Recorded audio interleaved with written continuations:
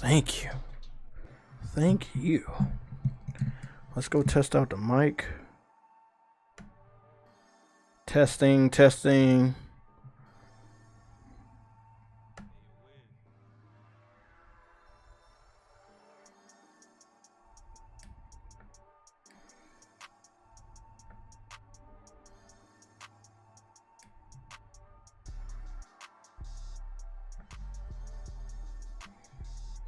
Goodness.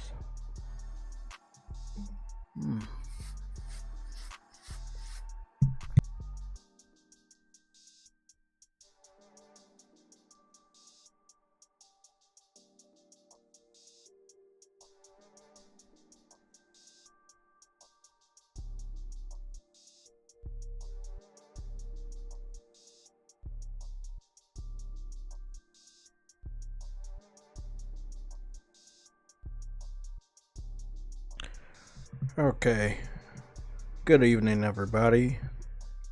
We have our topics today, so we're going to be on focus. And I'm going to get started with the shoutouts real quick. Sorry for the tardiness, as always. Haven't done shoutouts in a while. We've been doing a lot of red alerts. Okay, we got 56 members. As always, if you want to become a member, you can do so at any time.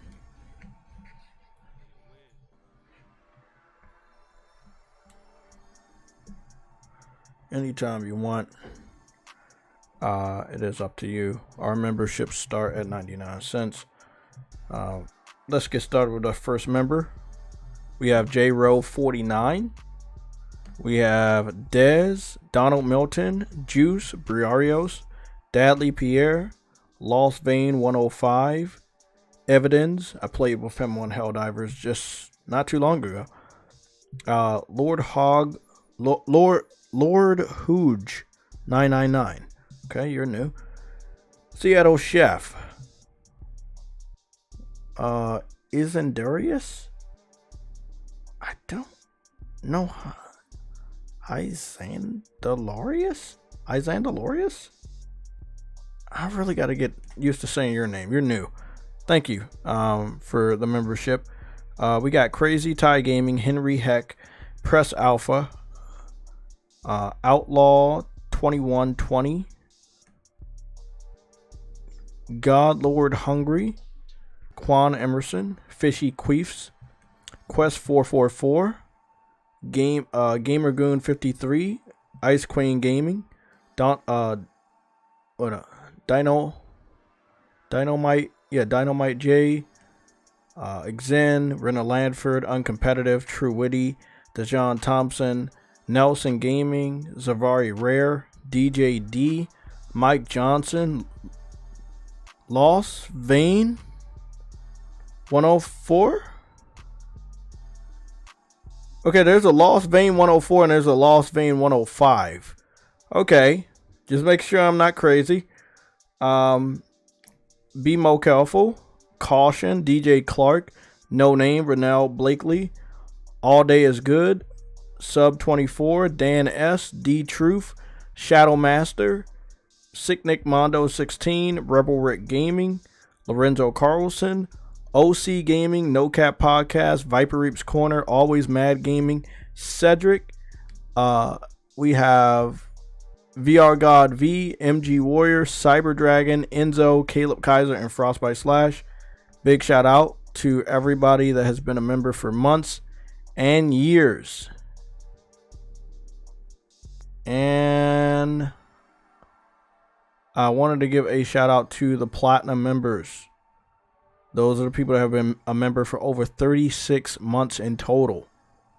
And those people are Gamergoon 53, Ice Queen Gaming, True Witty, Rebel Rick Gaming, Enzo, Caleb Kaiser, and Frostbite Slash. Thank you guys for being members for that long. Everybody else, you have different stickers that will let people know, like a rank, how long you've been a member of this channel. Thank you guys for being a member. If anybody wants to become a member at any time during the stream, you can do so. it will be greeted with a special announcement as well as a little tone.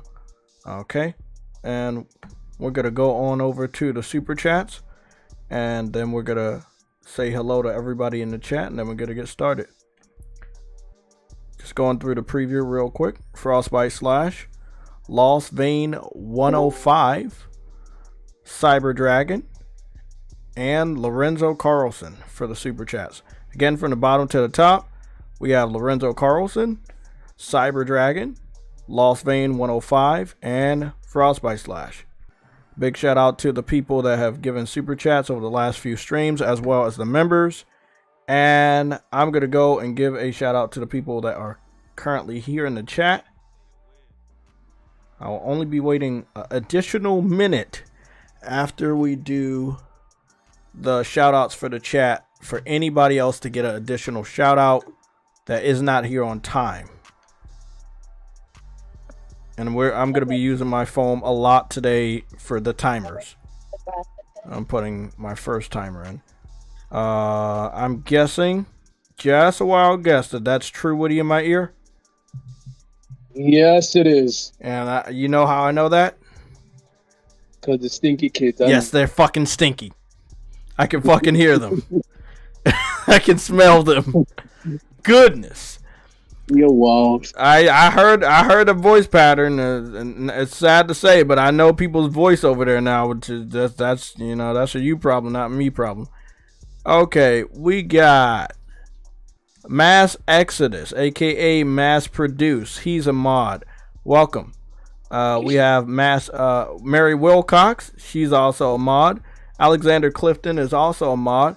We have Harlem PS Gamer. He is a mod as well. Dadley Pierre is a mod and a member. We got Cooper Clips. He is a mod. Quest 444. He's a mod and a member. BMO Kelfel is a mod and a member as well. Cooper Clips is there. Down there, he's a mod.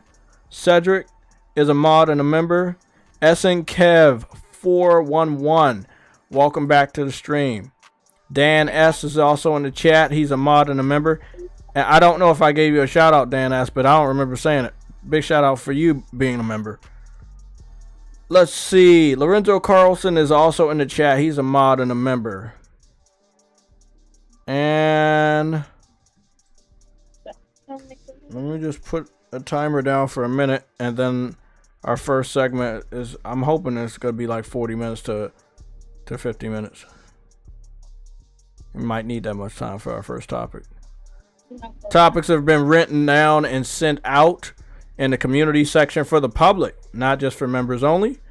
I know a couple people lost their membership or did not re-up on their members, so I don't want to keep the list exclusive this time. Also, if you're a part of our Discord, you also got a copy of the list. It's in the topics section. Got about 6 topics to go over that I wrote down. After that, we'll see what we can add in. Ice Queen Gaming is also in the chat. She's a mod and a member. What's going on, Ice Queen? I hope you're feeling well. I hope everything is all right. Uncompetitive is also here. He's a mod and a member. And Nodoka Katsu.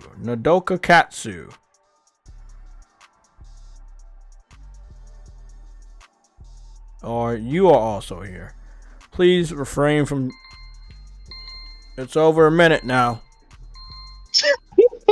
So we're going into the first topic. Oh, you trying to keep it streamlined today? Yeah, because I want to streamline my ass back on the Helldivers. Yes, I know Final Fantasy exists, but this game is like crack to me. Okay. I'm on it while we're streaming on chat. Well, I don't like what you're saying. With that being said, I'm getting started with our first topic, and I don't even know what the first topic is. So we're gonna. How you start on the first topic? You don't know what the first topic is. Because that is the first topic that I don't know what the topic is. That's the first topic, and that's gonna be 40 minutes long. Let's see what we got for the topics. We got No Rest for the Wicked. Final Fantasy 7 Rebirth is Game of the Year. Helldivers 2 leaks. Sweet Baby Inc. drama. gaming industry layoffs, and number 6 is games should be on all platforms. Let's start that one. Games should be on all platforms.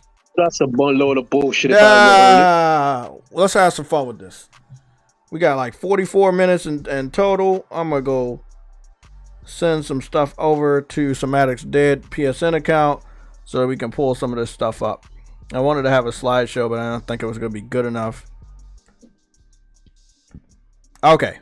With that being said, guys, we're going to just go on over to the full screen. We'll come back over here.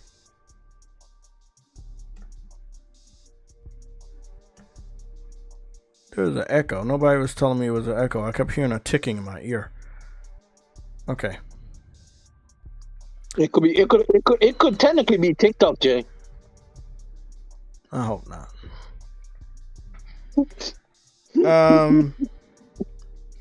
Games should be on all platforms is our first topic. It is a major topic. I've been confronted by people, again, dressed up as PlayStation gamers. They've been telling me that it's best for gamers that Helldivers should be on Xbox. These individuals are undercover PC fans that already have access to the game, and for some weird reason they want the game on Xbox.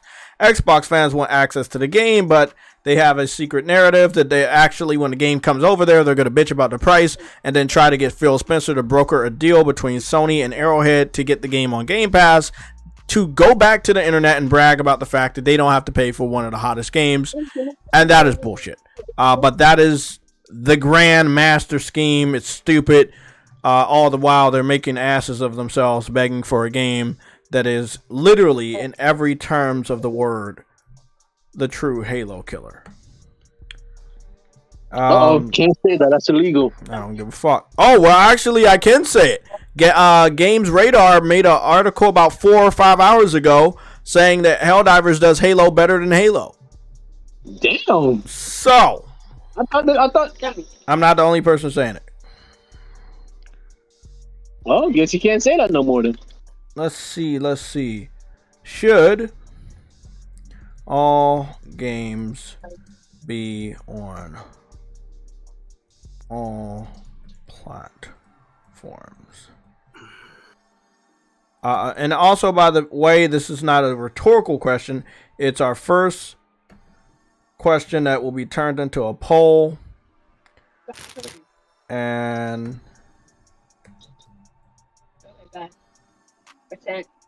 Okay, anyways, y'all. Wait, I'm gonna y'all. Tell the tiny kids to stop being tiny kids. They're not tiny anymore. Okay. Should all games be on all platforms? Should all games be on all platforms? Making sure I proofread this before I start the what's the name? What's going on competitive? I saw you talking to King Thrash on Twitter about me being right about the weird narrative switch and the bullshit conspiracies that are actually not conspiracies because they're now coming out to be true. Even with the Sweet Baby Ink, which we'll talk about later in the stream, which is something I'm just now figuring out about. I am more of a gamer's gamer, which means the day-to-day bullshit, the day-to-day drama, I am actually no longer involved in it. I just want to enjoy my games, go to work, and enjoy the time I have left with my family. But with that being said, I did look into it this morning. I had some time. I woke up early, and I was very disgusted with that. But we're not going to talk about that yet. We're going to talk about should all games be on all platforms, because I believe we literally have 40 minutes left. So let's spend that wisely.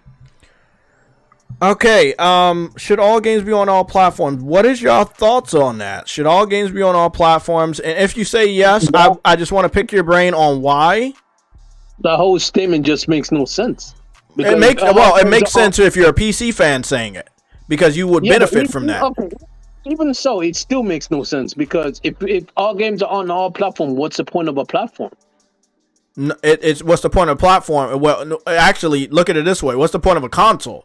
If the person that's running around the internet saying that would be the only person that truly benefits from that, then of course you're going to say that. if you're a PC fan and you're saying all games should be on all platforms, that's perfectly fine because you would benefit if more games are on your platform. But if you're a PlayStation dude or Xbox dude saying that, it's like, hey, I want my system to be less valuable just for the sake of, well, for nothing. That's not a real statement that a console gamer would say. If you ever see anybody say all games should be on all platforms, they are no longer a console gamer. They are a PC gamer.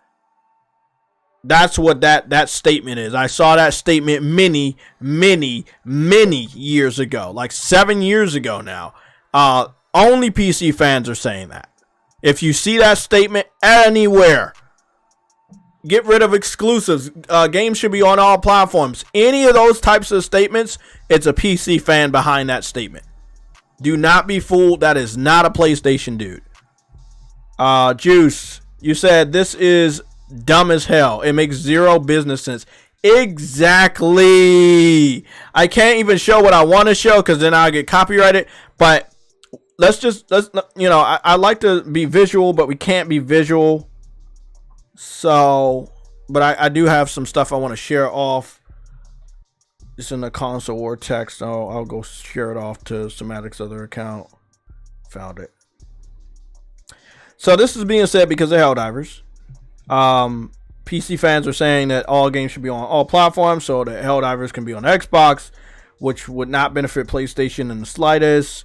It wouldn't even actually benefit PC fans because they already have access to the game. So them asking for another platform to have a game that they already have access for with this sentiment that I have friends over on Xbox, even though that's a weak console that I make fun of all the time, I have friends on Xbox that I want to play Helldivers with. And tell your friends get a PC or get a PlayStation. It's a lie. Mm-hmm. But lo and behold, if you really have friends, they would definitely be on PC. Because you're a fanboy too. You just don't want to admit it. You know. But it makes absolutely no business sense. It's like McDonald's saying, I want my fries at every restaurant. I want my recipe at every restaurant. You don't even need to come to McDonald's anymore. I will give my French fry recipe to every restaurant to use. Because I just love everybody else, and it's perfectly alright if I lose all my revenue because I've given what makes me special to other platforms, other restaurants, platforms, that you guys, you made me do this and you say it's pro-consumer and I will give away everything and I will have nothing and I will not make any revenue and there's no even reason to come to my restaurant. Burger King and Wendy's, you can take my French fry recipe, you can take my burger recipe, everything that we're doing, everybody can have it. One of the reasons why I stopped going to McDonald's, because other people started doing this and having better menus. There was no reason to go to McDonald's because I could get what was at McDonald's at other restaurants, and other people started to have better French fries, not McDonald's French fries, but you know what I'm saying. So I think Burger King have better French fries. I'm there with you. The new Burger King French fries, I really do like. When they're hot, right out off of the presses, yes. But I've found that they don't put enough salt on them. That's the one. Yes, and that's the it's something in the salt that they. I ask for a sachet of salt every time, just in case I need it. Yeah. So McDonald's, I believe in their recipe, they do something special with the salt, like this, like kind of dipped in burger oil or some weird shit, and that's why it tastes better. I don't know. It's something weird that they do with their salt, or something special they do with their salt. So long story short, that's why McDonald's French fries taste really, really good. And even if you don't eat at McDonald's and you go back there and you want to eat the fries, you notice it's only there. Why the fuck would McDonald's give away what makes them special? Just out of the kindness of their heart, for free. Why? How do you monetize that? Give away your recipe for free. How do you make money off of that? How you convince the consumer to come back to your restaurant after you've given away what made you special? You don't. That's why anybody saying all games should be on all platforms is a person that is evil and is trying to sabotage whoever currently in the console race is winning. You don't say that for Nintendo. You don't say that for Xbox, but I'm only hearing that for PlayStation. Why is that? Why are we only saying to PlayStation, you should put your biggest exclusive on another platform? You should put your very first major hit in the games as a service race on another platform. For what? Well, so to make more revenue. But didn't they put it on the biggest platform, which was PC? Yeah, they did, but you can make so much money on Xbox. Well, no, you can't. 7 years of financial data shows us that there's been a steep decline in Xbox gamers that want to buy games. So that's another lie. So what is the real benefit of putting this exclusive on Xbox? There is no benefit. There's no benefit at all. So why are we hearing this? Because PC fans and Xbox fans really do not like PlayStation. And even though they're enjoying, a good amount of them are enjoying Helldivers, most of them, most of the time, do not congratulate PlayStation for supporting the small studio for over 9 years. Most of them do not acknowledge that you see the PlayStation Studio logo as soon as you turn it on. Most of them don't even acknowledge that PlayStation had any type of involvement in Helldivers. They don't want to give PlayStation the W, but if PlayStation, let's say, makes a Bloodborne remake, PC fans will be using the same statement for themselves. All games should be on all platforms. You see how versatile that statement is? All games should be on all platforms. PlayStation, give your games to Xbox. All games should be on all platforms. PlayStation, give us your games. It's a statement to say to PlayStation, you won enough. You should stop winning. Give away everything that makes you special. Give away all your secrets. The dumbest statement I've ever fucking heard. Now switch that statement. All games should be on all platforms to McDonald's. All your recipes should be at every restaurant. What? Doesn't that sound stupid? Alright. Let's go a little crazier. All your cars should be usable by everybody in your neighborhood. Right? All your bathrooms in your house should be usable by everybody that wants to use the bathroom. Even if they don't live in your household. In the world, nigga, because it's illegal not to. Your wallet belongs to everybody. Why isn't your wallet available to every fucking person in your fucking hood? You see how weird that starts to sound? Your phone doesn't belong to you. You should have let your phone be used by anybody that wants to use your phone. How do you understand what the meaning of all games should be on all platforms really entails when it's only specifically targeted at one company?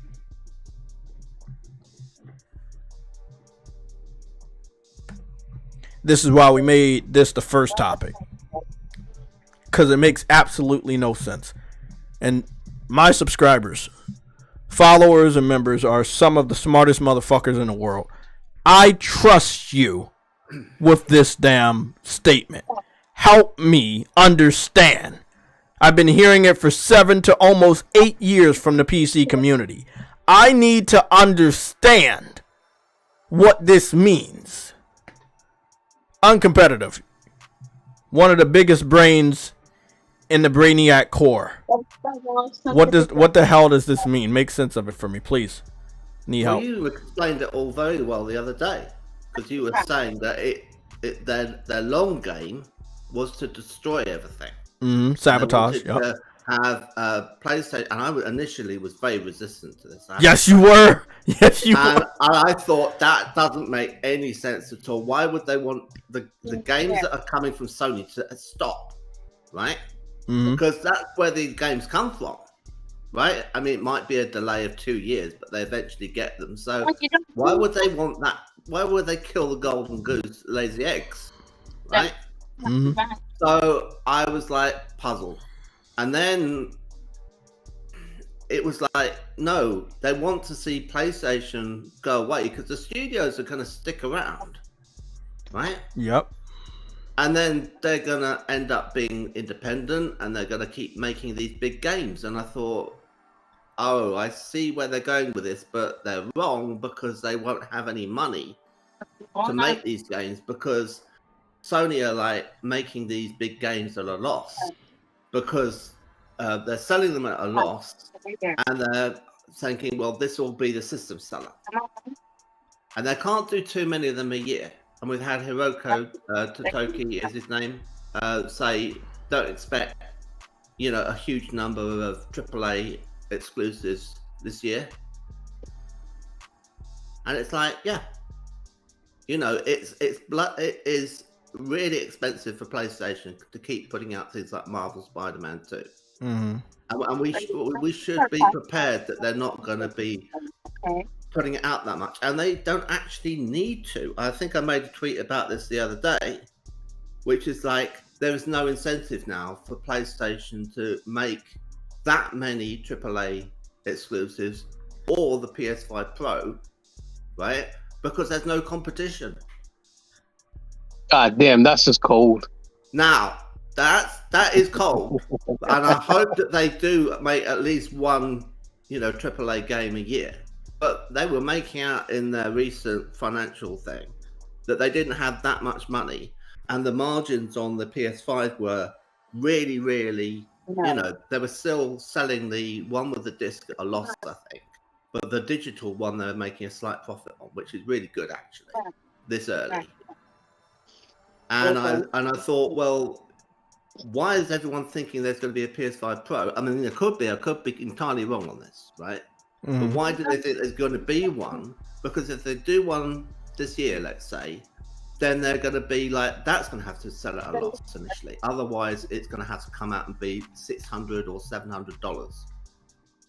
Now, is anyone really that keen on PlayStation they're going to spend $600 on a PS5 Pro? Nadaka, I don't know what you're trying to say in the chat, but I wish you could form just a complete sentence. I don't know if you're in support or you're against it. If you are supporting it, please give me a reason why you support it and why it could be beneficial. So like, and that goes for anybody. I really, please help me understand how giving away what makes you special benefits you. Like, how does it benefit you? Like, I just read, you know, one of my comments where I was saying 3 reasons why Helldivers shouldn't go to Xbox. And if I have to make a video, you know, have you seen the Grand Theft Auto video that I pinned on my Twitter? I don't think I have, no. Okay. No, I haven't. So basically it was telling the story of Grand Theft Auto. I don't want to be copyrighted, so YouTube, please don't come for me. This is the second episode 54 that we've done. The first one I deleted this morning because it was heavily copyrighted. Yes, it got like 2,000 views, but it was heavily copyrighted because it was a song in there. So I'm going to play the audio from this. And I want you guys to understand the comparison. You know, when we talk about the console war, I find it's a very passionate subject to me because it's not the fanboy element, it's the historical element. And a lot of people don't understand that for me. They take one look at my channel and they're like, hey, you're a crazy console war fanboy. Yeah, I am a console war fanboy. I am a fanboy of the history of the console wars, not the current fanboy section of the console war. How the history has evolved, the evolution of gaming, where game studios used to be, when you listen to this stuff and they're like, oh, this person was small back then and this person is huge now. You've never even thought of this person being small. And I'm just gonna, again, I'm gonna go get the video real quick and we're gonna listen to it.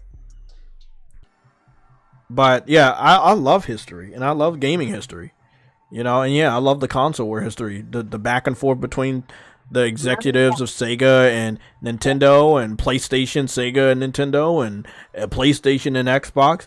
That shit's magical because we got so much competitive competitiveness from them. And then for the gamers, for the consumers, we got some of the best games we've ever fucking gotten. You know? Oh, that's facts. It's That's when facts. people started to sit down and do the kumbaya shit, people started getting soft. And we started getting worse games. And now we look to indie developers to give us some of the best games we've ever fucking touched. And it's a fact. And I've been supporting with so many indie games over the last 5 or more years. It's crazy because they really are thinking outside the box. And these high level content, high level companies, even Sony, they're not going too far out the box. We've been literally, PlayStation fans have been begging Sony to go back to their roots, pick out some multiplayer games. They're actually good at it. Nobody wants to believe that PlayStation makes good multiplayer games because they were blinded by Halo. They were blinded by Call of Duty back then and know those games weren't good back then. It just was hot. And you guys made it hot because you said it was hot. And when people say something's hot, it's going to be hot. You know, I said Helldivers was hot, but I didn't think anybody was going to catch on to it. Helldivers was actually hot. It was a fucking awesome concept. And I'm talking about part 2 as well as part 1. And I'm glad that a lot of people are enjoying the game and talking about it and making content about it every day and covering the sales and covering the player count. It's awesome. But PlayStation should be able to enjoy this victory after so many years of their face being rubbed in the mud that they could never be bigger than Call of Duty or never create something as special as Halo. And now you have your own Halo. Why the fuck would you give that up? Let's be real. Why would you give it up? It makes absolutely no sense. After 15 plus years of people saying you could not make a Halo killer, you make a Halo killer, and the Xbox people, the people that have been enjoying Halo for 20 years, want you to give it to them? After they've teased you for not being able to create your own Halo, they want your Halo? Fuck out of here, man. Like, fuck out of here, bro. It makes absolutely no sense. Again, all games should be on all platforms. It doesn't make sense. It makes absolutely no sense. The console war is not over in the eyes of the Xbox fans. They have not waving. Bro, they're still doing diabolical tactics. They want Sony to give up their exclusives so Sony can be in the same boat. Now, if you're going to tell me the console war is over, but that's their secret somebody subscribe. Mary Beth Parker. Mary Beth Parker has subscribed to the YouTube channel. Thank you, Mary Beth. Yeah, bro, they want PlayStation to be in the same boat. That's why they want them to start putting games on Xbox. Because, like, we're teasing them, so now they're like, well, if they join us, we can start teasing them back. No, bro. You guys did that because Microsoft did that to you guys because you're not buying their games. PlayStation is not going to do that to us as long as we're buying their game. If we stop buying these fucking exclusives, this is the type of shit that's going to happen. Yeah, but yeah. Here's the thing: what people, I think PlayStation need to hear this too. You guys need to start buying freaking games, because if you don't buy freaking games, that shit will start going other places. Because at the end of the day, Sony is still a business, nigga. And PlayStation a business. They need to move product. Mm-hmm. And if they can't move product, they got to go somewhere where they can find a way to move product. Exactly. So shit has to sell, bro. And this is one of the reasons why they're going to PC. Why do you think PlayStation putting their games on PC? Because sadly, the games didn't sell that much over here. Like, yes, there's a hardcore PlayStation gaming community inside of the PlayStation gaming community, but inside the PlayStation gaming community, there's a casual fan base of people that only buy Call of Duty, Madden, and basketball. And yes, I say it all the time, but you know it's true. You know it's true. Madden, basketball, Call of Duty sell millions of copies every year. It's the same shit every year, and you buy it every year, but something new, something different. You don't want to touch it? some content creators, high-level content creators, just started covering Helldivers 3-4 days ago. The game's been out for about to go on 4 weeks now. Now make that make sense. They only touched the game because it's hot. They knew of it, and they knew how hot it was the first week, the second week, and the third week. That's what we got going on in our gaming community. Alright. And it's fucking disgusting. But you can't ask the question, why is this happening? Why are they putting games over here? I told you guys for multiple years. First of all, the port begging movement is not a joke. Companies do crack under pressure. But it is our responsibility as PlayStation gamers to let the company know, hey, bro, they not good for you, man. They're trying to trick you. They're trolling you. They're laughing at you. They're not going to support you like we're supporting you. But hey, it is what it is. Y'all see what happens when you don't buy games. You want to be like Xbox? We will be like Xbox soon. Don't buy games. Make sure you buy the right games. Make sure you buy good games. I'm not saying buy everything. Make sure you buy the good games. I supported Helldivers with my whole fucking chest. PlayStation needs to create more multiplayer games for us. They scaled back, and it was perfectly all right if this is the first and only multiplayer game we're ever gonna get. I'm perfectly fine with that. But as long as I was there to support it, that's what matters. You know, and other people, like I say, they're supporting it for different reasons. Whether they're supporting it for content or they're supporting it because it's hot. Some people are supporting it because their friends are on it, and that's perfectly fine. But there's a lot of people that's on there right now that's just like they don't believe in PlayStation and what they were able to do. PlayStation believed in this small studio, and they own the rights to the game. If I was PlayStation, I would never let this game go. Bro, you always remember what they did to you. They literally tried to launch the Xbox. If I remember this, they tried to launch the Xbox a whole year ahead of you just to kill you. They wanted to bankrupt you. It's literally documented. They said it with their own fucking voices that they were trying to kill Sony. Spend them out of business, right? Well, that's new. But I'm talking about the 360 generation. They wanted to launch, get ahead. Yeah, they wanted to get a head start because they knew it was the only way they could kill you.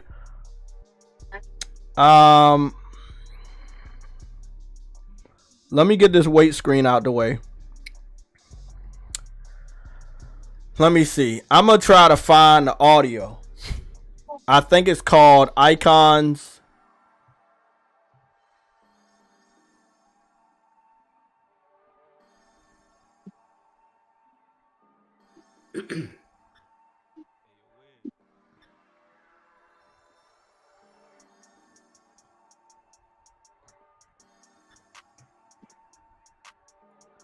I think it's called Icon. There it is.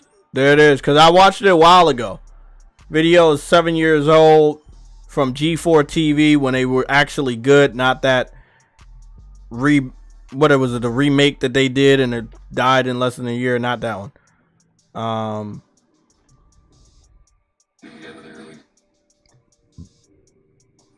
I want to thank you guys for bearing with me on this segment. It's historic, but it has to be said. Details. Okay. Let me mute that real quick.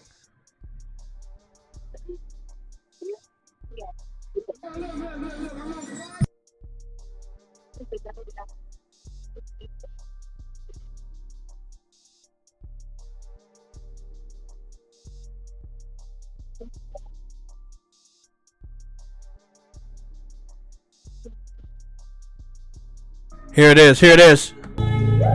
Armed with the lessons learned with the first Xbox, Microsoft begins to piece together their next console bit by bit. We want to be second to market again.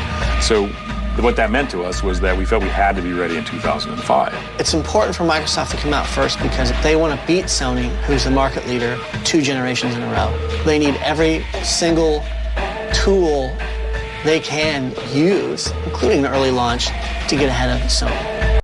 Leader 2 generations. I'm gonna play this audio again. and then I'm gonna show you why I don't fuck with certain people. Trust me, I knew about this shit for years. You might not have known about me, but I've known about gaming and the gaming industry and this business side of the console war for multiple years. I lived it. I was there. I saw the bullshit. And it was disgusting. So, Power it.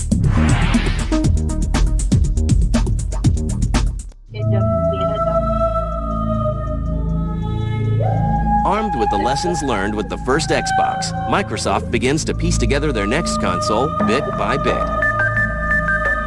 we didn't want to be second to market again. So what that meant to us was that we felt we had to be ready in 2005. It's important for Microsoft to come out first because if they want to beat Sony, who's the market leader 2 generations in a row, they need every single tool. So the Xbox executive is talking about, hey, we need to beat PlayStation. The best way to do it is launch a whole year early to make them look bad, which worked. It worked really good for maybe about 3+ years. After 2+ years, PlayStation started to make a significant increase to, listening to the consumer, cutting the price of the PlayStation, putting out better games. But it was 3.5 years into it where it was basically definitive. Hey, this shit made a significant comeback and Xbox is in real trouble. So the bad publicity that Sony received from Xbox launching a whole year earlier, that was strategic. And what is funny is, who's the person agreeing? What name do you see down there that agreed that Xbox should fuck Sony over with an early launch? I see IGN Xbox editor-in-chief Douglas C. Perry in an interview for a documentary of why Xbox 360 was successful. You see why I don't fuck with IGN. I haven't fucked with them for many, many years. Before you even knew who I was. Probably before you even knew what a YouTube was. I haven't fucked with these guys for a long time.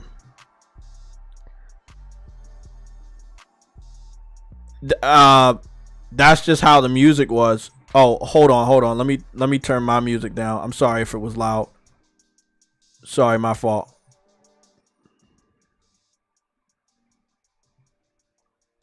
Okay. I'm going to play the whole track again, just in case somebody didn't hear the music. Sorry, Mary. I hope the music's better now.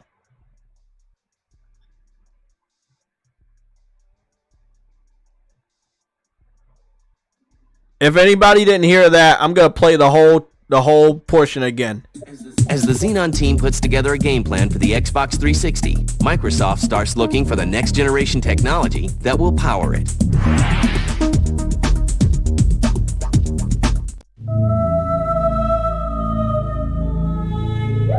Armed with the lessons learned with the first Xbox, Microsoft begins to piece together their next console bit by bit. We didn't want to be second to market again. So what that meant to us was that we felt we had to be ready in 2005. It's important for Microsoft to come out first because if they want to beat Sony, who's the market leader 2 generations in a row, they need every single tool they can use, including the early launch, to get ahead of Sony. So again, it was a strategic thing. It wasn't a normal thing. Don't ever let Xbox fans talk about this generation and say we won any of them years, because you launched the whole, listen to this, you launched the whole year ahead of PS3 and you launched the whole year ahead of the Wii, and a lot of people forget about that shit. And both of them came out at the end of the generation, first place for the Wii in sales and second place for the PS3 in sales. They beat the 360, which tried their hardest to kill both of them with a 1-year head start. And IGN's in this documentary just saying, oh yeah, this is what had to happen. This is all right. Hey, it is what it is. Now there's another video. Let me see. It's another video. Let me see. It's a. Oh my god! I don't know if I can get this. I might have to play the sound. This one's so important to this topic, though. Rockstar Games. I don't know if I can do this. I don't know if I can do it. Goals. To.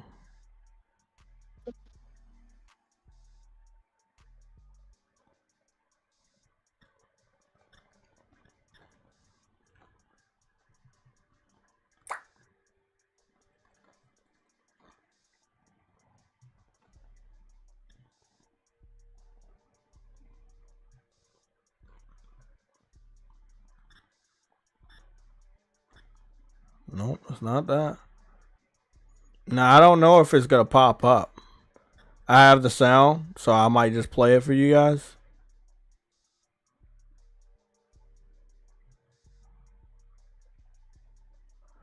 I don't think I have it. Let me see.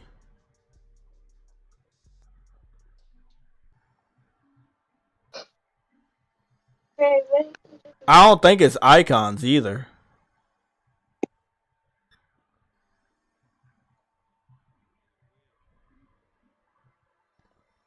Damn.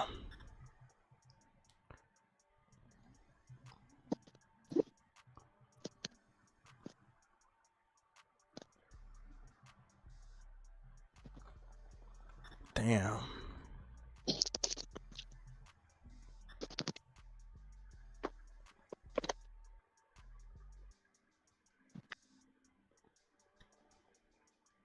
I don't think it's icons. Nope. It's not icons.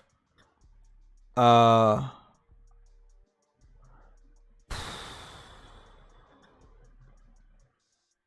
gonna try one more.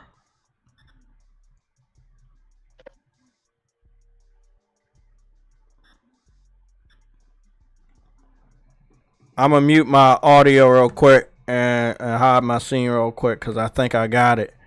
Trust me, you guys gonna want to hear this. This one makes so much sense to a lot of people. Hold on. I'm all ears. Well, maybe not all ears, but you know.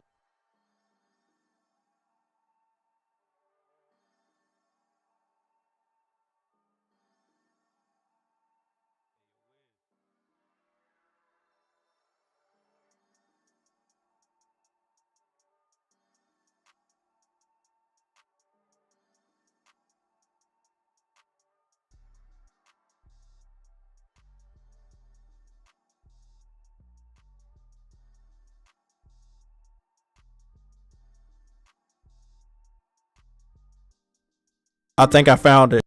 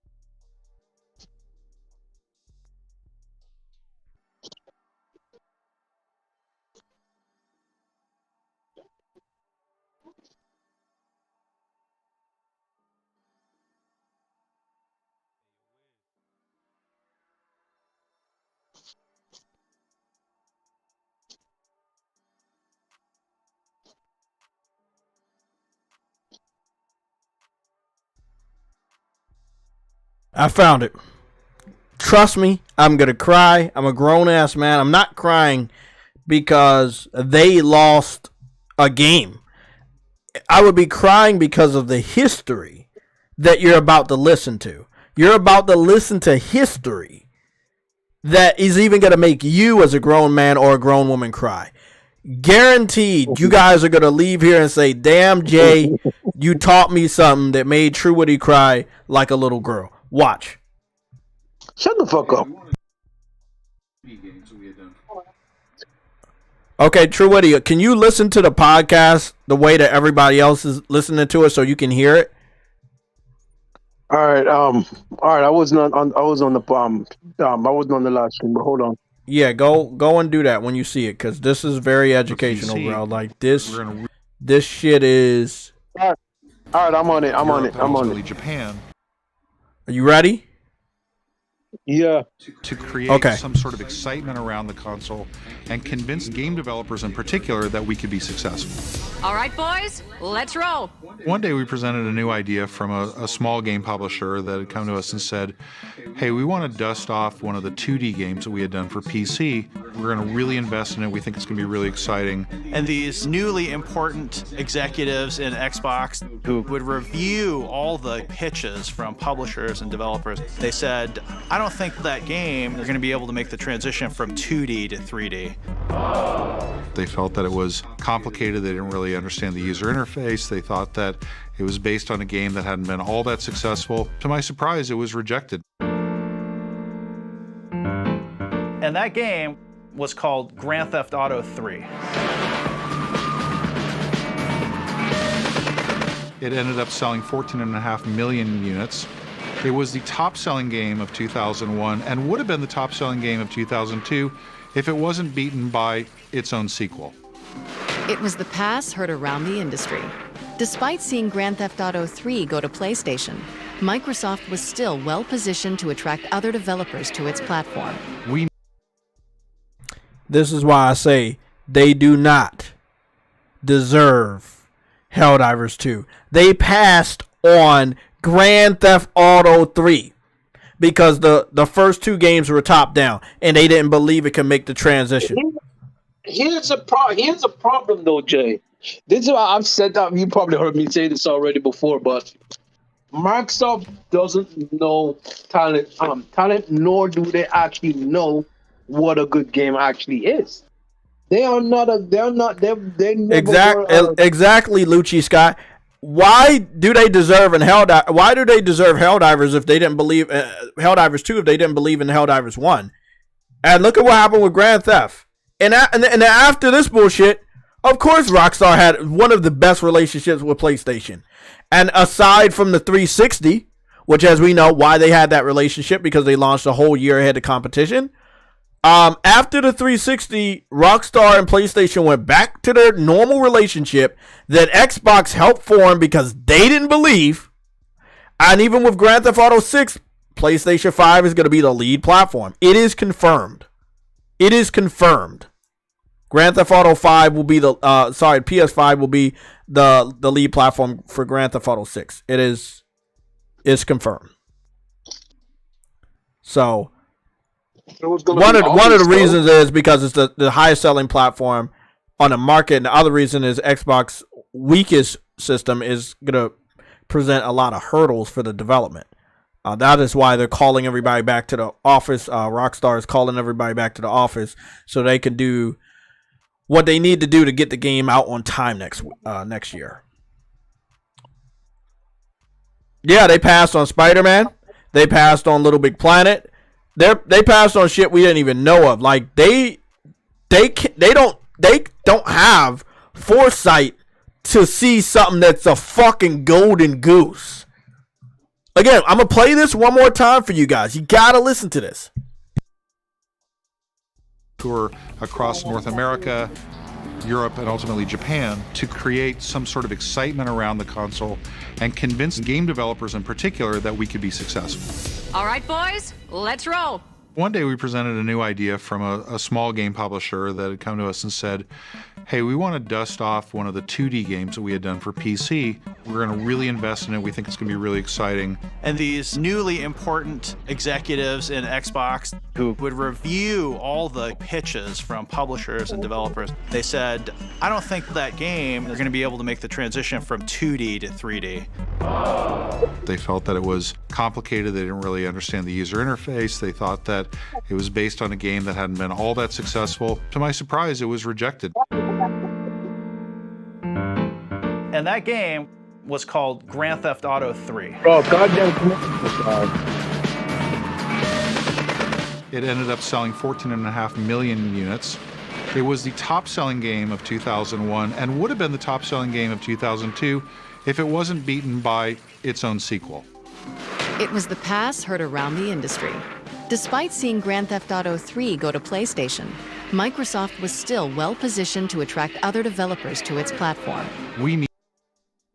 Microsoft was positioned to attract other developers to their platform because they had money. Nobody wanted to work over there.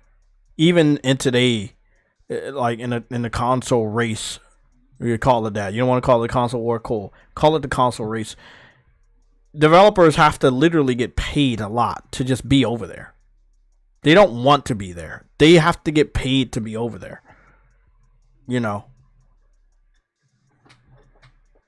They passed on Spider-Man, Little Big Planet, Grand Theft Auto, and many other games that I don't know. But if we do the research, it probably would show off that they did a huge pass on a lot of games. Lucci Sky, you say even to and today they're skipping Xbox now. Karma, exactly. Grand Theft Auto 3. Oh, the nostalgia. No, Cedric, but it's nostalgia. It's history. It's something we should not ignore. You know. Let me just see. Because I know I'm one of the only people that did a comparison, but I think that other people did a comparison. So I'll just see if there's another comparison.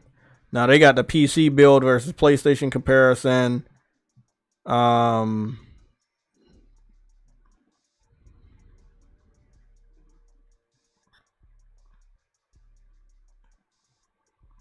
What is this?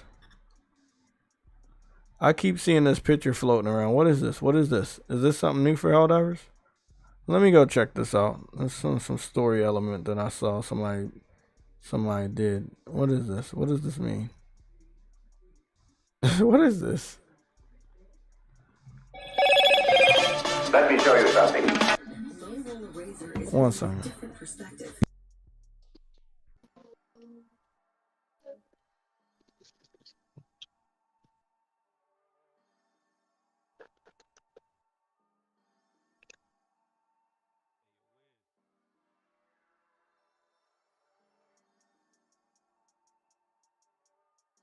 Wait.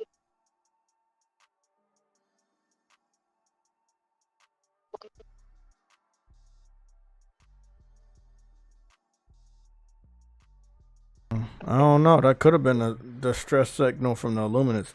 I don't know where they got this picture from, but maybe it's Photoshop or whatever. I've been noticing a lot of people have been doing pretty damn good Photoshop for Helldivers and stuff, so that's pretty good. Okay, we're done with the segment of what's the segment? All games should be on all platforms, because not all platforms deserve all games. However, just 1 hour ago, Kids Move made a video says stop comparing Helldivers 2 to Halo. Oh my God, this isn't even on the topics. And it has, I'm not even going to put a timer on. We'll spend the whole show on this if we have to. Okay. Where's my water? I need some water for this. This one gonna be funny. The ironic thing is though, he sees it. He sees it. He sees it. And it's only a 2 minute and 45-second video. He saw the article that we talked about earlier in the show. And the article we talked about earlier in the show where Game Radar said that Helldivers does Halo better than Halo. That's cold. I'm going to put this. I want y'all to remind me we're on target to talk about Kids Move. Okay, how to set your servers on fire. What's this? 8 days ago. How to set your servers on fire. Helldivers 2 was advertised too successfully. And to be honest, it was not advertised. The community, the gaming community as a whole decided this was what we wanted. And I loved it. I've never seen the community come together in that way. And no, fuck, we don't need Xbox. They had their fucking games. Halo, Gears, Forza. Yeah, they had Halo, Gears, and Forza for multiple years, and they were like, hey, Gears is better than Uncharted, and Halo is better than Killzone, and Forza is better than Gran Turismo. Man, we have a game better than their flagship, which is Halo, and they can't handle it. They don't deserve it. Oh,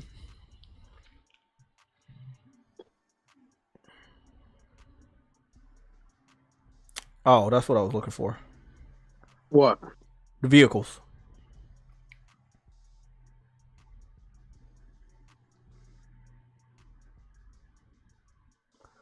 So I wanted to show you guys why he's upset at the comparisons.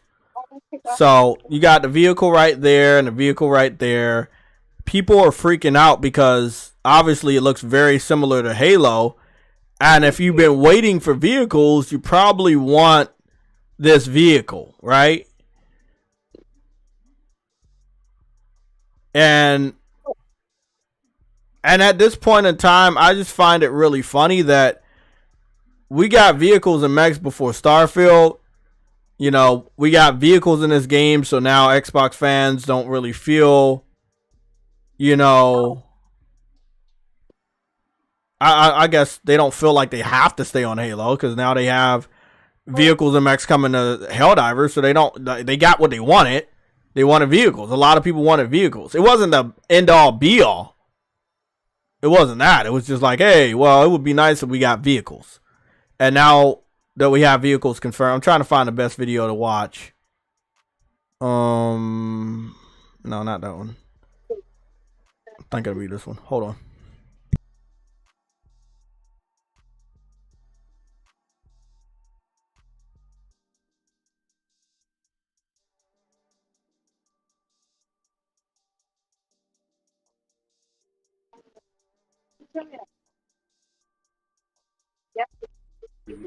So here's the vehicle. So this is called the recon vehicle then.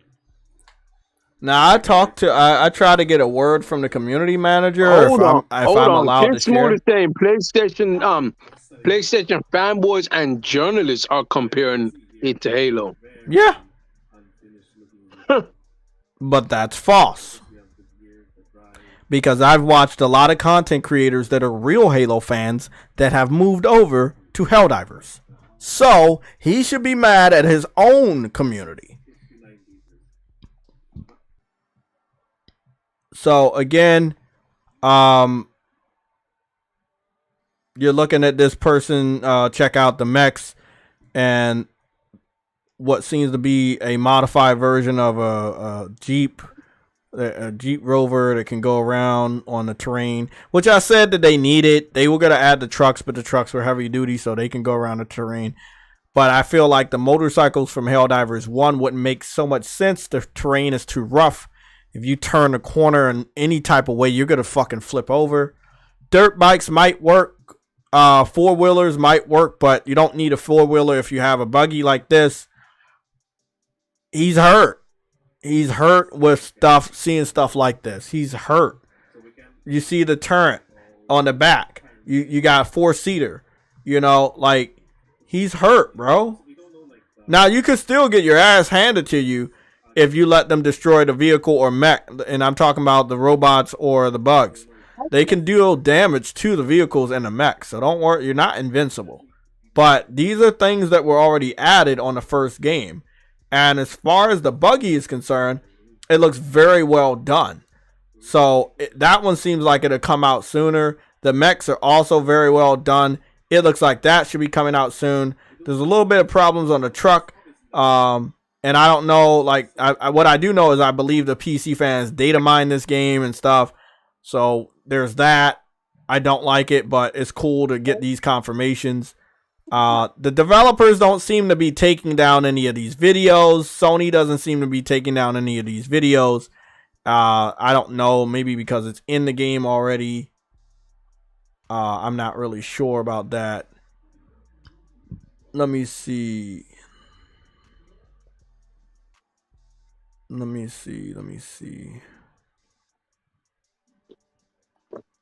So this was the video of the hacker that I saw. What I like though is that an aircraft flies in like on one of the Transformers movies and drops down this mech, kind of like how they dropped down Optimus Prime on a couple of the Transformers movies. And I thought that was so fucking dope. And every time you call for a mech, a transport will come fly down and drop it. And the same will happen for the for the vehicles and everything like that. So this is the person's channel again.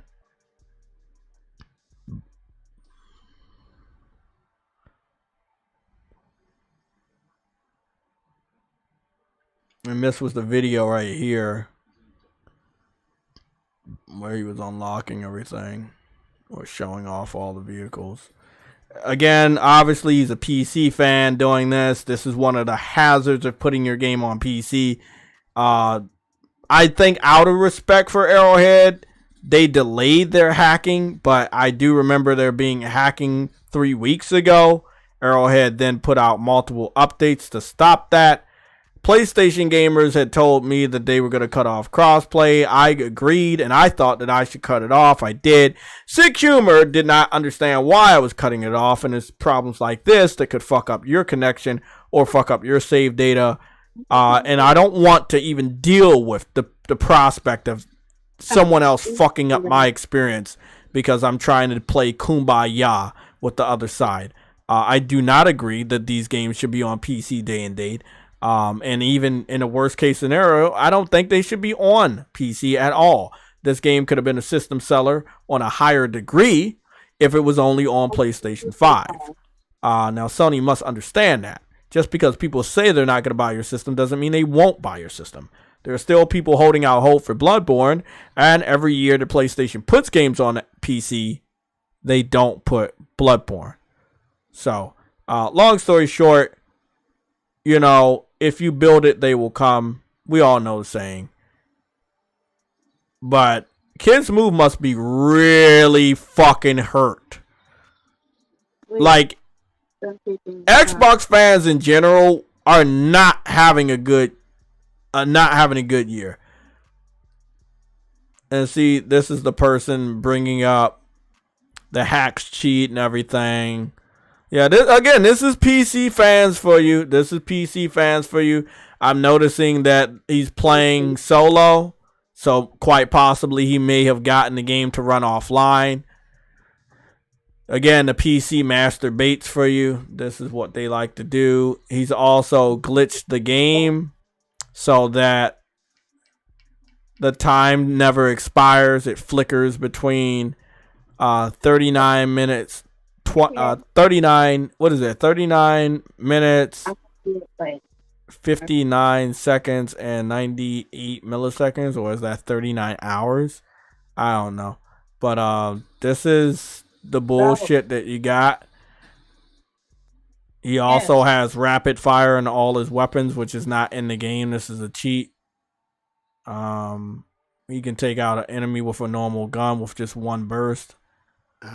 This is Has he modified it so all the planets are made out of cheese?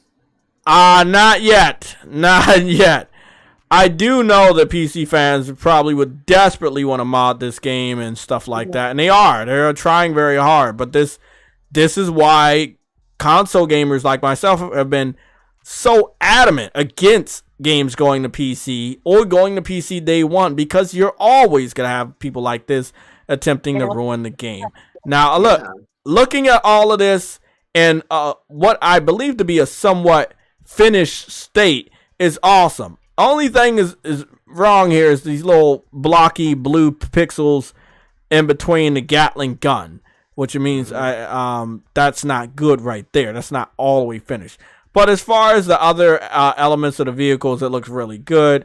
Wheels and everything, the mechs, it looks really good. So this is definitely coming out fairly soon, maybe weeks, maybe a month or two. But wow, will it put longevity on this game? Like, we're not talking small updates. We're talking big updates. This is massive. And it will also allow this strategy I've been doing on my Helldivers games where I will have two teams. It will be me and one other person and the other person. We'll clear the map, west and east. And if you have a mech, if somebody calls down a mech and then another person, let's say, calls on a buggy, and then y'all can split that way, that'll be great. You know, it's going to be dope. It's just going to be so much fun. And I just wanted to show this off so you understand before we go over to Kid Smooth's channel why he's so fucking pissed.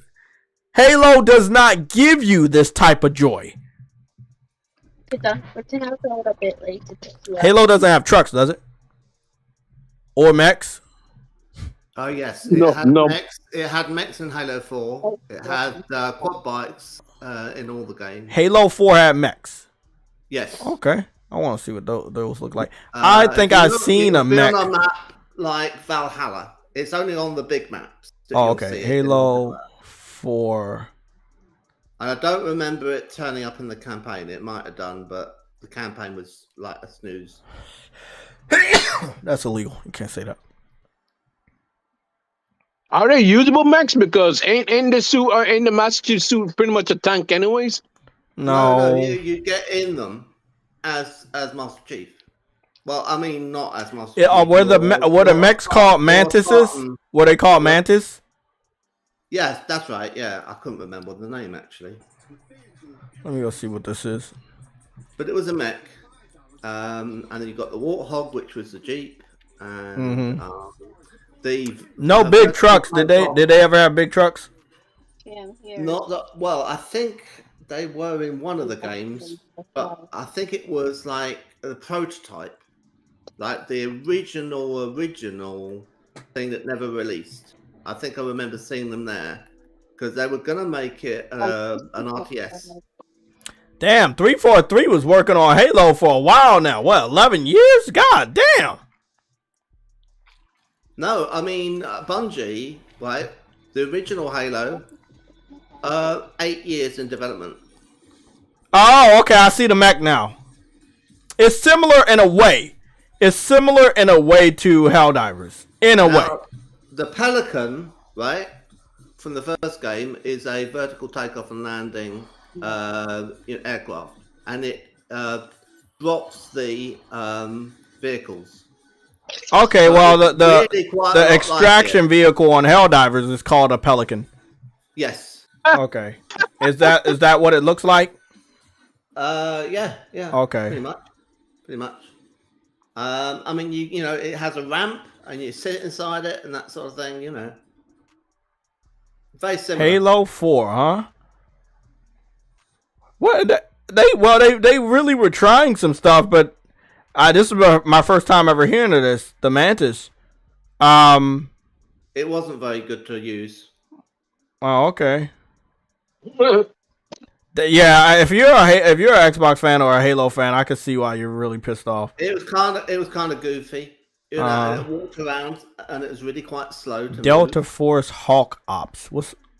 Now, what was nice, right, which you might come up in Helldivers, was Warthog was the Gauss turret.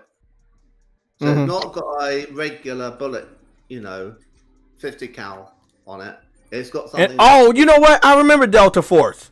Delta Force was another Call of Duty alternative that I've been looking forward to. I don't know what kind of weapon it was, but it was like this. Hey, bro, look at that fucking water. Devastating. Oh, it's a fucking alligator, too. Oh, game of the year. Fuck yeah. Woo! Oh, my God. I love it. Oh, my God. That's fucking awesome. What game is this? Delta Force Hawk Ops. What game is this, Jay? Delta Force Hawk Ops. Okay. Delta Force Hawk Ops. Okay. And what's this coming out on PlayStation? It's coming out on, I don't know, but this is the first new gameplay trailer I saw for a while. I think I saw it last year.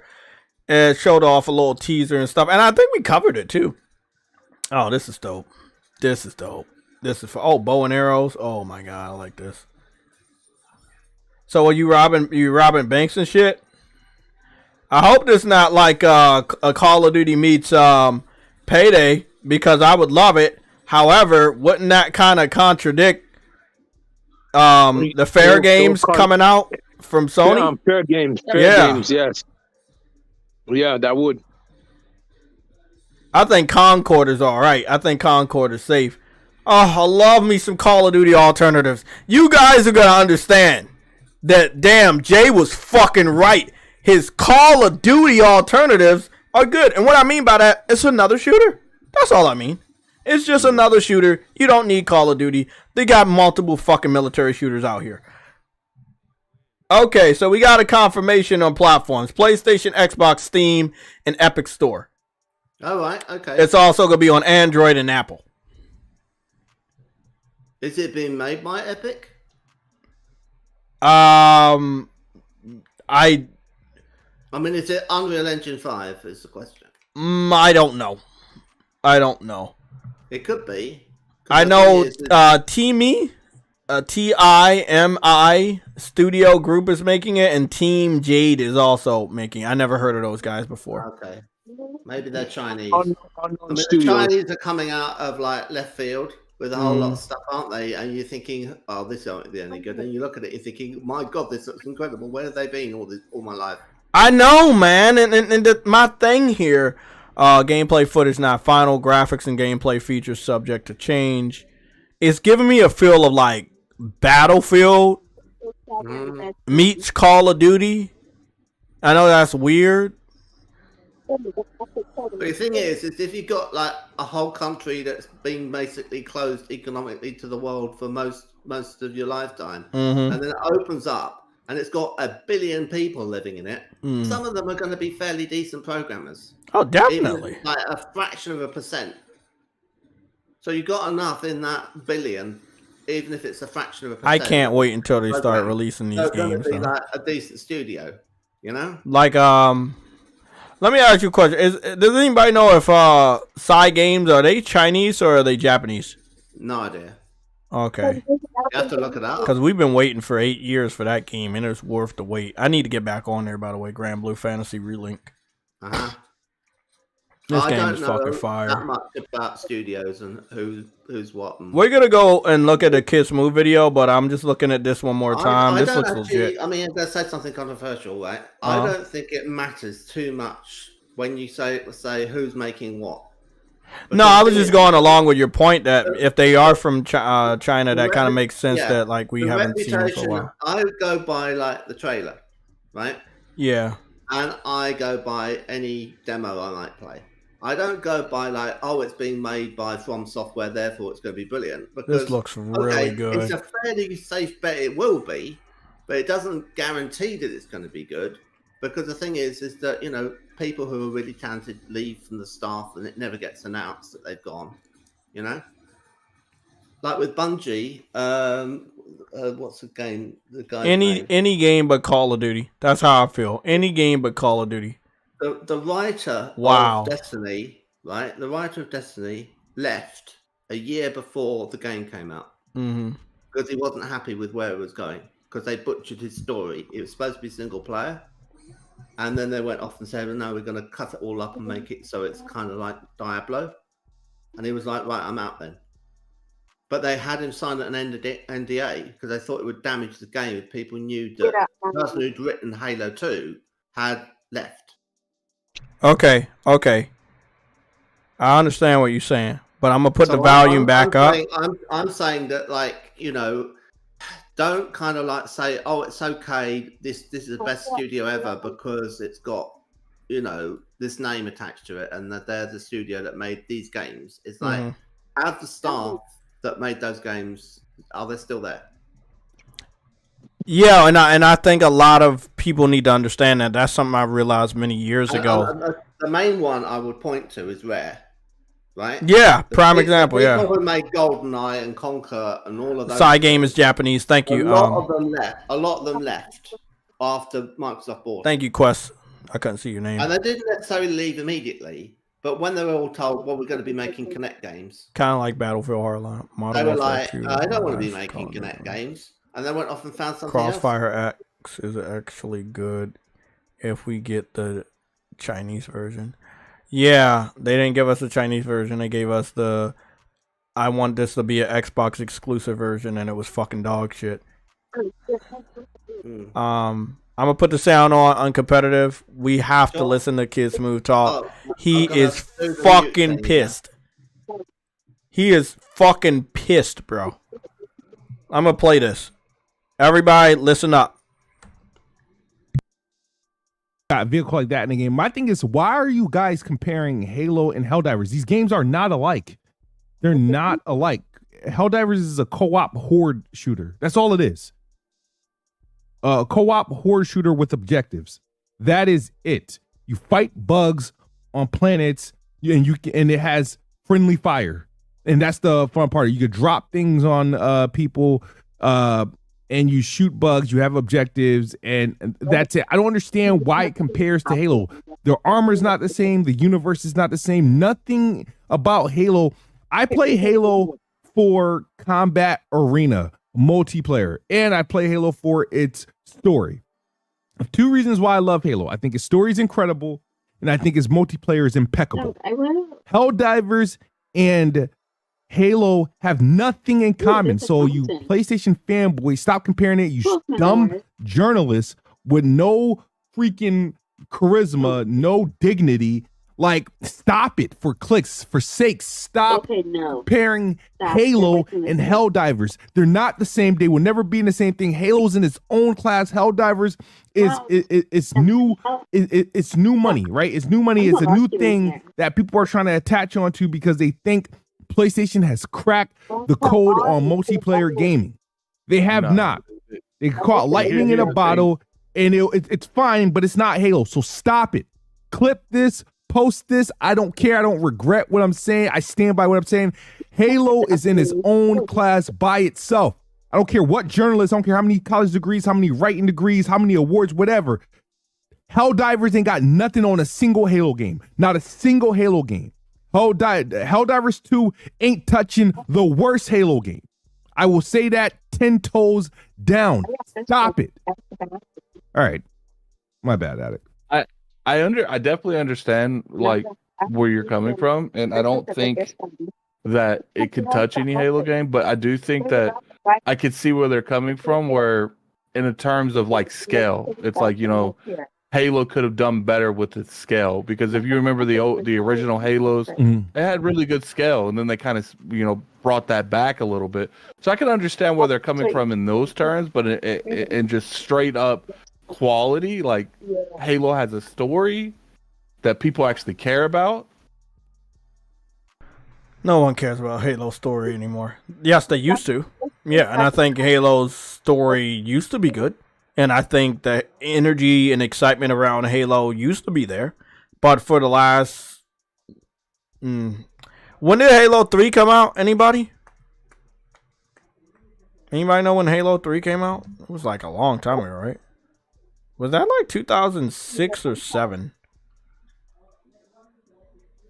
He totally wrong. What is the release date of Halo 3? It's better than every Halo, because there was like some... initial release date is September 2017?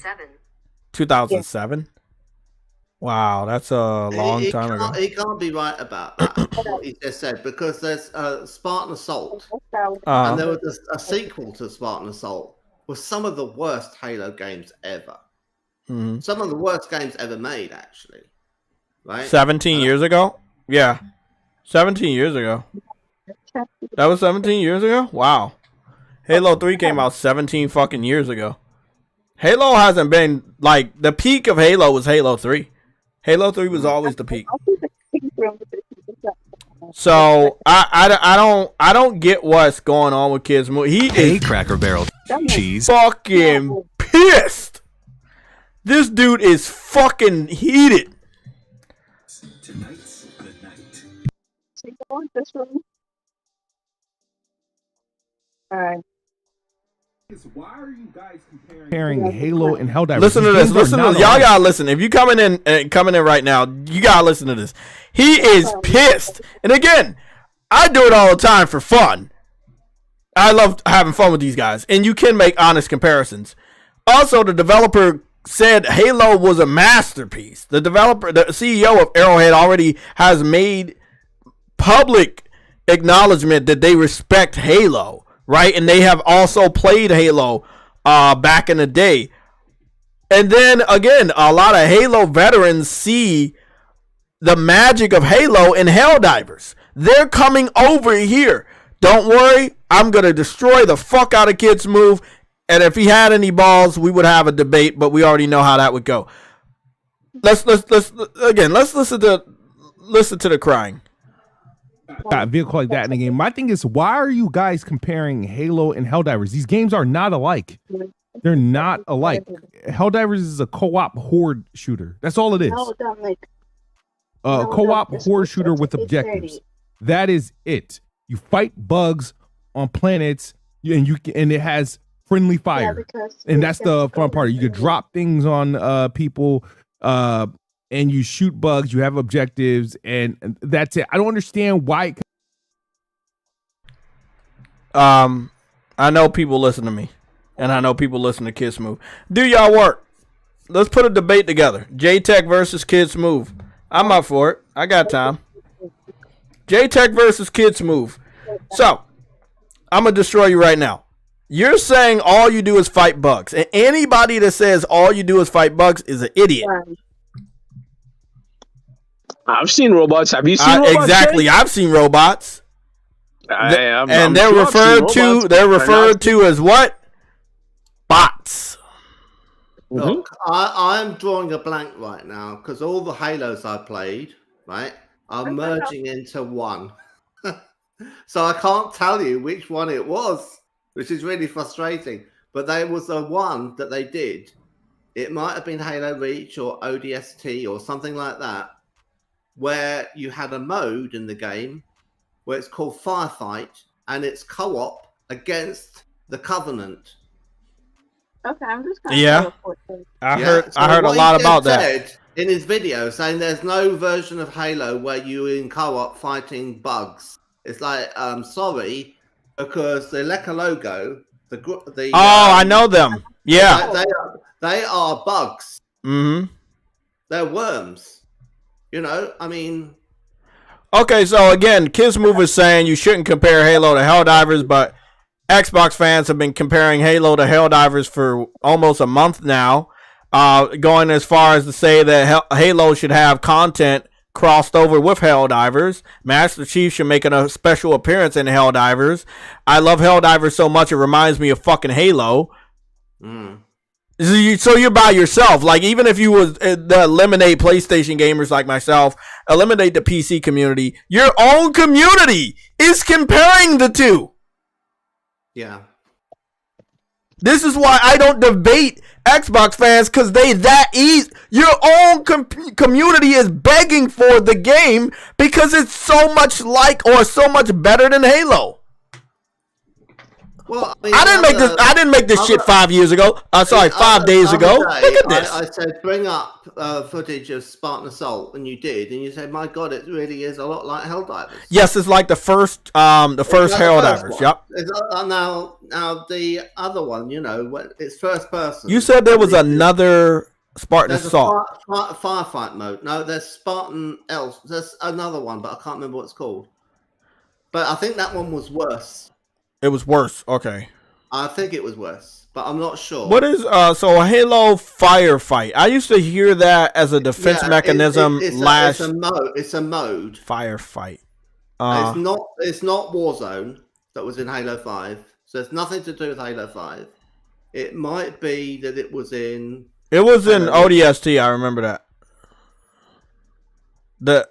The evolution of Firefight, 2009 to 2019, evolution of Firefight mode. Let's take a look at every Firefight mode. So they had multiple firefights? ODST. How long can I survive in firefight mode 8 months ago? Let me go check this one out. See what's going on. Yeah.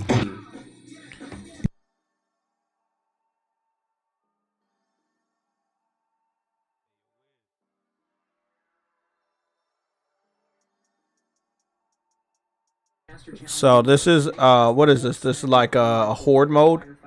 Yeah. Oh, okay. Okay. People kept like in a console where the one of the defense mechanisms during this generation of the console war was like firefight. I kept hearing firefight. I don't remember anything else about Halo ODST when it comes to my archives of a mind than firefight. It was like, oh, it is not that bad. Firefight's better. Firefight. That's all I remember them talking about. Was it that good? I think it was better in Halo Reach. Okay. Maybe that's the one I was hearing about. Maybe it was Halo Reach, not ODST. It was in that one. There's like they have like large alien vehicles that are like walking beetles. They're called scarabs, and they're really quite a lot like the bugs that you fight. You know. And what's the name of those things called? Scarabs, I think. No, what's the like? You said another name before that. Well, I mean, they're made out of worms. Actually, everything inside of them are worms, and they're called Lecologo. And they're called Leca. Oh, I don't know how to spell that shit. Yeah, well, you shouldn't worry about it because it's less law. But I mean, they're called scarab beetles, right? And they've got long legs, and they were in the Halo 2 when you're in Mombasa in Africa, and the city gets attacked, and they all start turning up, and they start being a real. These are the little robot things. Well, they're massive, and you can get on top of them and walk on top of them, and then have to kind of blow them up. Okay, I see what you're talking about. So, they're huge. They're easily as large as the largest thing in Helldivers. Okay. I see what you're talking about. You know, I think that Xbox fans are gonna be really upset when they see the Illuminate, because the Illuminates are like an advanced alien race life form, and they're more annoying than the automatons and the cyborgs. But so what do they do? Well, I know in the first game they could control your mind and change your control setup, which would be very annoying. Another one, because it was isometrical, it would make this wall, and it would give you a warning if the wall was about to come in. If the wall rose, it could cut you in half, and so they were annoying. There was another ones that just flied around in little flying saucer things that would shoot you with beams, but they would also have shields, so you would have to get behind them to take down the shield, to hit them from behind to get the shield. Many different types, little flying one eyeball drones, stuff like that. I would assume that they've advanced more. They have acknowledged that the first Helldivers game exists in this game. And what they have acknowledged, they said they're calling it the first Galactic War. This is the second Galactic War. The first Galactic War was Helldivers 1. And we had cyborgs. Are they biological or are they mechanical? They're biological. The Illuminates, yeah. Well, it sounds a bit like the Prophets, because when you have like a kind of boss fight at the end of one of the games, it's like you're against the Prophet and he's flying around on a kind of UFO thing. Okay, maybe. I mean, look, I have no problems about them stealing ideas from Halo. Right? I mean, it sounds as if they've gone and looked at it and thought, what's good, let's have it. And there's nothing wrong with that at all. Because it's not a copyright thing. Because if you go off and take someone else's idea and you express it in a different way, it's not a breach of copyright. If you took it had like Mickey Mouse and you do Mickey Mouse exactly the same, that's no good. You can't be doing that. Oh, exactly. Yeah. The original Mickey Mouse from Steamboat Willie is now out of copyright, and you can use him. Yeah, you can use him. They've done one since, and that one is now slightly different looking Mickey Mouse, and that one's still in copyright. So you have to be careful about which one. You gotta be real careful. Everybody's thoughts. Like I'm gonna play the video one more time so we can get accurate thoughts. But Kid Smooth does not want the game compared, even though his own fan base is doing the most comparisons. Like I've charted it. I've watched a lot of content creators, more than I've ever watched for any type of game at all. I already own the game, already got the platinum, and I still watch content creators to get their take on it. He has the worst take on Helldivers I've ever seen. He is salty as fuck, and he's jealous. But I'm going to play the video anyway. I'm back. I'm back too. You know.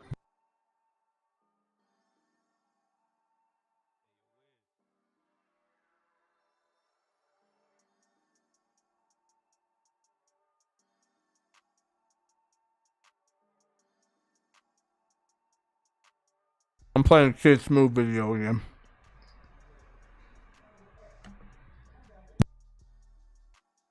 Yeah, he makes no vehicle sense. like that in the game. My thing is, why are you guys comparing Halo and Well, Helldivers? it does These look games like are he got not alike. They're not alike. He took that Helldivers from is a a co-op podcast. horde shooter. That's all it is. Yeah. A co-op horde shooter with objectives. That is it. You fight bugs on planets, And it also and it also has does look friendly like fire. someone And else that's in the fun podcast part. brought You it up drop and he got things pissed on off. people, and you shoot Lord, bugs. You have objectives, and Lord that's it. Attic I don't understand from why it compares to Halo. the Iron The Lord armor's not the podcast. same. The universe is not the same. Nothing about Halo. I play Halo for combat arena multiplayer, and I play Halo for its story. Two reasons why I love Halo. I think its story is incredible, and I think its multiplayer is impeccable. Helldivers and Halo have nothing in common. So you PlayStation fanboys, stop comparing it. You dumb journalists with no freaking...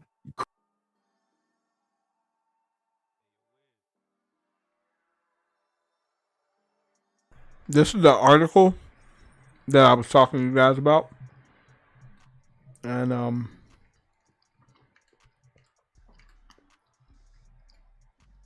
you see right there, Games Radar Plus.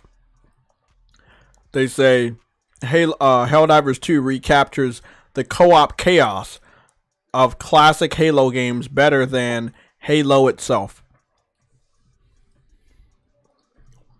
I would expect that to hurt a lot of people's feelings.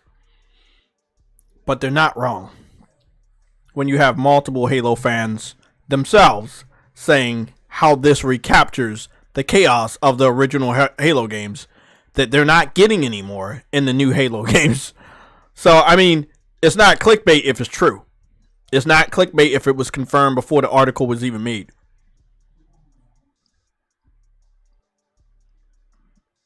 If I was an Xbox fan right now, I would be hurting. I would be hurting.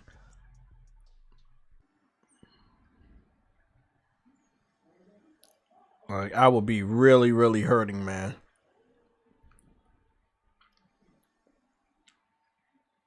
I'm gonna do one of my searches I did earlier anyway. And it's called Helldivers 2 Halo. So Secret Halo Helldivers game was canceled 2 weeks ago. The perfect ODST game, Helldivers 2 is the ODST game I've always wanted. Again, not by me, by real Halo fans. Helldivers 2 has humiliated Halo and AAA. Again, not by me. Helldivers 2 honors Xbox with Spartan armor. That's a fact. Halo could do it. Why Halo's next chapter could outshine Helldivers 2 5 days ago by BBK Dragoon.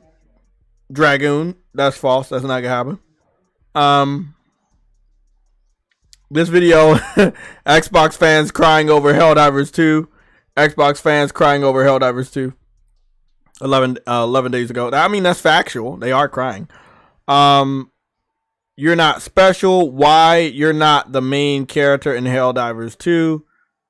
New gaming golden age. Helldivers 2 finally brought us back.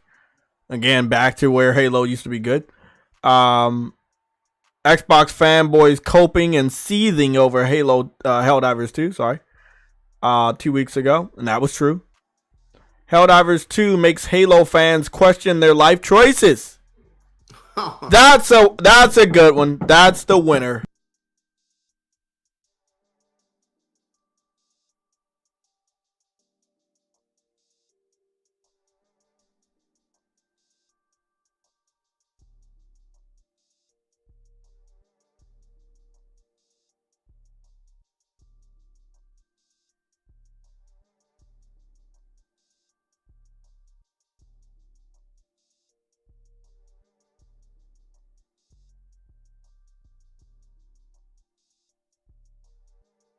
Well,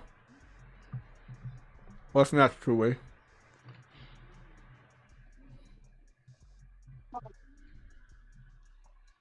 What can they do?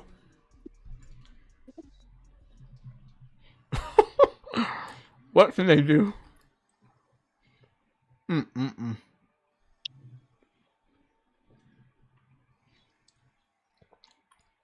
This one right here, I like this one.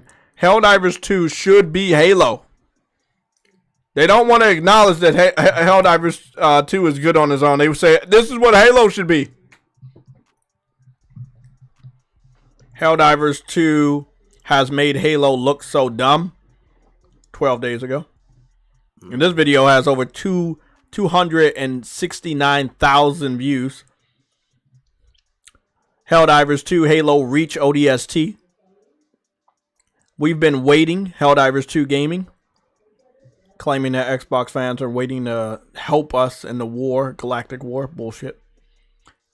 Helldivers 2 smashes Steam records. Game studios left crying. Helldivers 2, I got Halo reached. Helldivers 2 was advertised too successfully. Yeah, we already know about all those. What? They think what's incredible, it wasn't advertised. It's done really well. Oh, somebody got Helldivers 2 armor. Oh shit. Listen up, Helldiver. Before your next jump, I need you to remember one thing. He got the whole fucking armor already. Look at that shit. They moving quick, bro. They moving quick. He got the whole chest armor, the helmet. Well, it's not making podcasts. That's the thing. That's awesome. You remember when people used to dress up like Master Chief? Those were the days. Oh, you mean cosplay? Yeah. I mean, they still do it, but you know, the Helldivers thing is moving super fucking quick, That bro. is quite quick. Yeah, that is quite quick. Someone to be doing that. I mean, they're right on top of that. Is there a convention coming up? No, I know about three 3D printer artists that are made the helmets, and one is making a full set. This is not him. That one that's making a full set, he's a black guy. This is not the same guy. But they are quick, and Helldivers is a fucking crazy game, but people are ready, bro. And wow. Wow. A real life Halo killer. Like, I lived long enough to see Xbox become the villain. Oh, sorry. They were always the villain. Oh, goodness. Wow. Wow, wow, Xbox wow. is just a platform. It would not just be Microsoft. Yeah, something like that.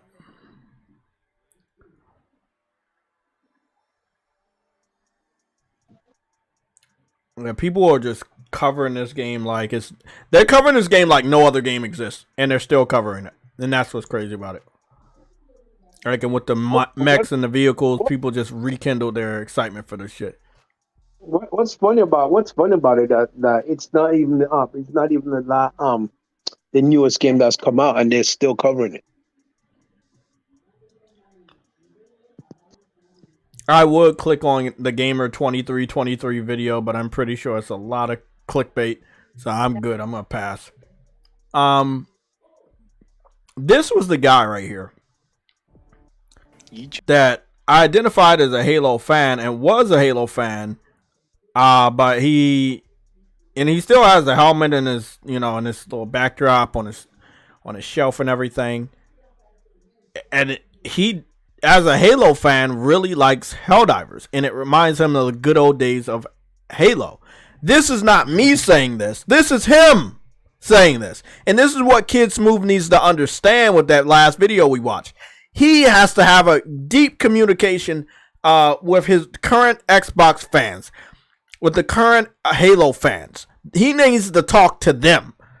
He's talking about, oh, PlayStation fans this.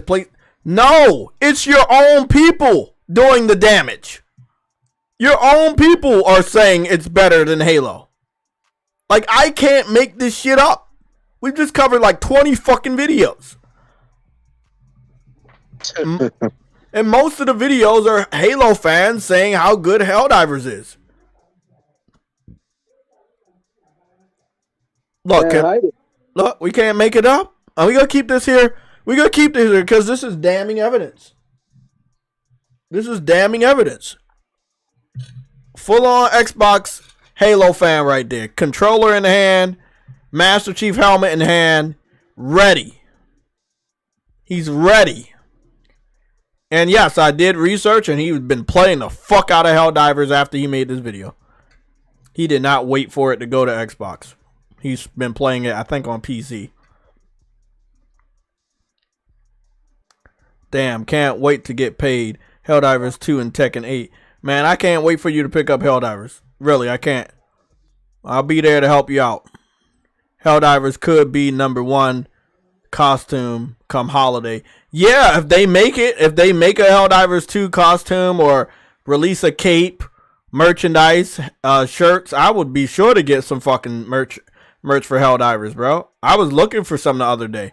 Like, I want to talk a little bit about Helldivers, although we've been talking about Helldivers, but let's talk about Helldivers. Part 1 and what the birthday and the 1 month anniversary of this game means. The birthday is today. The 1 month anniversary is on the 8th of March. So what this means for us, and I just wanted to get some of this stuff right. And again, look at this right here. The best $40 I've spent on a game in years. No one cares about Halo. No one cares about Halo or its fucked up story anymore, man. People have moved the fuck on. Like, they're thinking about Halo from 17 years ago with Halo 3. It's not that way anymore, man. They gotta move on. They gotta move the fuck on. Now, where are you? That's so sad, bro. They said the best horde shooter since Left 4 Dead. That's a big fucking accolade right there. Yeah, that is big. That's big. I'm not sure that's completely deserved, but yeah, I don't know about that one though. Like, Left 4 Dead is iconic as far as a zombie shooter. I'm not a big fan of seeing the outlines around everyone. I know the reason why they do that. Yeah, but I'm not a huge fan of that. Well, I find it's immersion breaking. Yeah, and I find Game Pass immersion breaking. Gameplay wise, how you would be able to have the game work if you couldn't see where everyone was on your team at all times. So, yeah, it's tricky. Well, let's get started. So, let me bring up the calendar and then start marking shit off. So, I'm off of work tomorrow. I'm off of work. Supposed to be off of work Tuesday. I told them to get in contact with me on Tuesday if they said they need me. I don't want to go in on Tuesday. I want to actually have a morning stream for once. We haven't had a morning PlayStation Legion news and updates in a while. We haven't had a PlayStation Legion news and updates in a while, period, because there's been so many fucking red alerts. So Yeah, there's that. So I'm bringing up the calendar now. So this is what we got for the calendar. Today is the birthday of Helldivers, and weirdly enough, Helldivers' anniversary is on a Friday this week. At the very end of the week. All right. I'm gonna put an event there. Helldivers 2. Helldivers 2. Anniversary for Friday. Cool. Just to keep that as what's the name, and then right here. Oh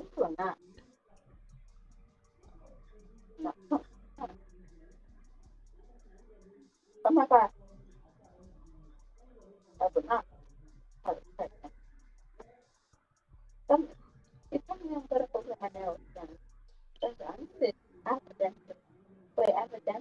Every year.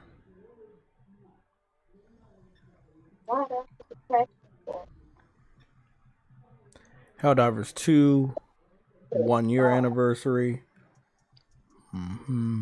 So the Helldivers 1 year anniversary is today. I've checked Twitter a couple times. I haven't really checked to see if the developers have said anything. There was no acknowledgement from the developers today. Weirdly enough, Jeff Keighley said something, which was weird because I don't think he acknowledged the 9 years of Helldivers until it got popular with the sequel. So there's that.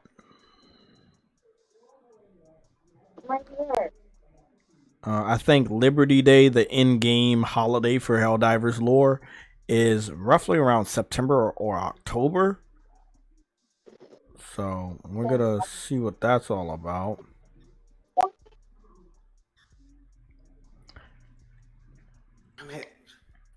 Damn. Look at that. The Twitter page is sitting at 300,000 followers. When I started following them, they were like roughly around 2,000 to 3,000 followers last year. It's now sitting at 300,000 followers, bro. Overnight success. Overnight success for real. So, you know, the Helldivers Twitter page hasn't really said anything in the last 21 hours. It's a Sunday. Most of these companies are definitely, they don't work on weekends. So I would expect an acknowledgement of the birthday with some sort of content or update or roadmap or something this week. Because you have the Helldivers 1 birthday today, which you probably can't celebrate because you're not working. And then you have the Helldivers 2 anniversary on Friday. What that Helldivers 2 anniversary means, let's have a nice heart-to-heart about this. We would probably get an update on the game. Probably they announce some content, roadmap, something like that.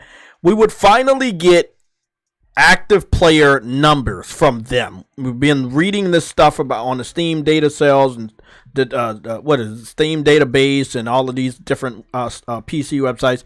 But I believe that we need to get an acknowledgement of how many total players have dipped their feet into Helldivers. And what I mean by that, and no disrespect to the game, if you're going to play Helldivers, you have to buy Helldivers. So the player count is definitely in relation to the people that paid for the game. In Steam's case, people that paid for the game 2 or more times if they gifted it to other people. In PlayStation's case, it'll be, you know, people that pay for the game. Then, of course, outside of player count, you get sales numbers.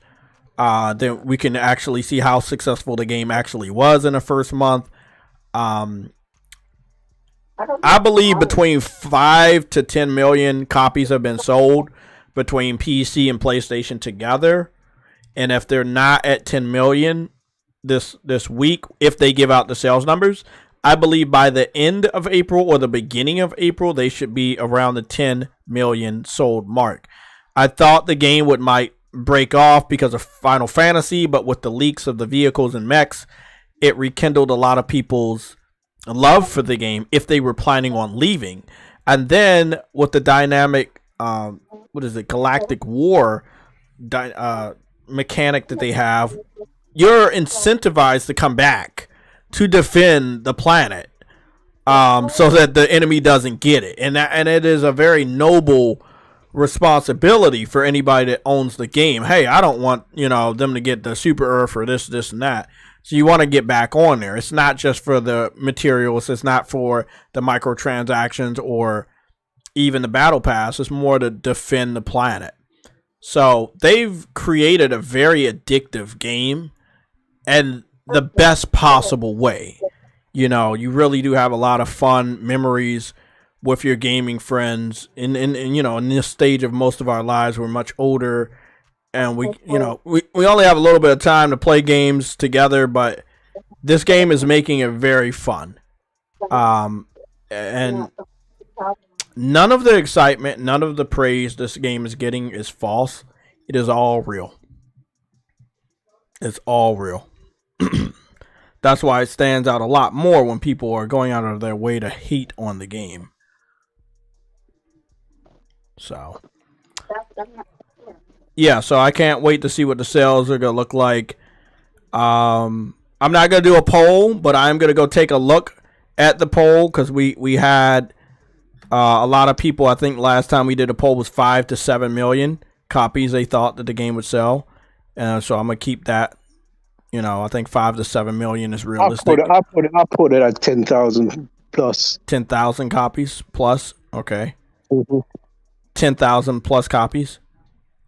Yeah, but not by 10,000. I think it was April, wasn't it? We said. You said 10,000. No, billion copies sold. Billion. You're illegal. Everything you're doing right now is illegal. Okay. Okay, 10 million. Where are we at? March 3rd. 10 million by its first month on the market would destroy Spider-Man sales. That would be crazy. I'm okay. Then probably if I was no, I'm not telling you you're wrong. I'm just stating a fact. Like that would be crazy if it outsells Spider-Man in a month, but it's realistic. I mean, this game is getting a lot of fucking praise. They're people are talking about this game's non-stop. Like, Spider-Man is awesome, don't get me wrong. Part 2 could have been much better in the story department, where it mattered. But I think people just wanted something new for once. And this was that new thing that people were desperately fiending for. They didn't even know they needed it. I think 10 million is doable by the end of this month. I think 10 million is doable by the beginning. Thank you for subscribing, KO, on Twitch. Thank you. I think 10 million is doable at the end of this month. I think 10 million is doable at the beginning of April and at the end of April. I think 10 million is realistic. It's a $40 game on PlayStation and PC. They're not pissing anybody off with the microtransactions or the games as a service functionality. Actually, don't funny about that. Actually, I've seen people say that the microtransactions is so well done. They actually want to give them more money, and they wish they can give them more money, which is actually kind of funny about that. Yeah, no, I mean that's how it is. That's how it is. People are addicted to this game. They're on there all the time, bro, and I love this type of success for a small studio. And I'm a big fan of underdogs, and that's really what it comes down to. I just want to simplify this. I'm a big fan of underdogs, and they're an underdog. Nobody believed in them. Xbox definitely didn't. Phil Spencer didn't. Microsoft didn't. The Xbox fanboys didn't. The Xbox gamers didn't. The Halo fans didn't. The Halo gamers didn't. Nobody on the green side believed in this game. Then going back to our first topic of the show, they do not deserve this game. They did not believe in this studio. Even when they finally saw the gameplay last year, they didn't believe. So, it's not worth it, man. Well, you believe now, huh? Yeah, they believe in the power of dreams. That's what they believe. They're dreaming they're gonna ever get this on Xbox. Yeah, but the power of dreams, Jay, is dead because dreams is shut down. So I'll cut that out. Samuel Thompson, you said it will be a given that Helldivers 2 get a trailer or announcement. Announce the achievements and contents sooner or later. Yeah, definitely. Because so much of the shit got leaked already this fucking week, so they have to come to terms and acknowledge it. Sadly, I don't like PC fans when they do shit like this, and they don't really give a fuck if they do it. They don't care who they hurt, whether it's the console gamer or the console manufacturer, the gaming company or the game studio or the individual developers. They don't care. I really believe that this type of shit, they need to stop. They want games to go day and date, but you got pirate games and then you got hack them and leak shit. That's not right, man. That's not right. It's not helping your cause. I mean, this would tell developers to stay the fuck away. This is why fighting game devs do not like when they do this shit. Because they're never going to buy your DLC. They're never going to buy your additional characters. They're just going to fucking hack into your game and steal it. Yeah. You know? That's what's going to happen. They're going to hack into your shit and steal it by force. Oh, I don't want to earn this truck in Helldivers. I don't want to earn this mech in Helldivers. I'm just going to hack into it and take it by force. Kind of defeats the whole purpose of creating this game the way they created it. You know? Facts. Not everybody is guilty of experiencing these cheats illegally, I would say. But the ones that are, they don't care. They just don't care.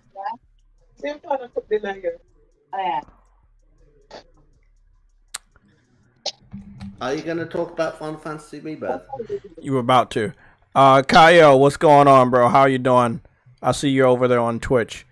Thank you for supporting me over on Twitch. Can't chat on Twitch. You're chatting on Twitch. I see your chats. I see your scratch. Word limit. Yeah, who's asking you? Oh, you said it's a word limit? Okay. I think you're the only one viewing me over on Twitch right now, but I will go check it out. You could come over to YouTube if you want, but let me go check out Twitch. Let's start talking about Final Fantasy 7 Rebirth. Uncompetitive, did you pick it up? Are you planning on picking it up? I watched a bit of Sick Humor's thing before I had to come on here, and he was like, he was over the moon about it. He was saying it was a masterpiece. Yeah, I played 2 hours plus of it on launch day, and I had the same fucking reaction. There were multiple times I had already confirmed Game of the Year. Like, it was just that fucking good. Combat is fucking flawless. I wish the camera was a little bit closer, but yeah. You said there's a word limit? On Twitter, there were a whole lot of PC people who were like complaining about how it looked on PlayStation, and that they said that they weren't happy with the quality of the visuals, and Square Enix needed to make more of an effort. And I just thought, you are so entitled. I mean, really, it's like, all right, don't buy it then. Don't buy it then. So what were the PC fans saying about Square Enix? They were saying like, I don't know, it might be the frame rate or the resolution. It wasn't like good enough. And it was like graphically, it wasn't. Why do they care? It's not on their platform. And it should be more next gen, and like it should be. If it's on PS5, they should be astounded by it or something. And I was like, I think it isn't something like Japanese developers don't necessarily use bleeding edge middleware, right? They're gonna go with something that's established, and they have quite long development times in many cases, so they can't use the most latest thing because the latest thing wasn't invented when they started the project, right? Because the games that they make, like JRPGs, have such a lot to them that there's like, you know, they have to be. I don't know how long the development was for Final Fantasy VII Rebirth, but I should think it was years and years, right, for them to have done all that they've done, and consequently, it's not going to be the most up to the minute engine. Moderation underneath it, right? word limit. I mean, the only way around that is to have a kind of Duke Nukem Forever situation where George Broussard was like working on his game, and he was like, "Well, I think it's pretty good, but I've just seen this new engine, and it looks so much nicer." So he made the whole game again in the new engine, which took him years, right? Kaio, I'm trying to figure out what you're saying, but I don't know how to fix it, man. Then he went and did it again because another engine had come out. I'm trying though. And that looked better. And by the time he was done, the game had taken 14 years to develop. Okay, now that was because he basically had no financial incentive to kind of bring it out any quicker. Right? He could take it as long as he liked. And that's super indulgent, right? I've never known a game to take longer than that, really. I think that's like, don't do that if you're a game developer. Don't spend 14 years making a game and change your engine twice. But yeah, I think, that's why the game looks the way it does. And I think it looks perfectly acceptable, right? And I think people should be happy with the scope of the game and the number of things that go on in the game and the story and how much it's been expanded on from how it was before. And I think people are like, if they really are super entitled and expect it to be, a kind of next gen or full PC exploiting, bleeding edge visual experience, then it's just like, well, buy something else. Yeah, bro. So look. I'm sorry, uncompetitive. I'm trying to talk to the subscriber over there. So, Kaio, I'm not gonna change the word limit on Twitch because I don't want to open it up to trolls and people like that. So, I apologize, but the reason why I put those safety precautions over on Twitch is because I have a lot of trolls and stuff like that. So, you can send multiple messages and make it short, but I'm not going to unlock something that I put there in the first place. Yeah, that's perfectly fine. That's the way I set it up. I didn't set it up for paragraphs. So if you're planning on sending me a paragraph, you can get in contact with me on Twitter. Maybe you can come over to YouTube. Yeah, my YouTube is JayTechTV 4K60. You can put an @ before that, but if you're planning on making a paragraph and you're kind of disturbed that you can't, you can come over somewhere else, send me a message on Twitter or something like that.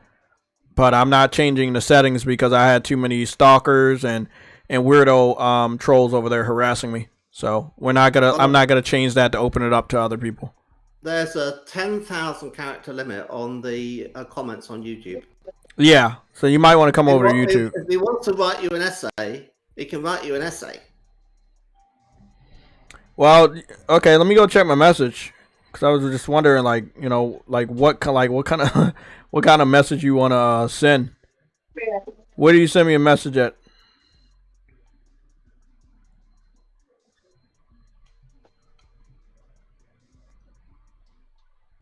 If you say you send me a message on Twitter, this is taking up a lot of time, but if you send me a message on Twitter, trying to figure out where. Well, if he's verified or he's got premium, right, he can write a lot on that as well. Yeah, I'm not seeing any recent messages from anybody on Twitter. Not by your name. They might have a different on my last tweet. Let me go check. My last tweet was the Sunday show. Kaio. Okay, your messages wasn't posted due to conflicts with the channel's moderation settings. Yeah, I'm not changing those settings. Sorry, buddy. I can't change. I'm not gonna change those settings. I changed those settings. I opened myself up to people posting spoilers and some more shit. There's a reason why I put that stuff there. I'm sorry, man. I open it up for you. I open it up for everybody else, and that's why I put those settings there. So I can't do that. I can't do that.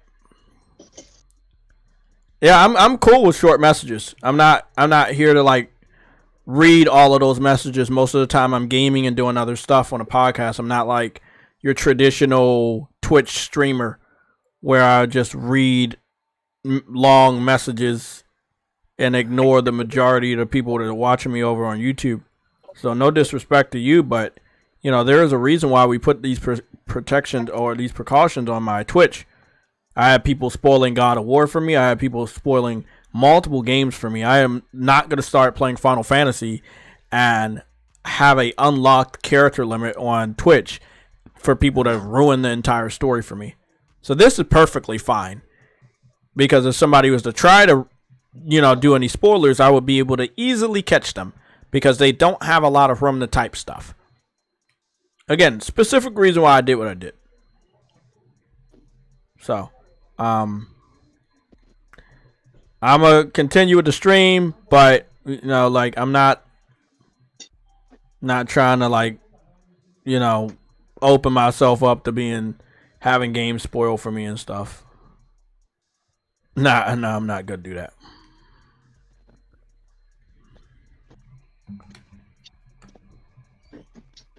I might increase the limit a little bit, but not by much.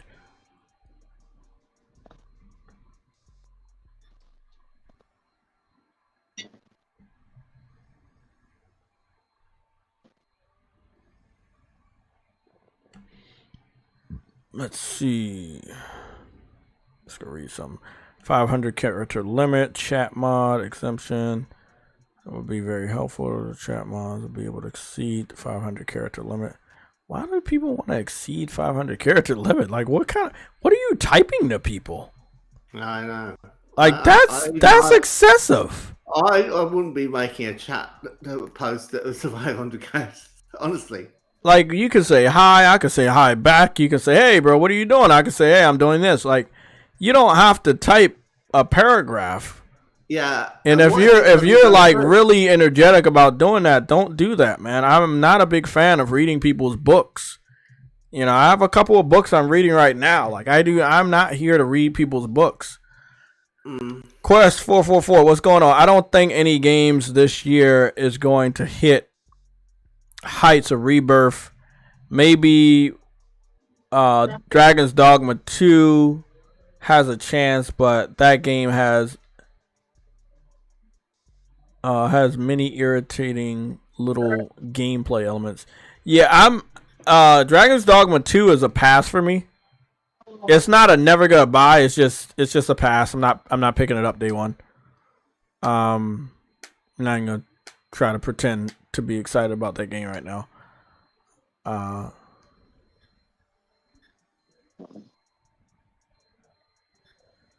Audio design is good on Rebirth. Oh, can't wait to play that with my headphones on. I see you, Stardust, in the chat. Thank you for coming back. Lucci Sky, you said, what's going on? You said, nah, I think Helldivers got a good chance to win Game of the Year. In a realistic world for Jeff Keighley show, it would be nominated, but then in a realistic world, Jeff Keighley's going to run around and find a ragtag group of games he can nominate for Game of the Year. Yes, Final Fantasy will be a part of it, but I don't know what else will be. This is the strongest part of the year that I've seen right now. This is the strongest part of the year I'm seeing right now. Look at how short my messages are. Okay, that was your message from like a while ago. Yeah. And I look for the settings, by the way, to increase the character size, but I didn't find it either. It's not accessible to me.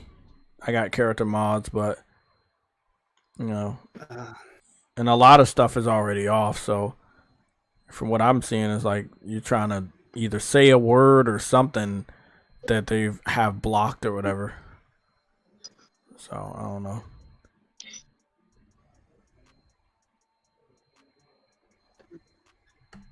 Cause I got like 8 people trying to get unbanned on Twitch right now. 8, and they sent me requests to get unbanned. So yeah, people go over to Twitch and try to harass me and give me spoilers for games and stuff like that.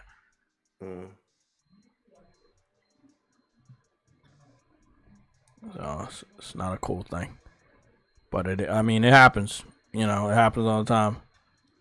Not something I want to deal with, but yeah.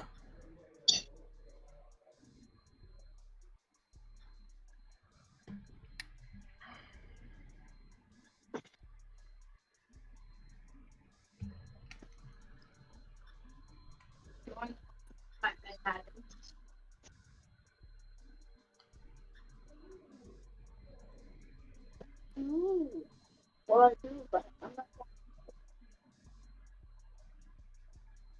Summit, I don't know what that is. I keep coming back. Stop asking me that question.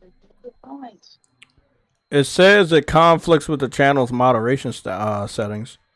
It doesn't say anything about your character limit. It just says my moderation settings are set like that because that's why I did it. I didn't want people like writing books to give them a chance to spoil stuff. People were spoiling stuff for me. I'm grateful for the people that are watching me on Twitch, but like there is a reason why I have these settings over here. I found out that some of the people that don't like me, they found it easier to get access to me through Twitch and to put spoilers over here. So I'm just trying to protect myself, man. I play a lot of story-driven games, and I'm not going to try to set myself up for that type of headache. So respectfully, I'm not going to change my settings. You know, it's like, hey, I don't want fucking animals in my house, but I always keep my fucking door open. I'm not going to do that. Sorry, man. Yeah. You can watch me on YouTube. If you're blocked on YouTube, you need to get in contact with me. But YouTube is where I primarily stream. I dual stream over here on Twitch. But this is, you know, I've had too many troubles over on Twitch. You know. So I don't know what the character limit is. Maybe you can find that out for me. I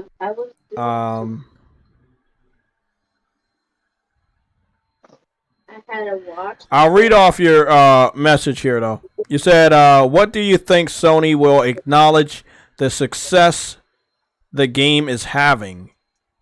It seems they acknowledge Demon Souls and Returnal pretty quickly. Well, that's because they already planned on acquiring those guys. So they already had a deal to acquire Bluepoint. They already had a deal to acquire Returnal. Maybe everything comes together around the first birthday of, or the first anniversary of Helldivers 2, which will be this Friday. And sometime this week, they're like, hey, okay, well, we're going to give a review of the game over the first month, which is what they need to do.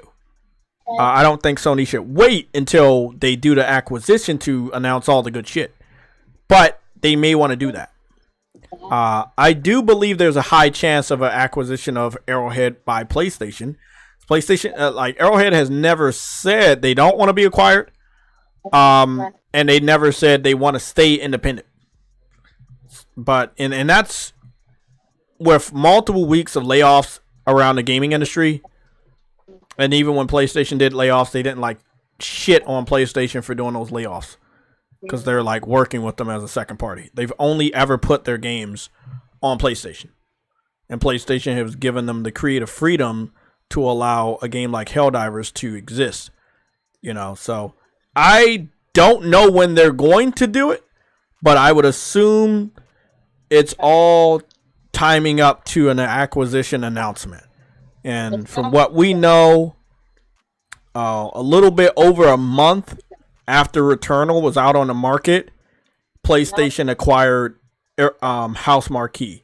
So maybe they're about to announce the acquisition and then they announce how much the game has sold. but I'm definitely aiming at anywhere between 5 to 10 million copies sold in the first month. If that answers your question. That was a pretty lengthy question. I think the game is definitely successful. It's just, you know, they're working together. This is a Sony IP, so I don't think that Arrowhead can say how many copies it sold without Sony giving them the go-ahead. And I also don't think they want to, every week, I don't think they want to announce, oh, it's selling this. Like Power World, which didn't have any type of management. You know, they're just an independent studio, and then almost every single day they had to announce that it's selling this or it has this amount of player counts, which is not professional, and it's not what they do in the gaming industry. You know, maybe every week, once a week, or maybe once a month, you will give an update on sales. Maybe they're waiting for the NPD. The NPD will be out either at the end of this week or the sometime the week after next. So maybe Sony's waiting for the NPD to acknowledge how many copies it has sold. I hope that answers your question.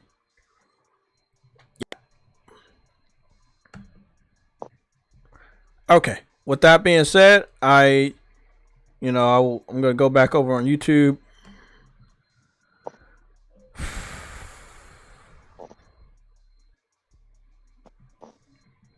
True Witty with the $50 billion Kit Kat Trooper bar. What's going on? Don't know where True Witty is, but we're going to find out. He's there. Are you ready? In the lobby. I don't know. I'm hearing...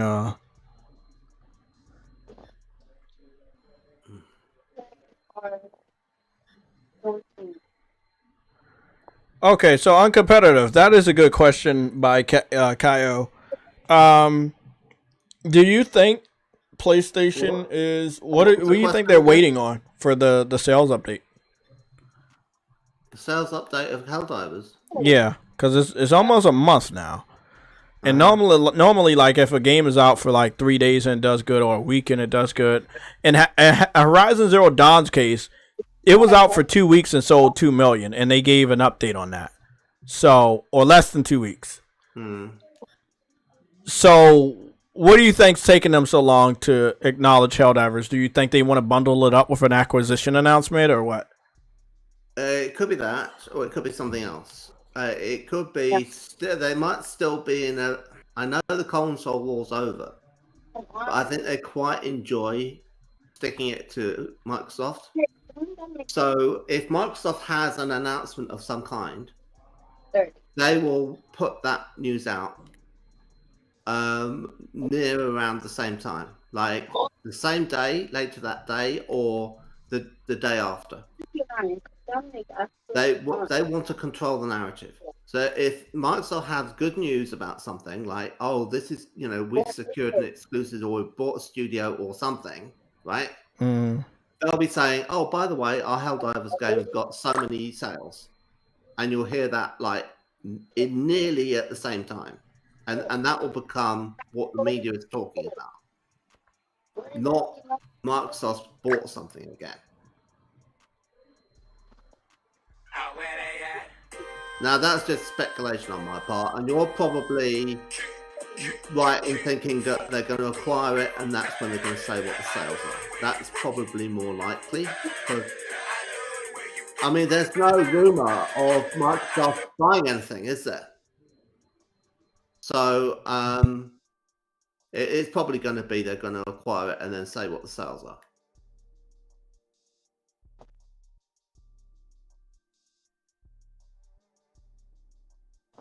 It takes quite a while to actually negotiate an acquisition.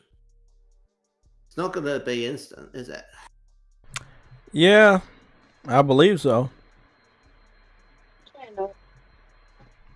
That shit, wow. And they kind of messed up by not acquiring them before it came out, because now it's a success. They might be asking quite a lot of money for the company. Yeah, and I believe that Sony can pay that money because it'll be less than Bungie. Because, they own Helldivers already. You see what I'm saying? They already own the game. They own the rights to the game. Well, their new boss is kind of a bit penny pinching by the sound of things, so I don't know. Who you talking about? You talking about Hiroki Totoki? The way he talked about it. Oh yeah. He is penny pinching, but money, and I'm thinking. But even him, even this guy, he has to acknowledge that we have to own the person that made the wave, the new gaming wave. There's no way you look at this situation and say, "Oh, we need to save money," even though they made this hot game that's hotter than everything that we've been trying to create. We're gonna pass on them for this competitor that we know have been gobbling up bigger studios to gobble up this one. So, well, that's not necessarily the case that Arrowhead would be stupid enough to go with Microsoft, even in the event, calamitous as it would be, that they didn't end up being acquired by PlayStation. So we shouldn't really concern ourselves too much, be too anxious about PlayStation. Oh, they must get Arrowhead, otherwise Microsoft will buy them. It's not a done deal that Microsoft buys them. They can say no. I've told this same speech you gave me is the speech I gave Truity many years ago. And after we saw the list where House Marquee was on the list of studios Microsoft wanted to acquire, there's no way that a new list that we don't see yet doesn't have Arrowhead on that list of studios that Microsoft wants to acquire. I think it was already on the list, wasn't it? No. House Marquee was on the list, but not Arrowhead. Arrowhead was way low key, and they had not even. Nobody saw Helldivers. And what, 9 months ago? That's when we saw it. Mm-hmm.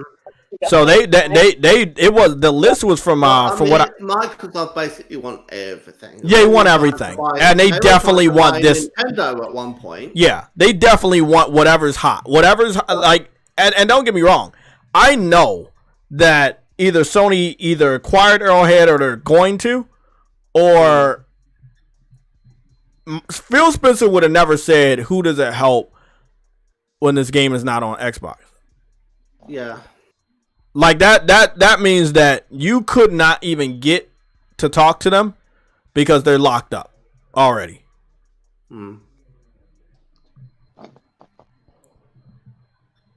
Yeah, my advice to Microsoft, given that they want to keep writing checks, is to buy EA.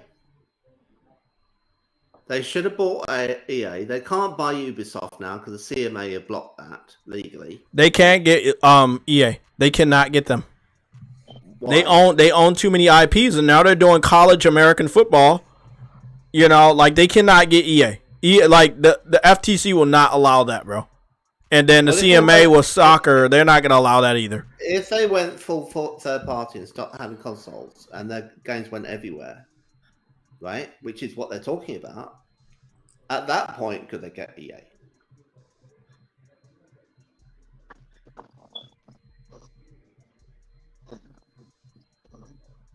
What do you think? Say that one more time. Okay. They go full third party. They stop making consoles because Thrash says they can't keep making consoles, right? And they go off and they buy EA. They might even have to stop doing Game Pass as well. And that way, they instead have like a regular, annual revenue from the EA stuff, because it's like, you're repurchasing FIFA every year. Right. I understand, and that was one of the studios I said they should pick up, and I was like, oh, they should definitely pick them up before they even attempt to make Call of Duty exclusive, because I know they're gonna try to. But now I don't know if they're gonna try to make anything exclusive, because now they're trying to like bring games to PlayStation, and I do believe it's in a pathetic attempt to say, hey, look how nice we are. Let me buy EA. And this is what I said. Before they try to do any more exclusives, they have to pick up EA. But that also stands for what's going on now. If they're pretending that they're going to bring games over, or they do bring a couple games over, but they pretend that they're going to bring the big ones over, which again is not promised right now. It may be enough. It may just be enough for them to get past the CMA and the FTC to buy EA. What? That's only if they've been off the books with their communication. Because one thing we've noticed is that the emails were very damning. I guarantee you the phone calls were worse. Yeah. And I would guarantee that after the first fight with this FTC in court, they've moved all their communications to webcam videos and phone calls, and no more emails.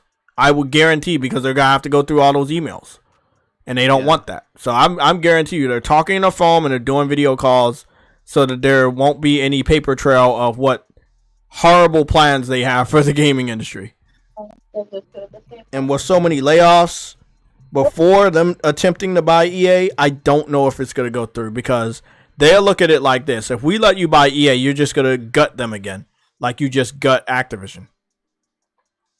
I mean, that's on file now. You picked up Activision and you gutted them.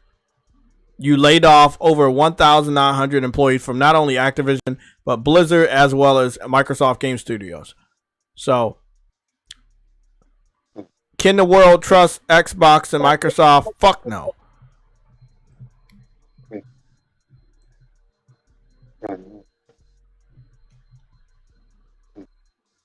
Okay, I'm still playing Roblox somewhere. Alright. High Tech Dream, what's going on? You said fuck no. Nobody can trust Microsoft. You shouldn't trust them or Xbox. Samuel Thompson, what's going on? To be honest, you shouldn't trust no corporation. I know. Samuel Thompson, you said that's the thing. High Tech Dream. Not being able to identify, manage, and use talented studios is just awful on Microsoft's side, and it has been for years. See, I'm glad someone said it. I'm glad someone said it, because I've said that as well. That just proves that money isn't everything. You have all the money in the world, but you don't know how to manage the things you're buying with your money. Or you don't know how to take care of the things you're buying with your money. It's like a rich person that buys a fancy car and drives it once.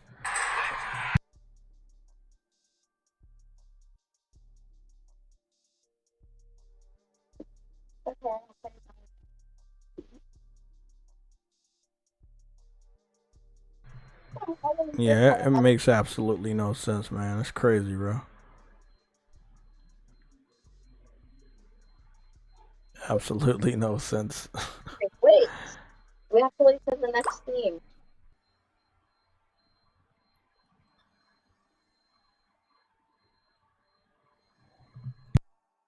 Damn. Vanilla Ice picked up Eddie Guerrero's lowrider. He just purchased it. Wow.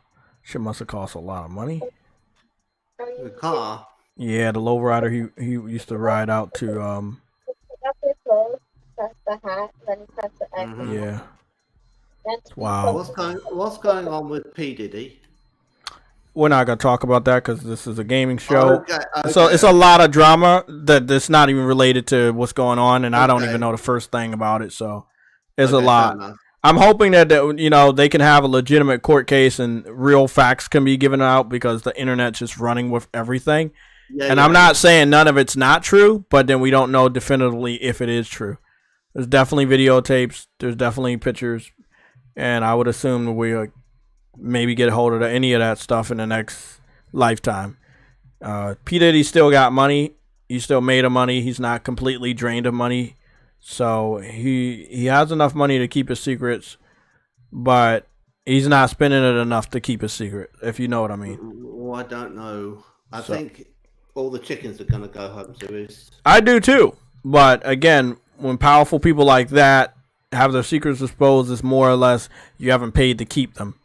That's really what it is. Like I think this is like Epstein, except we're not going to find out a damn thing about Epstein or any of the people involved, but we're going to find out everything about Diddy. In the game. So it's like very, very similar. I mean, he's just not on the same level.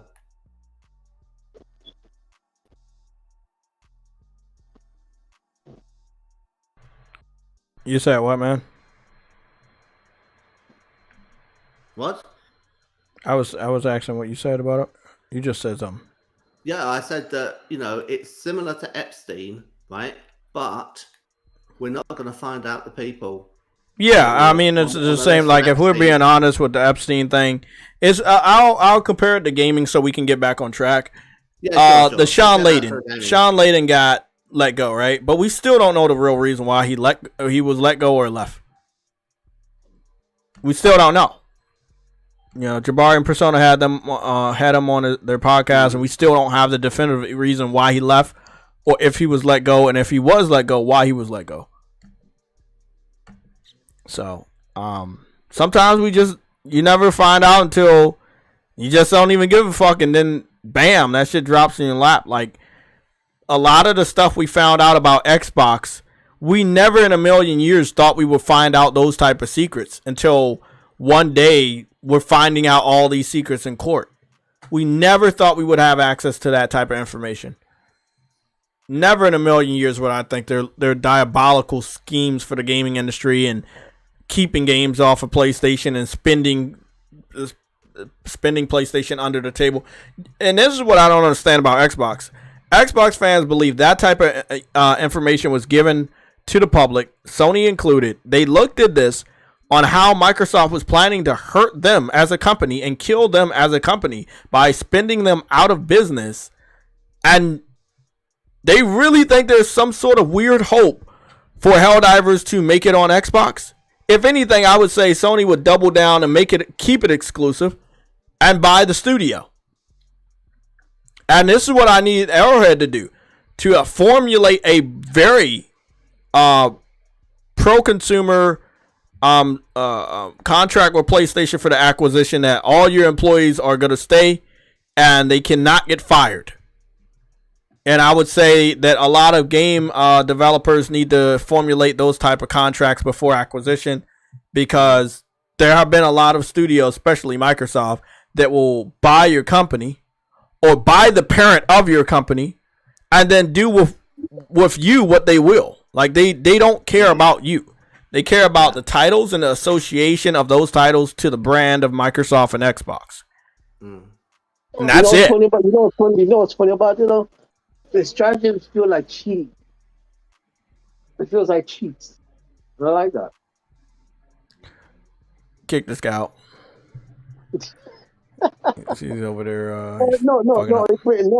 They bring it back to the old days where you yeah, Kyle, you're right. They're basically IP farming. IP farming.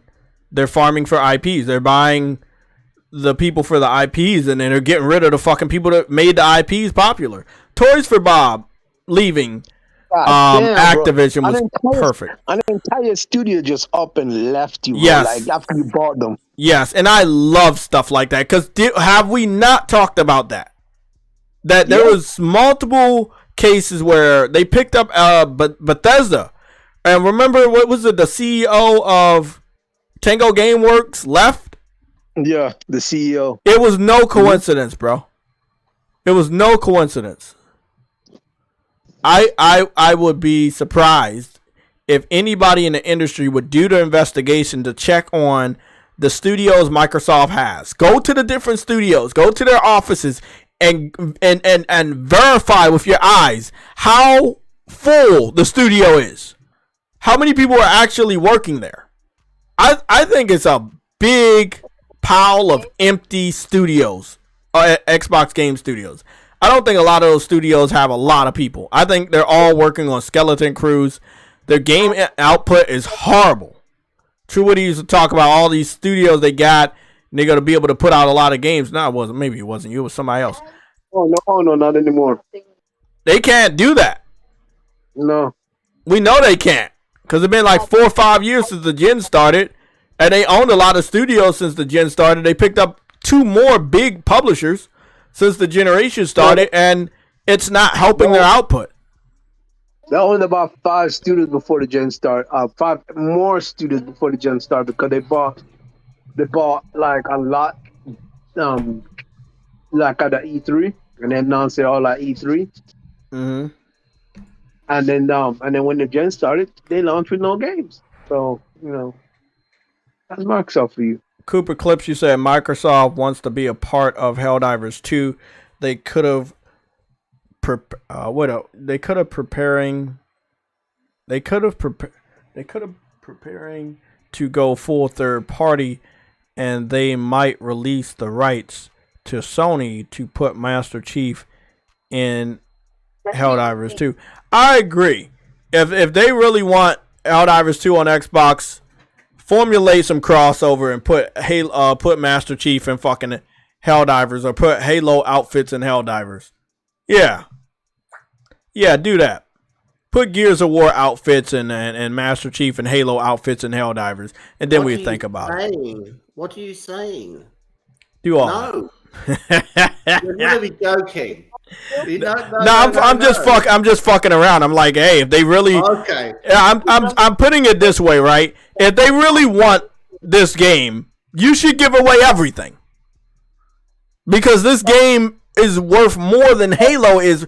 Okay, I think people understand that, like, years ago, you might have had something that was valuable. Let's say like Bitcoin. Years ago, Bitcoin, or your what was those pictures? Those little pictures, NFT? The NFTs, yeah. The NFTs were like worth billions and millions of dollars, and now they're worth jack shit right now. That's where Halo. You said AFT. Don't you mean NFT? I said NFT. I didn't say FT. I said NFT. Yeah, it's not Bitcoin. You mean it's NFT? You mean. NFT. So NFT is like Halo right now. God damn. On Jay. That's really No. No, it's true. It's true. They're not worth what they used to be. Halo isn't the gold mine it used to be. Am I wrong? That's a bad analogy. It's not a bad analogy. It's a fucking NFT. It did once have inherent value. NFTs have never had inherent value. In my personal opinion, Halo has never had inherent value for a very long time. For 17 fucking years. Fuck that shit. 17 years since Halo 3, and it was a good one. It was a good one. Podcast when you said that. Yeah. I believe there was a time where Halo was fucking just master of the universe. That time has passed. Let's say, okay, so 17 years since Halo 3, right? So let's say 14 to 13 years since Halo has been worthwhile. I'll be generous. That's fair, right? 13 to 14 years. That's still over 10 years. To be quite fair, in the 360 generation is when Don Matrick was in charge, they had everything done right. They were doing what they were supposed to do, and the console war was rough, but goddamn, they actually were doing shit to console war. You see what I'm saying? Mm-hmm. After that, Phil Spencer took over. Everything just went down. Somebody said Halo got killzoned. God damn! Oh my goodness! Oh, damn. Halo needs to be retired. I think Halo, Call of Duty, all of those games, they need a break.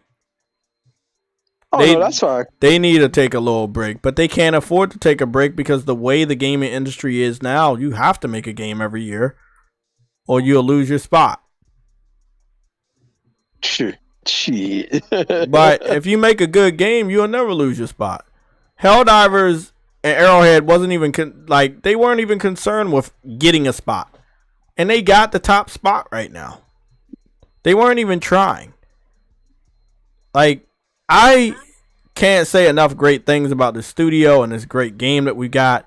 They're bringing so many different gamers together again. But Xbox does not deserve to join the fight because they weren't there. They didn't believe. All they want to do is to be a part of the popularity hype train. But that was the whole point of you acquiring... I think you're missing a very valid point, Jay. They don't deserve to be in a fight because they're not part of the fight.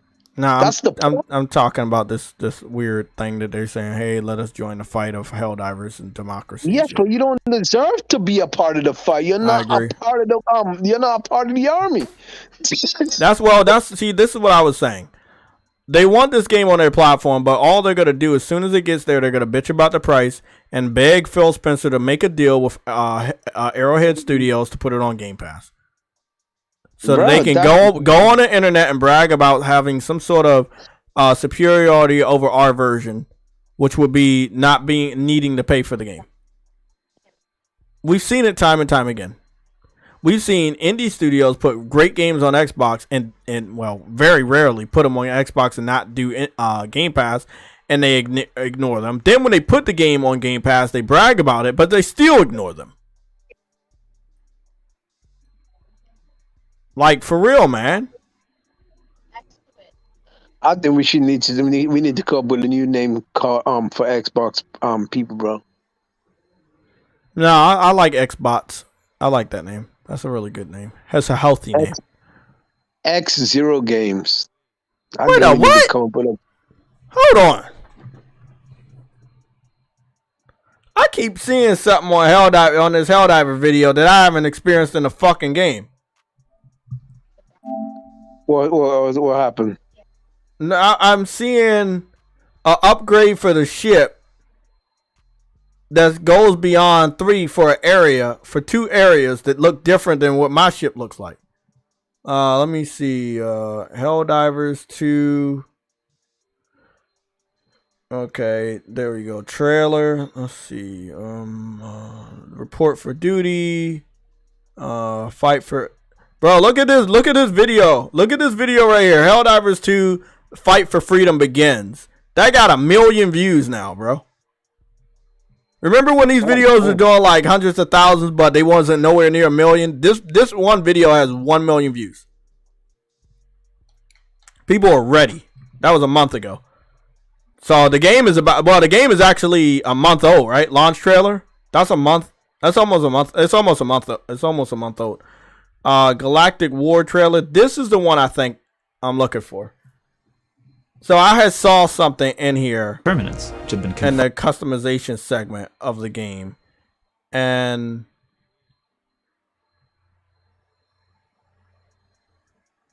where are you? I don't know where right here is. Kids, they stink. We don't know why. In the Let me slow the speed down. I was actually used to use the chair, so. Or did.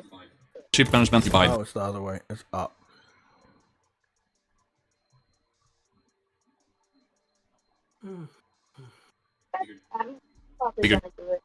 Okay, so you see this? There's a third there's a third option, right? True Eddie? For the ship on the computer on the wall. But this ain't the third option. I upgraded my ship, and the third option, I got a preview, and it didn't look like this. This is a fourth option where it expands the size of the ship. I didn't see that shit before. And then there's a fifth option where this area has a lot of Helldivers flags. So again, okay, then you do that, then you do that, then you do that, then you do another one. See those right there? I've never seen those. Those are completely new. See those, that little area right there where you can stand and shit and work on the ship? Those little hangar areas right there, those are new. I've never seen those before. So that's a fourth customization option for those for this area and the last area. I think the game is definitely going to be evolving over time in a much deeper way. And some of the evolutions were already in older trailers. You just got to see that shit. I kept watching that over and over. I was like, bro, I've never seen my computer area expand, go in like that, like a whole secret room. I never seen that shit before. Oh man, they got room to grow. They got room to grow. That's awesome. I'm gonna play Concord regardless, cause I'm a Killzone Resistance and SOCOM Refugee. Me too, man. I'm supporting that game regardless. Oh man, that's understatement right here. Yeah, that's a day one right there, regardless of what. After Helldivers, we gotta support these games, bro. You know it. We gotta support this shit. Exactly. Because I want a Resistance back, man. I can't see Sony looking at this type of shit and say, hey, we need to backtrack even more. Nah, they probably would be like, oh, I didn't want to backtrack enough. Alana Pierce finally played Helldivers 3 days ago, and the game is almost a month old. What took you so long? She's an Xbox girl. I mean, but my whole thing is, what took you so long? The game been out for a month. What took you so long? Too busy playing Starfield. Illegal! Oh, I'm not bashing her, so don't come for me. I just want to know what took you so long. Everybody and their mother's playing this hottest game in the world, and you play it only 3 days ago, and the game is like 4 to 5 days away from the 1 month anniversary, which means you waited almost a whole month to play the game. Why? I'll definitely be analyzing this, and I'll give you guys my thoughts on Tuesday. That's just weird. That's just weird. I don't get that one. Father, what's Helldivers? He's wearing what is he wearing? Is he wearing a Dark Souls armor? With so many choices on Booking.com, there are so many.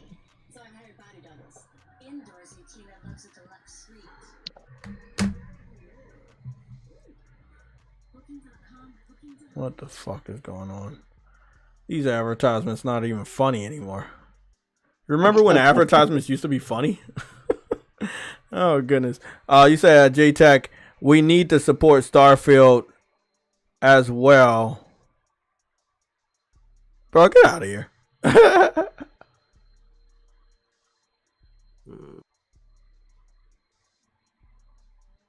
Get out of here. We don't need to support Starfield.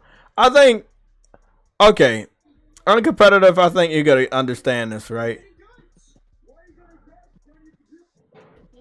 Oh, it's a skit. It's a skit. So even Dark Souls veterans are getting in on Helldivers. That's interesting. Wow. I mean, when your game is truly fucking fire. Well, they might like it because it's super difficult. Yeah. That's interesting. That's interesting. Okay. My take on all of this, and there's a video I wanted to go take a look at.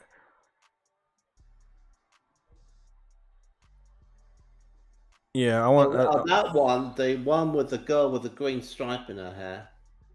Yeah, that's one of the ones I want to look at. Yeah, but I mean, you might get a copyright on it. That's the only thing. But it's very funny. But I'm gonna play one little segment of it. I'm gonna see if I can find it. Is it? Oh, you're gonna get a strike probably. Yeah, I don't think so. Well, you think they're gonna? She hands off 4 games or something, isn't it? No, it's called Reckless Comedy. Yeah, it is that. Yeah. Well, I'll describe it because uncompetitive thinks I'm gonna get copyright. I won't get copyright strike. It'll just be, like if you play too much. But long story short, I'm trying to find the latest update, and here it is. Now I've watched the whole video, and this is all I'm gonna say. They posted a video 3 days ago, and it says Xbox begs for Helldivers 2. PlayStation Girl. Reckless Comedy, 62,000 views 3 days ago. All I want to point out is that everyone knows what's going on. In the skit, you know, they basically give the 4 games to PlayStation, and then the girl representing Xbox, the green chick, says, well, since we gave you these 4 games, can we maybe get Helldivers? And that's really what's been going on the internet with Xbox fans. They've been saying like, well, if Xbox is giving games to PlayStation should give us Helldivers. And that's why I said what I said uncompetitive about Halo. They really want Helldivers. Give us everything related to Halo and put it in Helldivers, and then we think about it. Yeah. I mean, they already put Master Chief in fucking Fortnite. You know? So I'm very excited that everybody knows about the begging. What they need to understand is that that's not how this works. We're not asking for your games. We are getting your games. You're asking for our games, and we're not giving you our games. That's the difference here. We are not asking for your bullshit. We are getting your bullshit. We don't need your bullshit, but you want us to have your bullshit. We're not giving you our greatness, but you want our greatness. That's the difference in the story here. What I love greatness, but you can't have greatness because when you get greatness, you can't buy greatness because your wallets are broke. Well, continue. This is what I want to say. They're so used. There's a secret message here. They're so used to Microsoft getting everything they want for them with big money. They think that this could happen. That's why they're begging. They're begging. They're sending a message. You know what's funny about that though? They saw all the big purchases, all the big expensive deals Microsoft did. They're like, nigga, Microsoft. You know what's funny?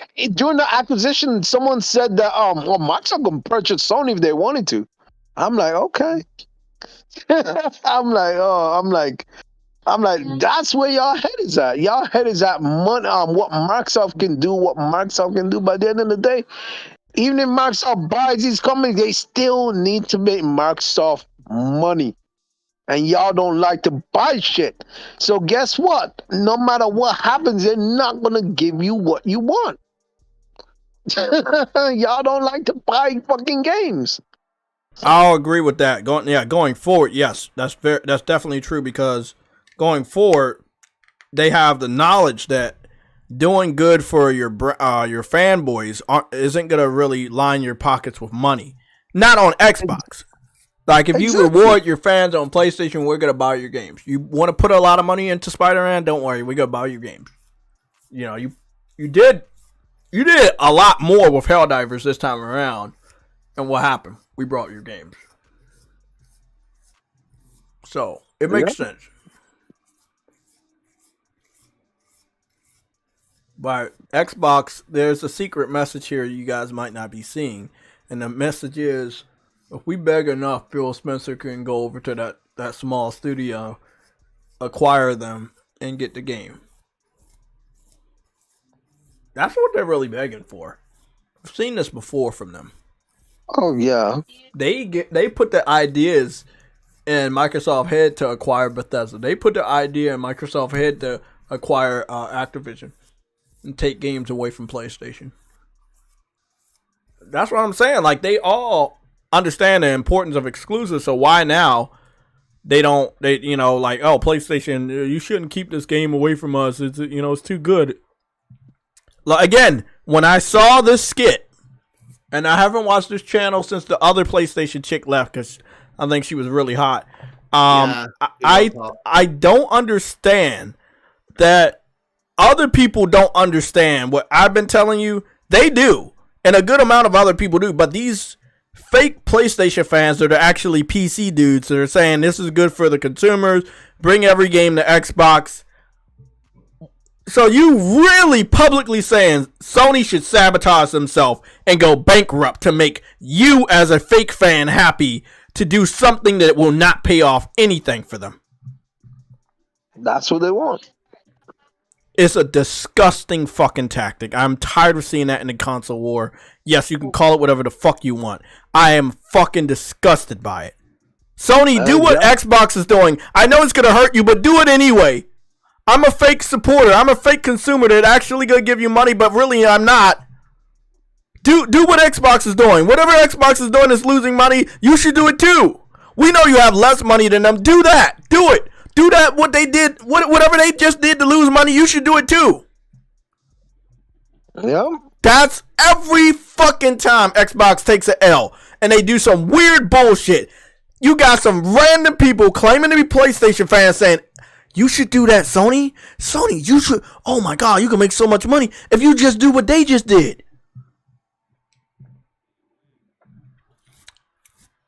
They started putting their games on PC 4 to 5 years ago. What has that done for us? I think we got like 3 cancellations and multiple layoffs. Yeah, we got a cancellation not too long ago. Yeah. Yeah. But you see, there was layoffs from Xbox and there was layoffs from PlayStation. The people that were quiet about the layoffs from Xbox jumped on PlayStation for doing layoffs. That proves that if Sony does what Xbox does, they will not be greeted the same way. And the people that are telling Sony to do exactly what Xbox does, they know this.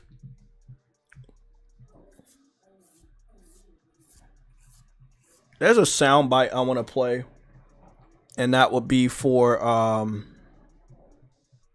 True Witty's favorite YouTuber and cousin, Paris. Oh, fuck no, that nigga ugly, nigga. That's your cousin right there. You can't say that. No, that nigga ugly, dog. Can't say that, man. That's family. He looks.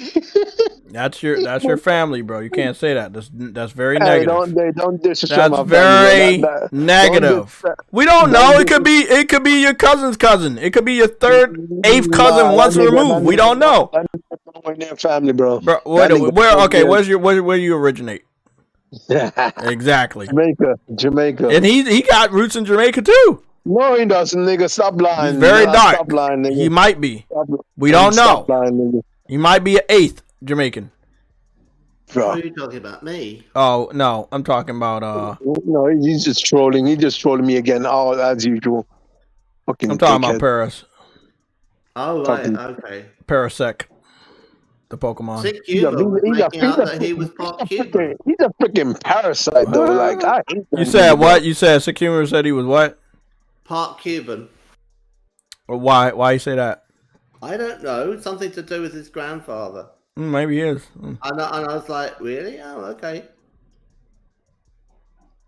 No one cares about where I come from. I know where you come from. I believe. No, I mean I'm like a mixture of all sorts of things. Like you have any Irish in you? Yes, but I figured. That's Celtic, right? Mm-hmm. Then there is the Celtic warrior, and then there's Viking, right? Because the surname's got a son in it, right? And then Anglo-Saxon. So like they came over here, raped people, you know. Oh, man. You really you be trying your hardest to get me banned just saying the R word. You really I was told, man, most content creators do not say the R word. So you can't really say that, buddy. I didn't know that was a problem. that like you cannot say the R word. You can't say that. You can't say that R word or the other R word that means you're slow. You can't say any of those R words. I didn't know this. I'll never say it again. Sorry, man. Either one. Now, I'm normally somebody to allow you to be free on that, but you know. Is there anything else I should say? Obviously, you shouldn't say True Witty collects L's or True Witty you got an L or this is good for True Witty. Any of those things, don't say that for him. It makes his head bigger than Paris. Let's play this soundbite because I'm competitive. I think you'll be able to break this down because again, you see how I think now, right? You see what I've been seeing with the sabotage and stuff like that. So here we go. I got a chance to also play it as well. Enjoy it. It's fantastic. And this is coming from a guy who's not really been into Final Fantasy. It pulled me in. And then like when I got to play with you, going back playing remakes, stuff like that, I'm like, okay, I get it now. This is really freaking cool. This is a great series. I understand why it's so beloved by so many people and people are so excited for it. But then that brings up the problem. You can only play it on PlayStation 5. Yep. And the Xbox community was pretty vocal about that this week, that how bummed out they were that this great game, if they don't have a PlayStation or a PC, by the way, you can't play this game. I mean, you don't have an Xbox or a PC is what I'm saying, but you can't play this game. And it sucks. Just flat out, it sucks. And to your point, Remake isn't even on Xbox right now. And my thing just comes to this. It is coming from a third-party publisher. We obviously see everything that's going on in the industry right now. I hope this is the last time we see something like this, in the sense that. So I want to break down the last part. You cut it off too soon. Last time we see something like this, what? We gotta have these games, especially the third-party ones that I'm talking about specifically. We gotta have them on every platform that you possibly. I see. Right. It's almost criminal that a game this good that is just getting universal 10 out of 10 praises across the board, right, can only be played on one platform right now, and you have a second. Okay. Yeah, look. You heard what he just said. Replace Final Fantasy with Helldivers. Just do it. Replace Final Fantasy with Helldivers. Yeah. So if he's feeling that way about Final Fantasy, he's feeling that way about Helldivers, right? Well, he's went out of his way not to say anything about Helldivers. But I caught him on February 18th. He said 343 and Bungie should work together to bring back Halo ODST. Now, everybody has been talking about Halo ODST over the last 4 weeks have been talking about it in relation to Helldivers. So he's gone out of his way not to give any credit to PlayStation for Helldivers. He has not played Helldivers with Gregory or any of the other people. He has not played it on his PC. He owns a PlayStation. He has not played it publicly on there.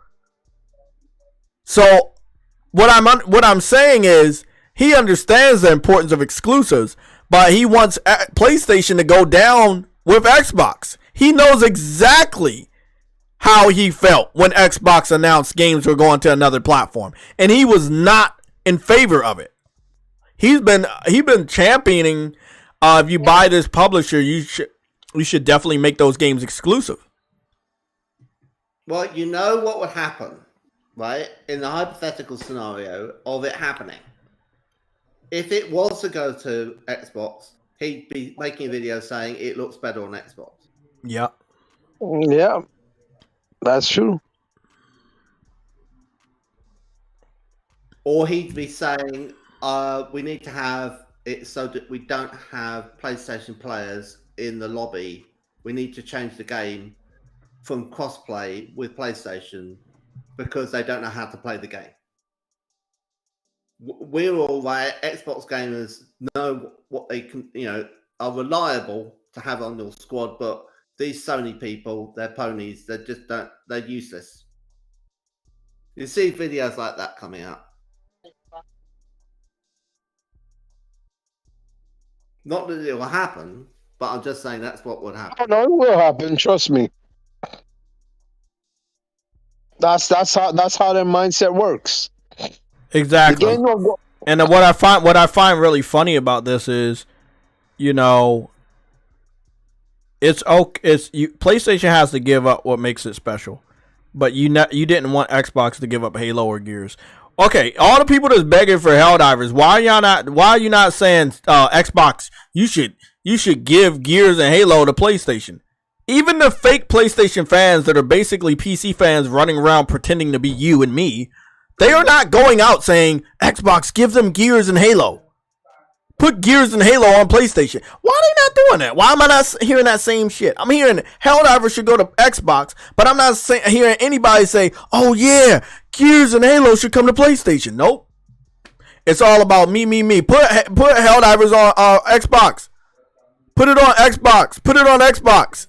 It's not, let's bring Halo and Gears to fucking PlayStation. I love the contradiction. Huh? People know it makes no sense. People know it makes no sense. Exactly. So if it makes no sense for you to do it, why would it make sense for Sony to do it? Again, sabotage, bro. Sabotage. That's the key word here. Sabotage. Horrible, man. Horrible. To come up with another explanation. It might be the whole explanation. But there might be another explanation in as well as sabotage. Right? Is that a possibility? Should we be open to there being? Well, sabotage could be part of it, and they want to destroy PlayStation. They want to they assumed that they're going to get all the games, right? But could there be something that's like less sophisticated than that? Because there's a lot to that. And maybe there's something else that isn't like. I mean, that is like a conspiracy, and it's naive. So is there something that is actually not naive? Well, I mean, I would love someone, yourself, anybody to tell me, like, why are we seeing random gamers that let me explain this to you, uncompetitive. I've caught multiple people on Twitter that don't follow you, don't follow me, don't follow any of the people I'm following. I'm following 700 people in the gaming industry, in the gaming community. And they're not following anybody. But they randomly, underneath my comments about the Helldivers and Xbox shit recently, it's almost like they're bots and they're triggered. And I'm not talking about Xbox. I'm talking about like they're bots. They're like internet bots. And they came underneath and they were like, this should go over here, blah, blah, blah. I checked their channel. They're not following me. They're not following anybody. They made their channel last year.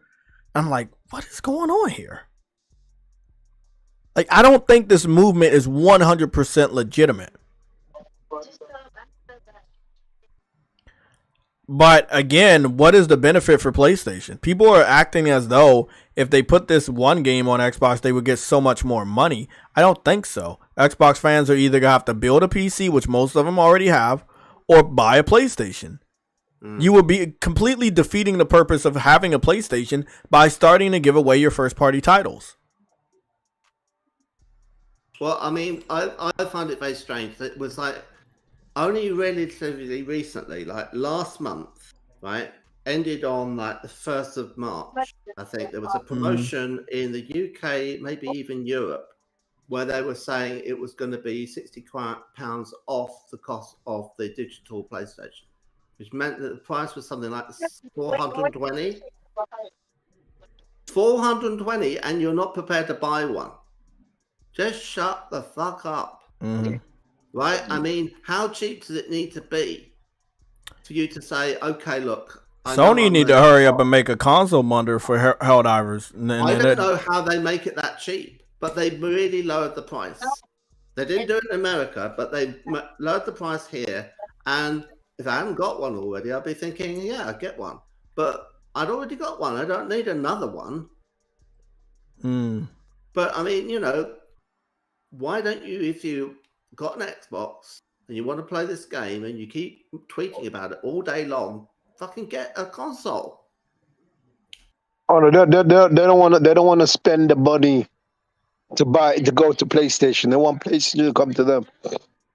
They're not short of money though. A lot of them have got PCs. It makes exactly.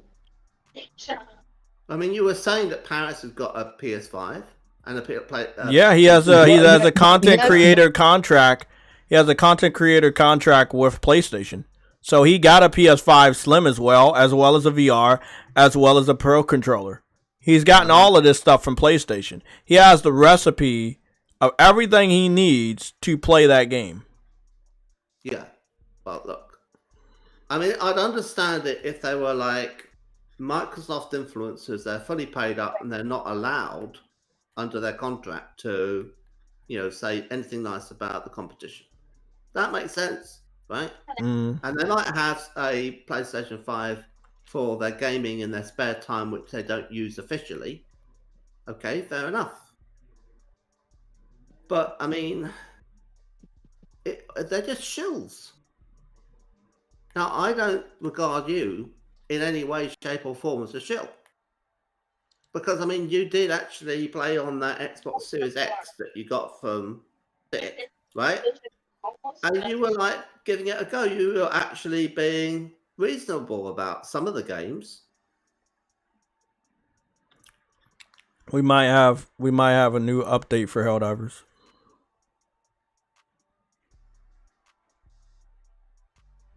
Well, what's going on? What's up? Let's see what's going on. Is this new? No, it's from 3. Suddenly we got this massive drop and the servers started freaking out. Okay, describes the war room, blah, blah, blah. Basically saying that a good amount of the content was going to be free, but then I can't confirm that because, let me see. Hold on. It said, I'm really happy and proud of the Arrowhead Games team for an amazing achievement. The servers handled all the Helldivers players this weekend without problem. Improvement. Yep. That's big news. That was last news. weekend, by the way. I would sooner hear that than their sales figures. Yeah. But that was last weekend, by the way. That was the 25th. And they said now we have time to focus on improvements and blah, blah, blah. Now, I do want to see what their new announcement is, like if they have any new information. This article I thought was new, but it's a lot of stuff from February 15th and 25th. It is now March 3rd, so I'm hoping tomorrow we learn a lot more. So I'm going to wait for tomorrow, and I'll also wait for Tuesday to see what's really going on, what they think of these mods hacking into your game and basically spoiling the vehicles. Now, I do know that once they post a very good trailer, it'll fucking run around the internet like wildfire, and everybody will know about the vehicles, and people will be excited. I don't even know how to say what I'm about to say. They will be excited on top of their excitement of Helldivers, because people are still excited about Helldivers, and it's almost a month out, and they're gonna get re-excited. Even though they're already excited, they're going to get a double dose of excitement, a triple dose of excitement with the vehicles and mechs. I know a lot of people that love mechs, and they're going to see this shit, and they're like, well, I was not going to pick up Helldivers, but I want to pick up the mechs. A lot of people that like vehicles, well, I was not going to pick up, Helldivers, but now I see it has vehicles. Let me try it out. Like, these additions may seem small to some people, but they're big enough to get people to say, I'll try it. I think this is when Sony should do a big marketing push. Definitely. To begin with. But now that the servers seem like they're okay, they can probably bear the weight of more players. So let them actually properly advertise it. Yeah, definitely. I wanted to tell you something. Seeing as how you were mentioning Halo earlier, right? I was out down the shops, right? And I went past the bus. And the bus had, on one side of the bus, it had advertising for Halo, the TV series, right? But the other side of the bus didn't. It was advertising a shoe shop, right? Mm-hmm. And I looked at it and thought, that's a bit funny, because like the shoe shop advert is on the side that it parks at when it takes on passengers. So that's the one way you're going to see the advert. Mm-hmm. The Halo advert is not really going to be seen. Okay. So Microsoft's marketing were too cheapskate to buy both sides of the bus. Right? So, I mean, I've not seen that from Sony. When Sony have done a bus, and they do both sides. They do both sides. When they are on the Japanese underground, they do the whole train. Right? I've seen that. Have you seen that? Yeah, I've seen it. It's nuts. It's nuts the amount of trouble they go to. And you're just thinking, wow, that's beautiful. Right?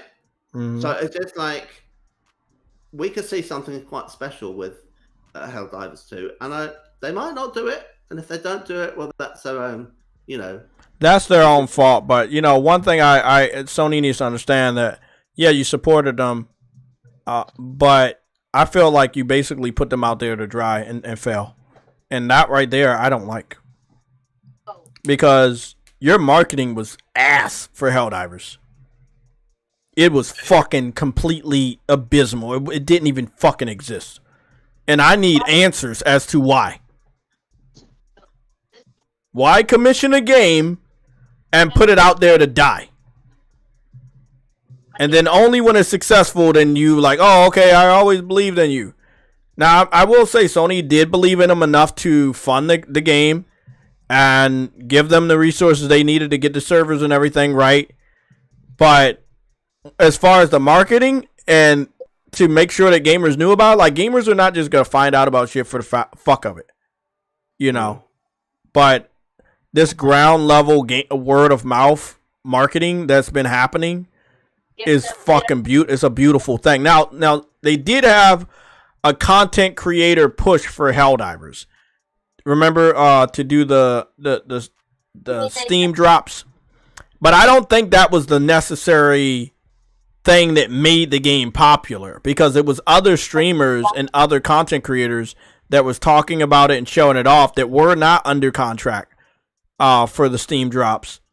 And those were the people that get that acknowledgement. Then there's been different, every week there's different content creators that say, okay, I'll give the game a try. I see how hot it is. They're not getting paid. They're just playing it because it's hot, and they've been waiting to get paid. And that's what I think's going on, like with Atlanta Pierce and everybody else. They've been either waiting to get paid or waiting to get codes, and only when they get a code or when they get paid to play the game, they're going to go play it. But then some of them are like, well, I'm not getting paid, but this game is too fucking hot for me to not play. I'm going to go play it. And I love to see that. Fuck their codes, man. They got more than enough money to pay for a $40 game. I guarantee you their fucking shopping, their meals are more than $40. So you go support the fucking game, man. They'll be wondering why we have so many layoffs.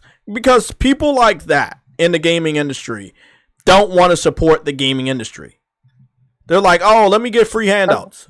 They don't want to support. They don't want to support it because they need their channels to grow. So they it's a me only culture, bro. Yeah, it's I can't stand it, bro. It's disgusting. It's disgusting.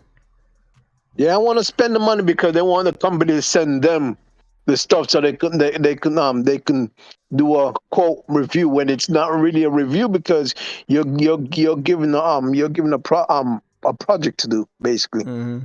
That's I saw Solid Rev post some pictures of Helldivers just 1 hour ago. He's been holding off on it too. I mean, a lot of people have been holding off, but you cannot deny it. After a whole month, this shit is still flames. You can't deny it, man.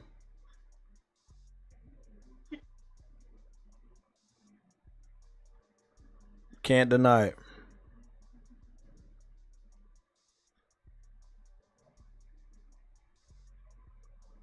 Man, the Warriors getting their ass fucking beat by Celtics. Oh, that's tough.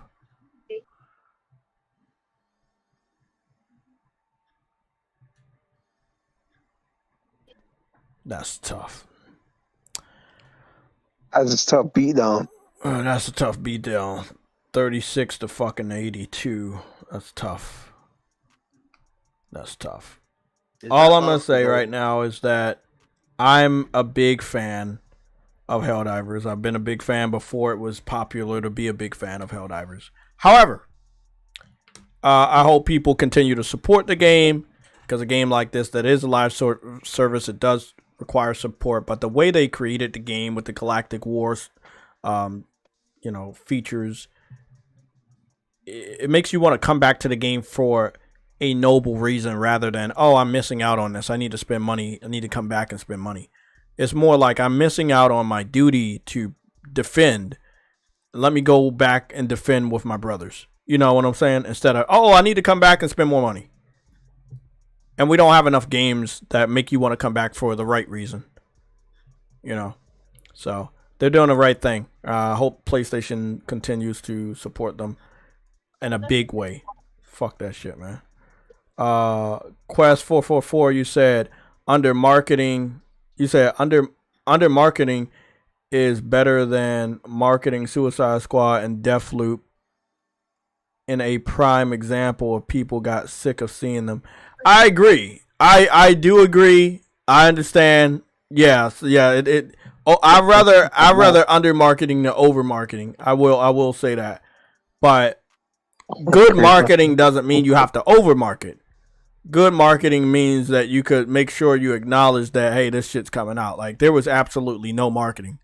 Like, they did gameplay trailers and a little bit of a few developer diaries, deep dives into the mechanics of Helldivers and stuff like that. But I was looking for the cinematic trailers that they used to post. I was looking for the live action magical trailers, commercials we used to see. And I didn't see any of that. I know they saved that for Final Fantasy. And I think that's awesome. But Final Fantasy is not yours. And when your time is done, they may end up pitting Final Fantasy on Xbox. They may not. But the fact is, you have an IP that you actually own that you could have at least pretended that you had faith in. in the public eye. You know, not saying you didn't. It's just like the marketing makes it seem like you didn't. You know. So I'm gonna go into probably our last few topics. Like 5:34 right now. We're doing pretty good. Sun's still up. That's awesome. And True Woody's still awake with the kids in my ear. Kids, bro. They stink. Yeah, they do stink. She definitely stinks. Let's go to my new Certified Day 1. If you've been looking for another game that your boy JayTech is talking about, I have a new Certified Day 1 from me. I'm going to be talking about it. You probably haven't heard that much about it. It is Certified Day 1. As soon as it's available to pre-order, I will be pre-ordering it. It is Day fucking 1. Let me get this off the screen real quick. Let's go take a look at my new obsession. Goobity goop.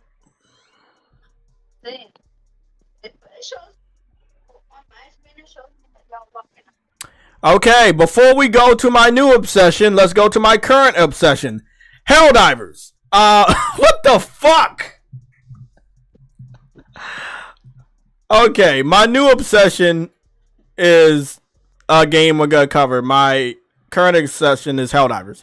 So, one day ago, I forced drunk Marines to play Helldivers. So it seems like some Marine buddies played Helldivers together. This is not the fucking first time I've seen military veterans, Army veterans, United States Army veterans, all different types of veterans, Navy veterans, everything, playing Helldivers. I've seen this so much, man. It's a patriotism in the game. Yeah, that's what I'm noticing. Even though it doesn't say United States on the flag, but you know, people get the idea. I can't wait to watch this video later. I cannot wait to watch this video. Everyone's playing this shit. Sony has a hit. This content creator girl, right? All the makeup, lips and teeth out. She whitened her teeth whiter than the number of people that are watching right now.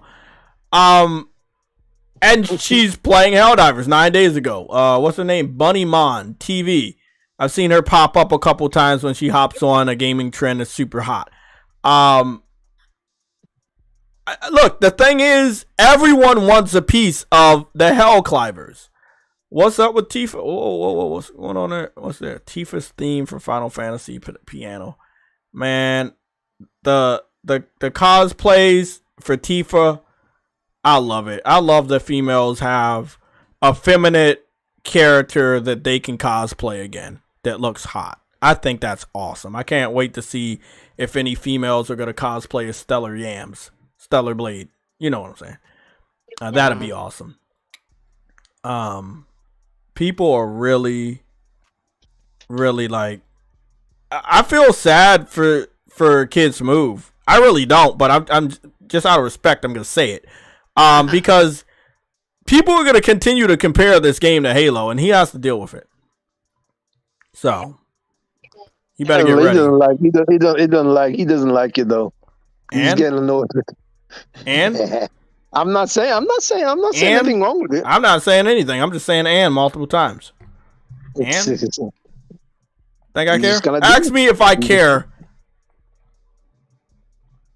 You're just gonna have to deal with it. I ain't the one compared this shit. Shit, all the people are doing it. I do it all the time. Goopty goop. Yeah, but I do it to piss people off. Okay, so No Rest for the Wicked. It's giving me an advertisement when I try to click on the video.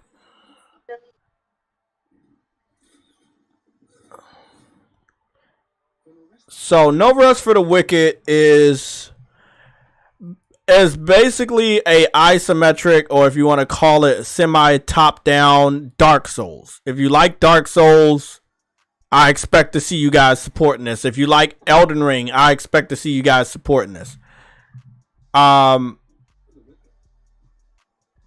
They seem to have jiggle physics too. I already know the females had shape, but they got jiggle physics, so that's a plus. You will be able to make your own character. So I wanted to say that. Yes, it has its own unique art style, and like the arms seem to be very long. But if for some reason she reminds me of Elena from Uncharted 4. I don't know why. You will be able to make your own character. You will be able to make them any color skin you want. They can be black. They can be white. Wait, what game is this you're talking about? No Rest for the Wicked. The game by the Ori and the Blind Forest developers. Remember, they were so excited to get from under the exclusivity. They can't bring Ori. Oh yeah, they don't want to bring Ori over. They're not bringing Ori. You notice that Xbox won't let Ori come to PlayStation, but they want to give us those 4 dog shit games. Yeah, they're not genuine. They're not genuine. I'm telling you, they're not genuine. They're not. Long story short, this is by the people that made Ori and the Blind Forest and Ori and the Will o' the Wisp. If you know Ori, indie game, right? Yeah, this is independent. It's not exclusive. It's coming to PlayStation, Xbox, and a PC. And I'm not sure about Nintendo. I don't think it's going to Nintendo. Very unique art style. Kind of reminds me of the Vanillaware art style a little bit. Just a little bit. It's almost like a painted brush art style. I really like it. But it's like, again, a top-down Dark Souls. And the fact that you do get to create your character, which I didn't know about until the massive gameplay video they posted for 24 minutes of gameplay. No developer diary, by the way. No developers get on screen. It's straight 24 minutes. How do you know it's Dark Souls? Because of the movements and everything. You can go take a look. Okay. If you played enough Souls games, you know about the movements and stamina bar and stuff like that. Very bloody, very gory.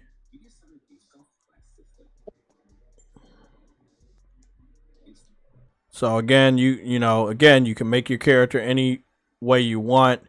They have day one. That's when I saw the character creation, I was like, day one. Just give me the damn game, bro. I'm ready. They said that you can make your own class too. You can mix and match. Okay, Ice Queen. Okay, Ice Queen. I'll see you later. They said you can make your own classes too on this game. You're not restricted to one class. Yeah, you can mix and match weapons and create any type of class. You can imbue your weapon with different elements like fire and stuff. If it's cheap enough, I'll test. I'll try it out. It's a day one. I don't care what the price is. No, because I'm not a Souls fan. I'm not. I already know. Yeah, Souls fan, but for me, it's day one. Certified. This shit's fucking fire. It's not like 100% top down, as you can see. It's like a little bit like isometrical. But I fuck with it, man. If I find it's Souls enough to not be 100% Souls, but I understand for you. But that's a day one. I gotta go get that shit. And I know my head and shit is in the way over here. But yeah. You'll see like the way this boss moves. You're like, oh yeah, that's Dark Souls. That's Souls type. They already confirmed it's Souls type when the journalists and everybody play the game. They saw it. Yeah, it's a Souls type. Yeah, there's infected people across the land and shit like that. Okay. Yeah, I am there now. I don't know if it's gonna have co-op. But they do allow you to make your own realm, and they do let you make your own character. But that I don't know if that means co-op. Now I do know that the Ori games, one of them or both of them had co-op, right? I don't remember. I haven't played in a while, so I'm not gonna say yes or no to that. I haven't played it at all. I've only tested the game. I didn't exactly play, but I only tested the game on Game Pass.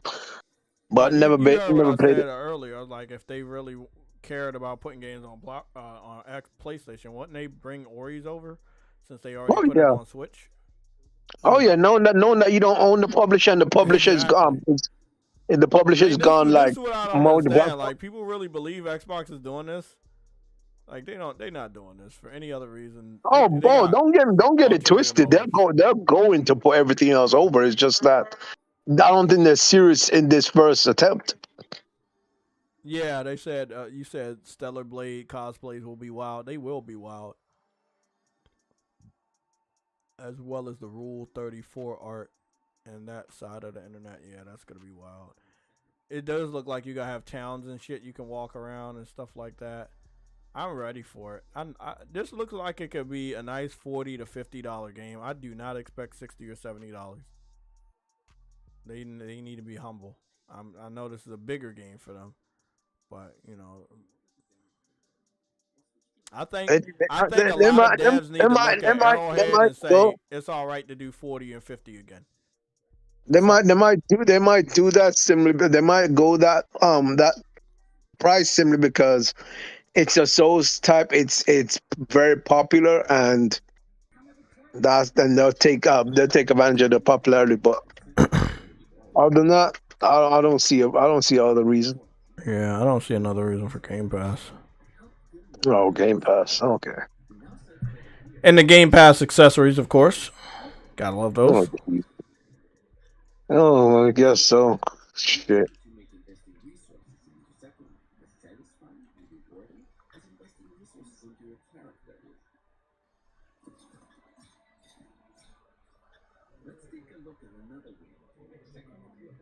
It looks like you have crafting in this game, different shops, weapons, all that type of stuff. Traditional RPG. Was Ori in any way a RPG? Does anybody know? Because if it's not, then they really went different with this. Oh, you're gonna be able to like buy properties on this game. Interesting. Oh, okay. You can buy your own properties and houses and shit. Oh, this is a big. You know what? This is a big pivot for whatever they were doing with Ori. This is big. This is big. This is big. This funny. It's funny to me because you could have acquired them, but you acquired Activision and Bethesda instead.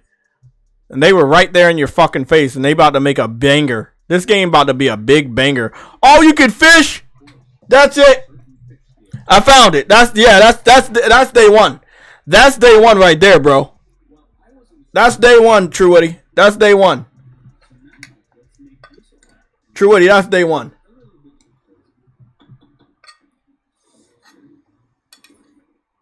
All Jay needs to see is water, and he's already sold. Goddamn. Have you played a short hike? A what? A short hike. No. Oh, right, you can fish in that, and you play a penguin. That's illegal. I don't like penguins. Oh, you can make food too. You can cook. I think it's a penguin. Bro, you can like set up your house the way you want. You could put shit in your house. Day one. Maybe it's not a penguin. That's day one, bro. This is day one. Yeah, this is day one. Oh my god! Like you could put like furniture and shit in your house. All of this in a Souls game. Oh my god! This is very interesting. Woo! This is day one. This is day one. This is day one. Hold on, I need to pre-order now. You know what? I'll move it up. You could do 50 to 60 for this. You could do 50 to 60 for this. Hold on, Jay. Why can't From Software innovate like this? It's not another. It's semi Baldur's Gate, but I feel like it's gonna be more up my alley because I don't mean to top down. I'm just saying like no. Somebody in the chat was saying it's Baldur's Gate, but I'm saying it's a semi because you get to like fight how you want, and on Baldur's Gate it's turn based. Yeah, but I've looked at Baldur's Gate and I'm like I can't do it. Oh my god, this shit looks so good. Oh, you get to parry your shield. Like if somebody hit your shield, they'll bounce back. Oh my god, look at the dodging. The combat is fucking awesome. Look at all that blood. Day one.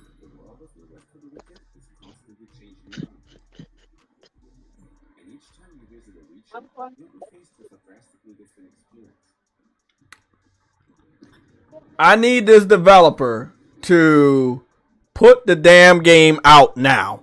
I want to buy it now.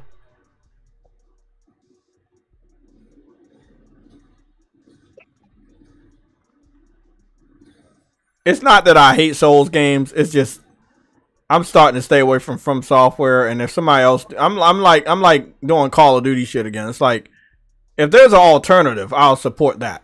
You know what I'm saying? It's nice. Oh, this is day fucking 1. Looks nice though, Jay. God damn. It's called day 1 for a reason, people. But isn't it an Xbox exclusive? No, it is not. It is coming out on PlayStation, Xbox, and PC. Oh, that's good. They don't have an exclusive deal with Xbox anymore. Everything that they bring out will now go to PlayStation. And from what I heard from the developer, we used to hear that they were trying to say they wanted to bring their games to other platforms, but they couldn't because they were on the contract. The funny thing is though, they called out Microsoft's bullshit from day one. They said that Microsoft was saying that when we all play, we all win, right? And they said that not really, because when you say that, you'll still keep it. You're still keeping Ori off of all other platforms. Exactly. And I'm like, God damn. Exactly. They said this on Twitter. They fake, bro. They fake. They fake. They not real. They fake. This is day 1. The weather looks good. The rain looks good. The water looks good. The fishing looks good. I'm happy. Moon Studios, I'm very proud of you guys. You got my money. Oh, God. It's coming to early access on PC in April 18th. Well, you just lost a couple points there. Because I want to play that game and I don't want it to be spoiled. But what is this? Is this some new type of advertisement? What the fuck is this?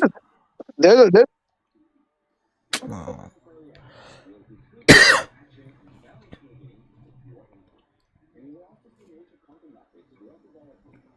Okay, hold on. No rest for the wicked. Early access roadmap. Oh, God. Okay, I know what's going on. What's going on. They don't have a publisher and they want to stay independent.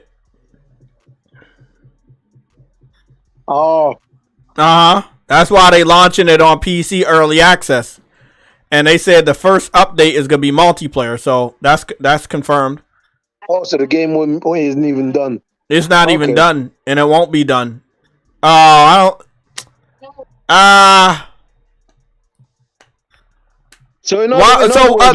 question to the devs is, why announce it for consoles if you go put it on PC first? You should have been announced before showing gameplay that you were going to put it on PC first, because you announced at the end of the video, 4 minutes left of a 24-minute video. Of a 24-minute video, at the last 4 minutes, you announced, at the last 5 minutes, you announced that the game is going to go to early access on PC first, and that it's not completed, and basically you don't have a funder and you don't have a publisher. And again, I love me some indies, but I don't like games that have to get money from PC in order to grow. And again, my thing about PC right now is that they're picky. The question here is, will PC support a game like this? That's the question. They don't even support them. They don't even support. Remember how many games I got upset about that got canceled because they were early access on PC and PC fans ignored them? Right. Yeah. Okay. Well, look, they like Elden Ring. They like all the Souls games, so I think it'll be fine. I hope so. I really do. They're always bashing on about Bloodborne, so no, I don't think they'll buy this. I mean, yeah, it's like a top-down Bloodborne. I don't see a reason why they wouldn't support this. They can pretend it's Helldivers.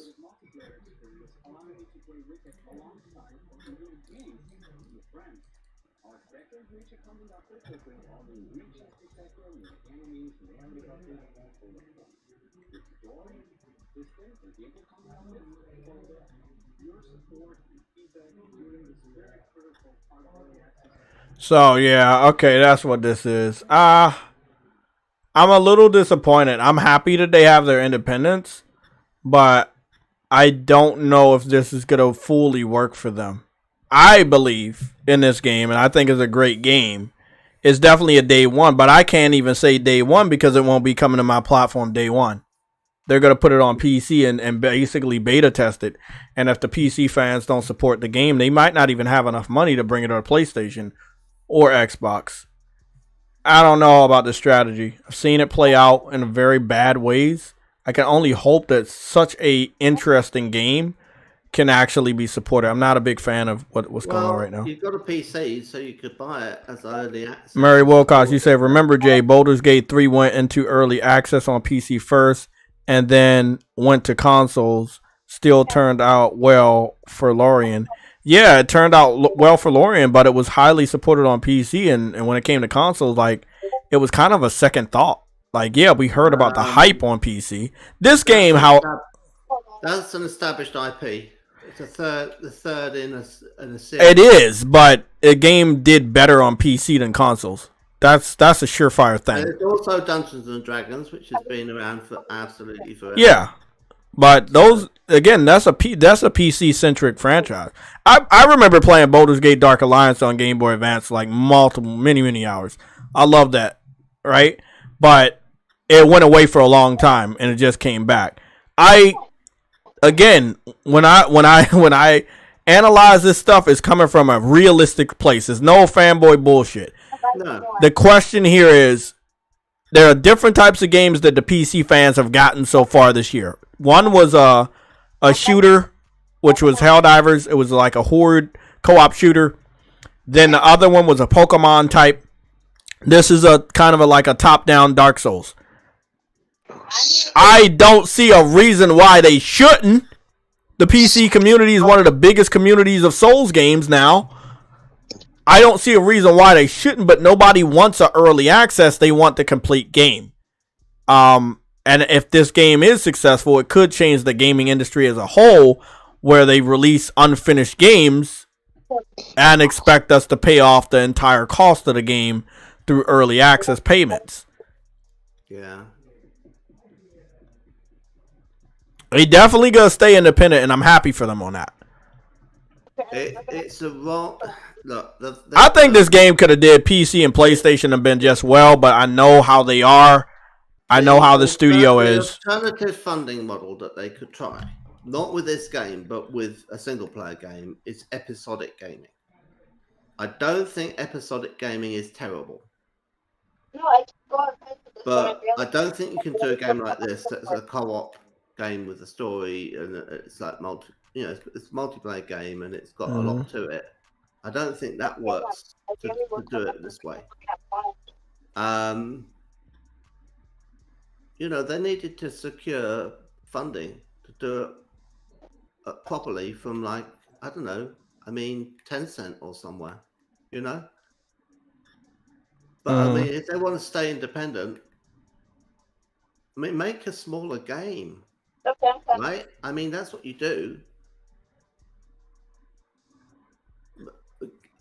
Make more money as an independent, and don't make the massive big game that you plan on making, your dream game, which what looks like this is. Right? Yeah, that's definitely their passion project. And I think they're doing it too soon, right?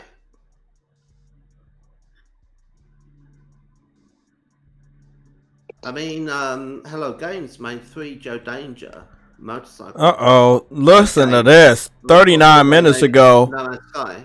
Listen to this, bro. You're going to love this one. This is not related to video games, but you're going to love this.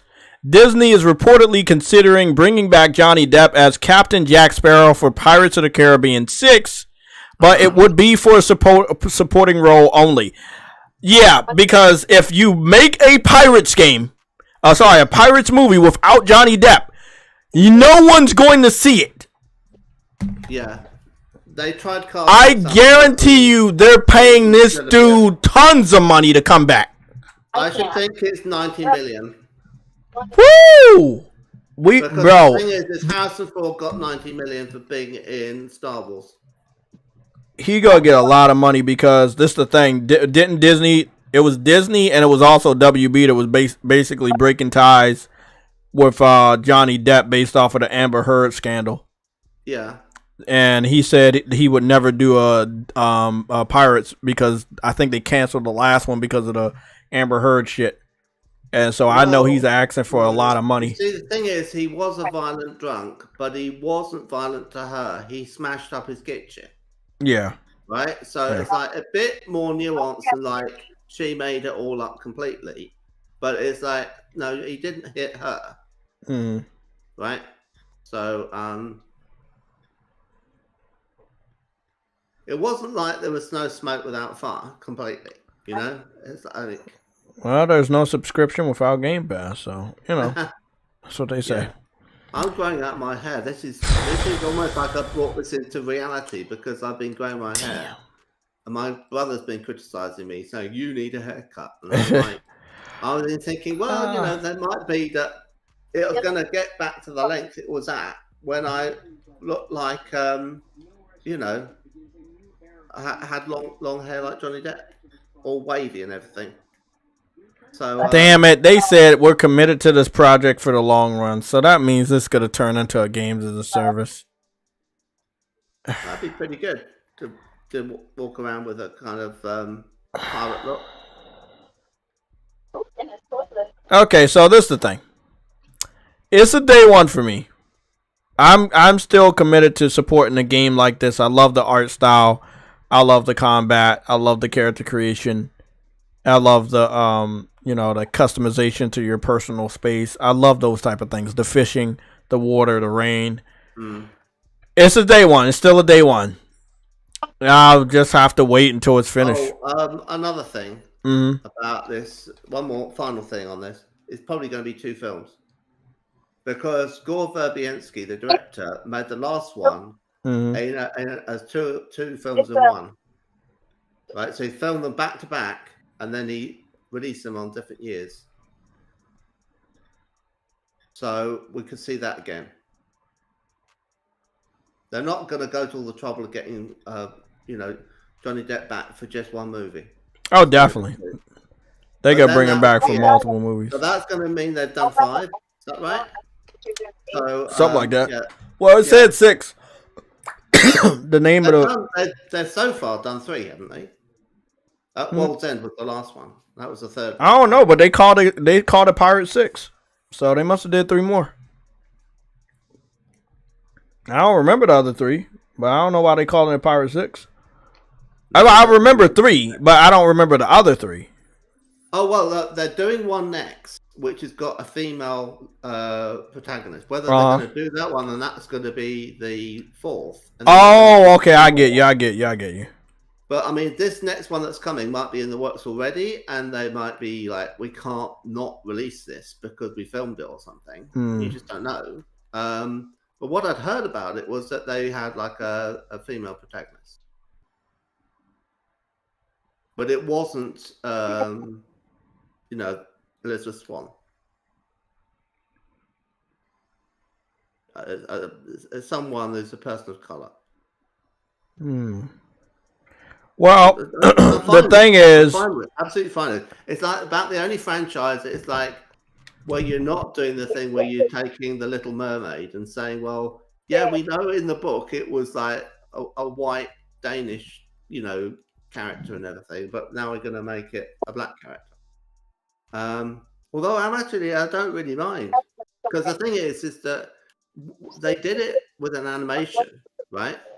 Originally, with it, you know, faithful to the book, with it being a white character with red hair, and then they go and change it to a black girl with red hair. So it's like, you know, they've done it right once, first time round, so can mix it up. You know, they're never gonna do these things right.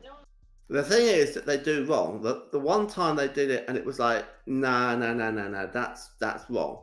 Is they did on BBC TV, they had Anne Boleyn, which was a TV series, and Anne Boleyn is French and white, and they made her black. And I thought that's historically inaccurate, right? That's kind of like making Abraham Lincoln black. I know you're going crazy on some crazy shit. And I just left for like 1 minute, bro. So that's just like, What are you talking about, uncompetitive? So I can be filled in on the order. Are you surprised that he's going to go off the rails? I wasn't at all. It's just about casting. You know, I'm not that bothered about. Well, let me put it this way: as a black nerd, right? I'm not bothered by representation. It's just when it's forced, I acknowledge it, right? And I also realistically acknowledge that it's not going to help your movie ticket sales. Now, Disney, hear me out. Disney has acknowledged that Johnny Depp will help ticket sales, so they're hiring him back. It's only a problem for me if it's a historical character and they're like, you know, making. That's cool, but I'm not talking about you. I'm talking about realistically for other people, the people that will go to the movies and buy these tickets, right? It's a such thing as, you know, doing too much. Right? In the DMV, that's what, you know, some people would say, you're doing too much, right? That means you're doing too much. And I feel like when it comes to the gender roles switching and the race swapping, you do a little bit too much. And when we hear these stories of they lost this amount of money on a movie or this movie didn't hit its target, I'm like, well, maybe one day you'll figure out you're doing a little bit too much. Other than that, just do whatever you want to do. But it may not be what people want, and that's why you're hiring Johnny Depp back, right? Because you know that's what people want. So my question here is, the two movies, I think two or one movie that you're saying coming before the Johnny Depp movie. No. One, I think they've set up, and then that's going to have a black lead. Female black. Okay, that one right there, people are already probably not gonna see. If it doesn't have Johnny Depp in the movie, no one's gonna go watch that. No, I don't mind. I'll go see it. No, I'm not saying you. I'm saying everybody except for you, uncompetitive. The people that have been not watching Disney movies because they don't like the way Disney is doing things, not you. I'm talking about the people that continually don't watch Disney movies anymore because they're doing shit that they don't want. They're not going to see it. I'm not going to see it. I don't care if it's a female or she's a black lead. I don't care. If that's not what I want to see, I won't see it. Yeah. And they need to understand that. The majority matters, not the, oh, okay, I'm cool with that type of people like you. Yeah.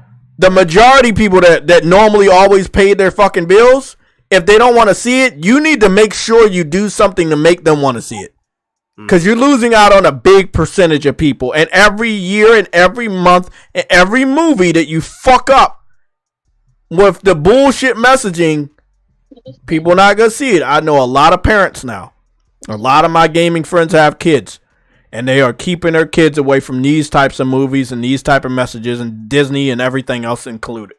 So, if they don't think that, you know, doing something stupid that people didn't ask for, you know, maybe they're getting a bright idea. Like if we make a black female lead, we had a black mermaid, maybe the people that watch the mermaid will come and watch the pirate movie because it's an identifiable black female lead. Or Barbie did good, so we should continue to go down this path of either black female leads or female leads. Yeah. And what's going to happen with the female lead? Well, she's going to be empowered. She's going to be strong. She's going to be independent. She's not going to need any man. That's a lack of any romance right there. Any love interest, which is a major part in most, you know, memorable stories. That's a really good analysis, actually. Yeah. Exactly. Think about Titanic and how magical and memorable that is. That had a beautiful romantic love story. You're not going to get these types of stories anymore if you say, hey, we're going to put an independent, strong woman that doesn't need a man and she's the star of this movie. Then what is the story about? Well, they might make her a lesbian. Then what is the story about? Well, I don't know. You know, people are mad. Like people are mad at this. If she's a lesbian. Yeah. Right? I'm not saying that. Oh, calamity! She's going to be a lesbian. I'd be fine if she was a lesbian. I don't know. Well, I mean that's the thing. If the story could be okay, she's a lesbian, blah blah blah. What I'm hearing right now is that a lot of people are saying the character she's supposed to be portraying was not black in real life. That's what I'm hearing. I don't know. Okay, fair I don't even know her name, but I know, and she's based on a real character. That's she news is. to me. She is, yeah. Well, what I heard recently, this is like changing the subject slightly, is they're doing a Fantastic Four movie and they've made the Silver Surfer a woman. Well, they have to deal with that backlash when they deal with it. And I'm like, well, is it that bad of a problem? Right? Yes. You know what, man? You know what? No. You know what, Truity? No, it's not a problem at all, bro. I think that's perfectly fine. They gotta have to deal with whatever happens, right? Yeah. It's cool. No, it's your listen. Listen. At this point in time, it's no point of getting outraged, Truity, upset, or speaking your mind. Let them do what they do, and they're gonna deal with the backlash. Maybe they'll come to odds to tell the truth about why they're fucking up so much, or why they're failing, or why they're not getting our money, why they don't want getting our attention. That's perfectly fine. However, they have to be able to make these mistakes. And maybe after 20 years of fucking up and probably going bankrupt creatively and financially, maybe in some hidden interviews, these CEOs that are no longer CEOs of these companies said, we were forced to do this. This was not good. This is what dragged us under. But right now, they're going to save face. They're going to be brave. They're going to be strong in front of the cameras. And they are not going to say, us doing this woke movement type storytelling in our movies and TV shows are costing us a lot of money. They're not going to say that, and that's perfectly fine. Deal with it when you deal with it. But you cannot blame it on the fans. You're not going to force feed people to watch something they don't want to watch. That's what's happening. Like, well, we're only doing bad because the 75 to 80% of the men are not watching. What? That's not for us. You made it for women. You made it for a lesbian couple. You made it for a gay couple. You made it, for a lesbian gay couple. You made it for a woman. That's not our movie. Hey, I can simply say I'm not gay. You didn't make that for me. So guess what? I mean, you're gonna go to a movie that's made for you. You shouldn't be forced to go to a movie and support a movie that's not made for you. Exactly. That's the whole point of inclusivity, right? Is you to make a movie for a certain section of our community, and hopefully they could get on board with this type of movie or this type of character or this type of universe. But if you go too far, then you got to alienate the people that have always been there to support you. And that is not worth it. It's not worth it. Hey, but that's their choice. Exactly. That's their choice. But it's not. It's a disastrous choice. It's not worth it at the end of the day, man. To alienate the people that have always given you money for the people that may not even give you money. Prime example, Saints Row. It's more complicated than that, but it's. No, it is. It is very complicated. It is very complicated. It's not capitalism. It's not market forces. If it was, it would never have happened in the first place. Mm-hmm. Right? What's happened in the last few years is there's been this thing that's been brought in called the Corporate Equality Index. And there is, it's been set up by a kind of charity, right? And the charity, it goes off and it allocates points to various businesses, right? And this guy, who has $10 trillion, right? That's $10 million of people's money to invest. Gets to decide, this is where I'm going to put my money, right? And he's big and sold on this whole idea of this equality index. And he was like saying, well, I'm going to put money into Disney. Disney are one of my top picks because they're doing everything right in terms of the messaging, right? So while that's happening, Bob Iger is like, I'm going to keep doing this to keep on the right side of my main investor, Larry Fink, because that way the stock price keeps going up because they're buying our shares. And I get a nice dividend because I'm CEO and my salary is tied to the stock performance, right? Even though the films don't do very well and they're losing money on them, his pay packet is going up, so he's happy, Now, what happened is eventually the chickens came home to roost, in terms of the accounting of the whole thing. And Larry Fink looked at it and said, well, I thought I could get away with doing this and doing a bit of propaganda on the side and making some money out of these, businesses that are like blue chip businesses like Disney, where like you just invested in Disney, you're guaranteed to make money, right? He thought he could like parasitize propaganda off Disney and make Disney less of the quality brand, the family brand it has been for years, and push queer values through it, right? And get away with it for a while, right? Only it had such a blowback because they ruined Star Wars, basically, that they ended up having to kind of like say, maybe not, right? Now, the problem is that the production between having an idea and it coming out is something like 3 years. So to kind of like say, well, we're not going to do this anymore, we're cancelling these films, it's kind of like, it's going to be at least 2 years from them deciding they're not going to do it anymore to see it go away completely, right?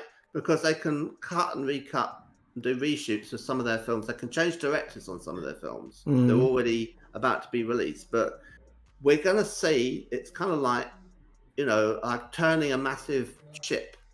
Well, I wanted to see if we can continue the same exact discussion, but you want to get back to Helldivers? No. I want to like continue the same discussion. Well, one thing I want to say is that Larry Fink has already said this year that he's not doing it anymore. It's not making him money, and he wants to stop. So that should be like a really good positive sign that this is all going to go away.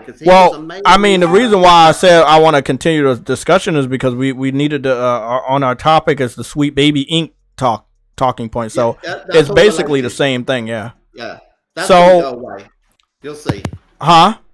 That's going to go away because they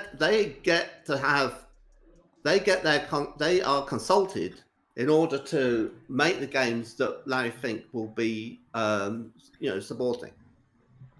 They're all chasing after that money. Yeah, but I'll say one thing. Out of the games that they consulted on, Spider-Man Miles Morales obviously was consulted on. However, I think that the type of game it was, I feel like it was perfectly appropriate. Everything in there wasn't too far crazy. It was the other ones that they kind of went a little weird with. Mortal Kombat 1, people wasn't the biggest fan of that as of late. Saints Row, you already know about that. Starfield, you already know about that. Forspoken, you already know about that. Gotham Knights, you already know about that. So Suicide Squad's on there too? Yeah. Wow, you already know about that. So at the end of the day, from what I'm seeing is they are trying to push back, but the internet is like, hey, we found you. We found everything you're associated with, and we're not going to mess with you anymore. And I think one thing you need to understand is that every game associated with Sweet Baby is probably going to be boycotted by the gamers. They're going to be like, well, you're associated with them. I'm not going to buy your game anymore. I don't agree with those values. I don't agree with those messages. We're going to... like, hey, we're not going to support you anymore. And associating with this company could, in turn, get your game financial backlash that could hurt you as a company. Yeah. How many companies are willing to take that risk? Not many, no. Yeah, exactly. So, the thing is, you've got to appreciate is that the studios that have done this probably didn't want to do this, and they had an owner, right, that, like Vivendi or someone who was like over them, and they're saying you're going to work with these people. Yeah. So it's not necessarily the studio's fault. They're not like saying we want to do this now, and let's bring these people in to advise us and all of that. It's like no, it's not. It's not quite that. Well, I just wanted to go over here to like Helldivers. I think what we'll see is like, let me give it a date. It's 2024 now, right? So we'll see like middle of 2025, all of this stuff that everyone hates is going to be really on the way out. Well, I wanted to say something about Helldivers, even though I know I talk about Helldivers 85% of the time. It's going to be 18 months, and we're going to see more things that are going to be like what we think is good quality and not full of bad messaging and everything. Like Final Fantasy, Helldivers, Stellar Blade. Yeah, sexy women being women and being pretty and everything and all of that. All of that's going to be back normal. As more the norm, more common in 18 months' time in movies and everything, right? The thing is, when it happens, bro, count how many years we had to deal with this fuckery. Well, one of the best films I've seen this year, right, is The Beekeeper. Now, on one hand, they make it so the president is female, but on the other hand, they make it that she's like Hillary Clinton, and she's incredibly corrupt. Oh, right? Good. Okay, so, yeah. That was close to reality, so I can see that. Okay, then. So it's kind of like, and the film is this fantastic film. If you haven't seen it, it's I want to. I'm gonna see it in the privacy of my own home, but I cannot wait to see that. It's one of his best ones. So, Yo, what's going on, Nelson? I missed a lot of the show because I was taking a nap. Yesterday was a long day. I was gone for 18 hours. So damn, you was on the road. I went down to the state tournament to watch my cousin. Well, I got to get up early, meet my dad. We all ride down together, go down to the cities. You know what I mean? Get down there early so you can get a decent seat. Watch half the day. Go down to the bar, get something to eat. It's $11 for a Coke down at the state tournament because it's at where the Wild play. Yeah. What tournament's this? A state wrestling tournament, but it's at where the Wild play hockey, so it has the same concessions. You know what I mean? So it's like you're at a professional sporting event. That is ridiculous. They're charging that much. How big was the Coke? Was it really enormous? About the size of the bottle after ice and stuff. Yeah, about 20 ounces. That ain't nothing. That's good shit, bro. That's. But hey, he won it. He won it. So. This dude. He's on the. I actually put the cover. He was on the cover of the state paper today for the sports section because he beat the 3-time state champion. He was going for his 4th. He wrestled him last year at the state finals and got his ass kicked. And that kid's ranked 8th in the country. So and he beat him. I just saw your post. I just saw your post 14 minutes ago. Nice. Oh, you got a little bloody there. Oh shit. No, that's the other kid. Oh shit. Good shit. Nice. So yeah, it was because we went down there last year. That's who he wrestled in the finals last year, and I mean nobody expected him to lose. He hasn't lost in a long time, and he just whooped the shit out of him last year in the finals. This is my cousin's 3rd time to the finals, and he had to wrestle that kid last year, and he lost both times, and he got his butt kicked, and he beat him this year, and it was pretty emotional. So, and he's a junior. He's still got next year. That kid graduates. Thank God. So it was a fun time, but it was a long day. I didn't get home till like 11 at night, and I got up at 5:30 to get going to get down there. So. Okay. I want to finish this stuff out because I'm pretty sure you're free after this, right, Elson? And we can play Helldivers. Yeah, I'll be playing tonight after my son goes to bed because I want to play Final Fantasy because I'm not allowed to play when he's not awake because he's emotionally invested in the story. Oh, that's cute. Man, you really raising those kids the right way, bro. Like, congratulations, man. That's fucking awesome. With that being said, I just want to get a couple more segments, a couple more small micro topics out the way. I'll have a good timestamp for this. Rise of the Ronin, are we all, like, is everybody, like, convinced that it's day one for them, or are they still on the fence? Because I'm still on the fence. I'm getting Dogma at 60 frames per second. I'm waiting till I get more information, and then I'll get Rise after that. But before that, I got to finish Final Fantasy. I'm not going to buy games I'm not going to get to for another month. That's what I was saying. I feel like I could take this month off, and then I'll have I think it's at the end of, isn't it at the end of next month? When Stellar Blade comes out. 3 weeks. Stellar Blade. 3 weeks. No, that's May, isn't it? Oh, hold on. I saw another one. Damn, it's a whole nother group of females, people playing Helldivers. Bro, it's a lot of gamer girls jumping on that Helldivers train. Wow, that's wild, bro. That's so crazy. What, bro? People are really on Helldivers, bro. For real. Like, they really on there. God damn, that's awesome. Let's go see Stellar Blade. April 26th. I might not even be. That might be my next game. I got some good news, and I got some bad news. I got some good news and bad news. What do you want? I'll take the Xbox news first. I just saved a bunch of money on my car insurance by switching to Game Pass. So, Helldivers is still the #1 top play game on the PlayStation. Number 2 is Fortnite. Number 3 is Final Fantasy. It feels good, man. PlayStation fans accepted the mission. And the mission is buy your fucking games or you're going to end up like them. That's the mission.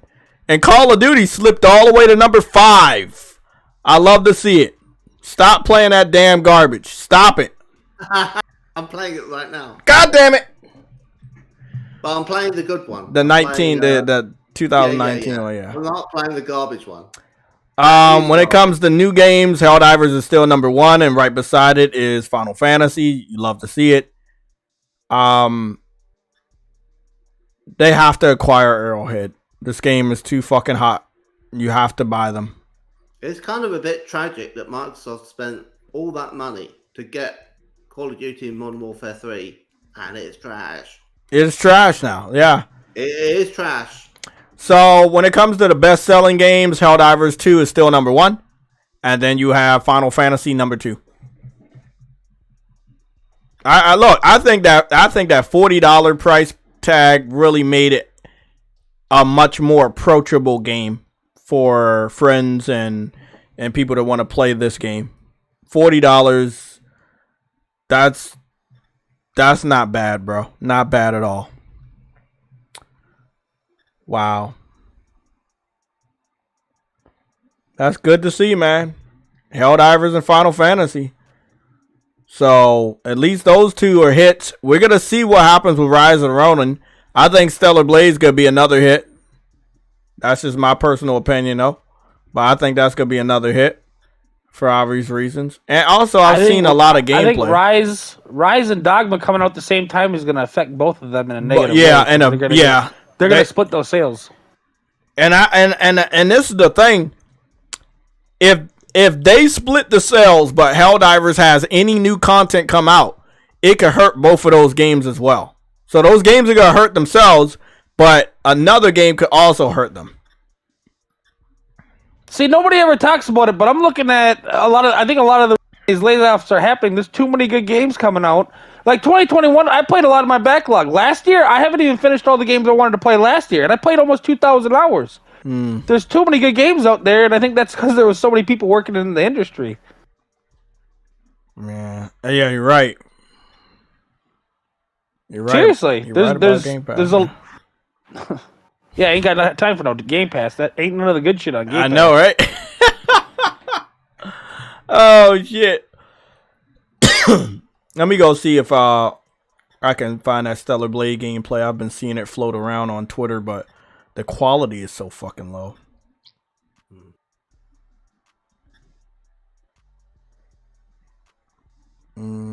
Stellar Blade new combat gameplay. I think this is it right here.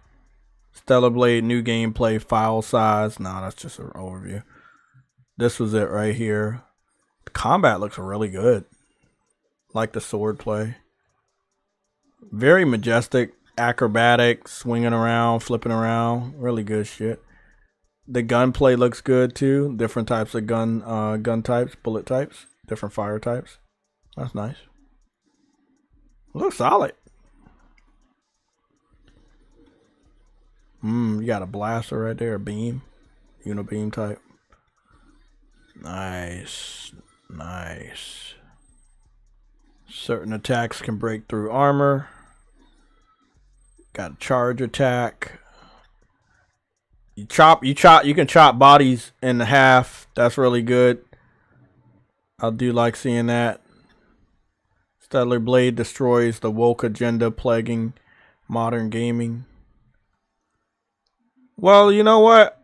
The thing is, some people, like the people that do Spider-Man, they might not understand that what they've done has made their game less likable because it sold at 10 million. And that's perfectly fine. However, it does not mean that you can continue to do it and get away with it. So they're gonna find out, and that'll be the test between Stellar Blade and Hellblade 2. I cannot wait to see the sales difference in both of those games. It's going to be very, very funny.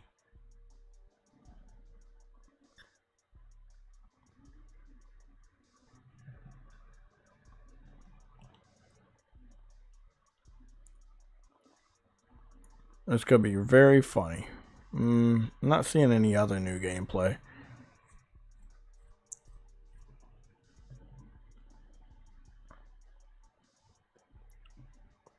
See, this was the thing. I had watched this.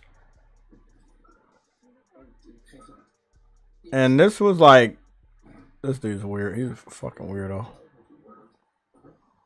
What the fuck? This nigga is creepy. But so this is the actress that plays Aloy. This is the model actress for her face. And the thing was funny is she looks really beautiful. Right? She looks very, very beautiful. But I think in part 2 they made her face look way better than part 1. So I don't really have a problem with part 1. Part 2. I have a problem with part 1. I think they can only do it but so many times. I think they didn't really mess around with Harley Quinn that much. I think Harley Quinn and Suicide Squad looked very good. What they did do is, and it was pretty obvious, they made her the leader of the group, even though she doesn't have many powers of any type to talk about. Most of them don't, but I don't know, man.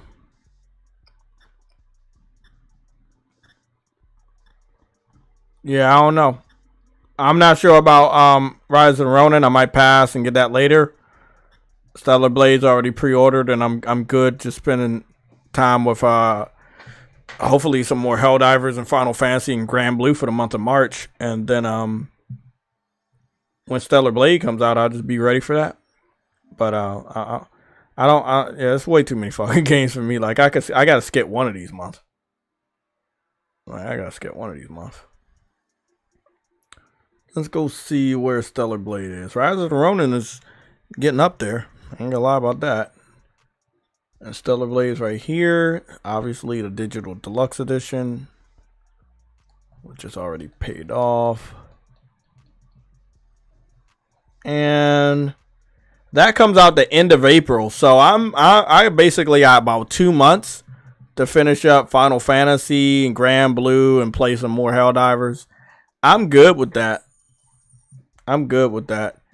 I do believe if I pick up Rise of the Ronin, I'll neglect other games, and that will start a new backlog for this year, which is already one forming with Grand Blue. I don't want that, so I'm not going to do that. So Rise of the Ronin is going to need a demo to convince me to pick it up day one, even though I'm already swamped with games. But yeah. Stellar Blade coming out April 26, 2024. Not too long from May. This game will definitely be going head to head with Hellblade. And I can't wait because this character has a blade as well. I just can't wait. The comparisons are going to be awesome. And they need to be made. What is that?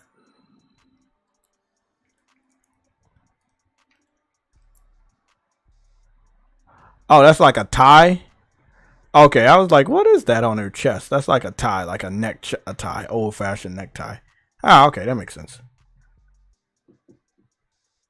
Recoil is good for the guns. I love her laugh. Okay. Yeah, Des, $40 is a sweet spot. Rise of the Ronin, I think if they could have did a nice $60, that might have helped it even more for me. Just my personal opinion. I'm not trying to spend that much more money on a game that I might not get to play a lot. Time restrictions. So I'm making a responsible choice to skip that game. I need a little bit more. I'm sorry, I'm going to need a demo from them. Hopefully they can do that. If they can't, that's perfectly fine. Is anybody, before we get up out of here, is anybody picking up Rise of the Ronin, or are they skipping it? I'm not doing a poll. You can tell me in the chat. You can say day one or skip. Let me know. I do see PlayStation's very invested in this game, but it is Japanese history, which I have no problem with. It's fucking awesome. Loving the samurai and the swordplay and stuff. I just really wish they could have did a little bit better on the visuals. I also want to get some details on what the performance options are going to be and how that's going to change or affect the gameplay or the visuals, which is something that lately I've been surprised by. Final Fantasy and even Hellblade, that we did not get performance visual comparison videos from the respective developers before the game was released to see how bad or how good it would look or play. I think they might continue that trend with this game, which is something I definitely can't accept. You know, gonna have to tell me what the fuck's going on.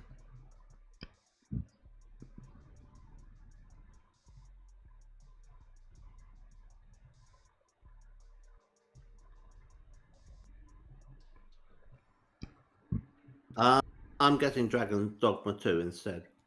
Okay. I fucks with it. And I'm hoping it's going to be good because I didn't like Baldur's Gate 3.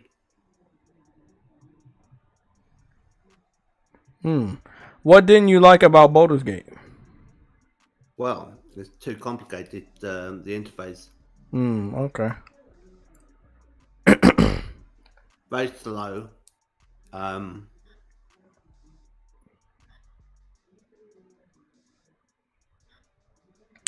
They said your friendly neighborhood Spider-Man series will reportedly have 10 episodes.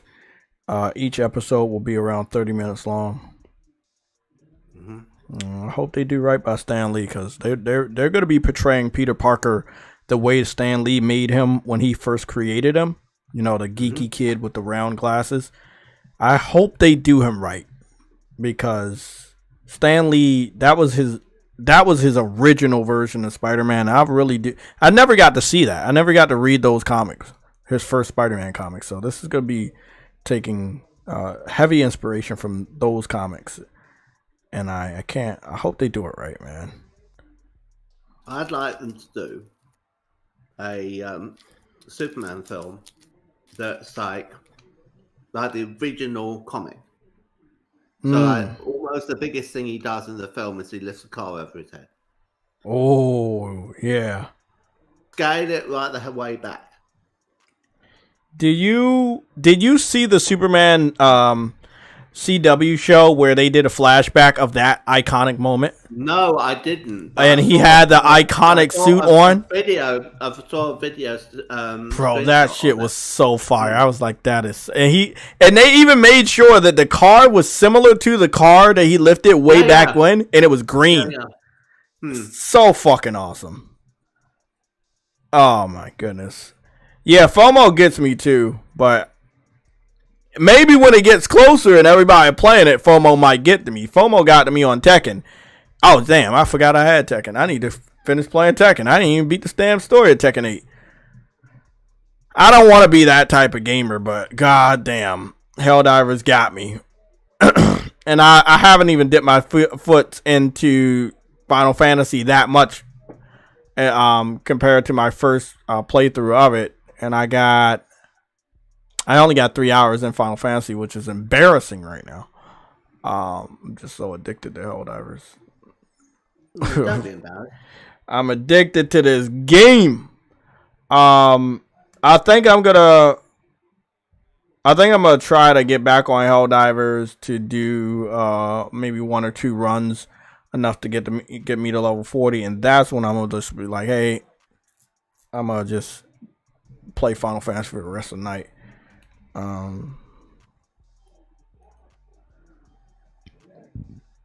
Man, you gotta love it. You really, really gotta love it. Okay, everybody, it is 6:40. We're out of topics, and we're about to be out of time. I really hope that everybody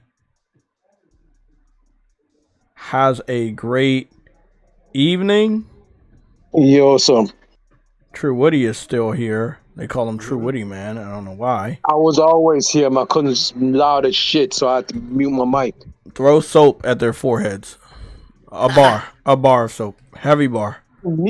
She needs to be. That's what she needs to do. Oh. Says she think. That's not right. Be more careful, everybody in the chat. I'll see you guys on Tuesday. I'm supposed to be off on Tuesday, but they're like, hey, you know, I might need you in.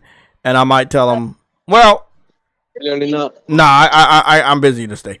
So I was supposed to be going to work tomorrow, so I'll be off tomorrow, but my sister wants to go shopping tomorrow, so I'm hoping that I can do shopping, go get my hair cut, because I desperately need one, and then be at home for the rest of the day to probably sink my teeth deeper into Final Fantasy for more than like 4 or 5 hours straight, because I really like to have multiple hours ahead of me for RPGs like this, especially one as big as this.